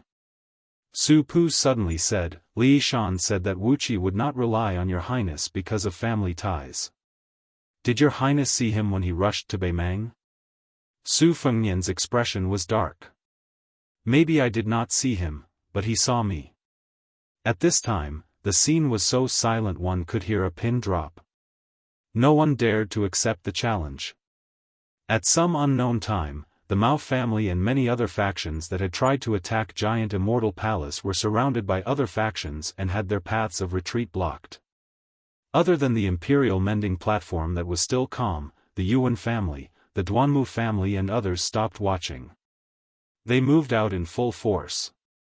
The mantis stalked the cicada, unaware of the oriole behind. What marriage, what many years of friendship, what was cold without the lips, what was more practical than eliminating the power that these traitors would bring? Su Fengnian looked at the boorish men of the Jianghu and sneered. You want silver? How much the Mao family gives you, giant Immortal Palace will give you double. How about it? Su Pu smiled as he put down the bookcase and started to kill people. As the governor of the 60,000 light cavalry of the Bailiang army, when had he not killed people with his own hands? Su Fengnian walked forward with his sword and blade. The situation was decided and no one dared to stop him. He walked in front of the embroidered-robed woman and raised his hand as though he was about to hit her. She had tears in her eyes and did not dodge at all. Sweet Potato hugged the red-robed man tightly. He bit his lips so hard that the blood stained his lips. Su Fengnian only reached out and pinched her cheek. He glared at her and said, You're about to die. Do you really think I can forget you? As a servant girl, can't you let your young master have some peace of mind? Let's take a step back and say, as a woman, can't you let your man shelter you from the wind and rain?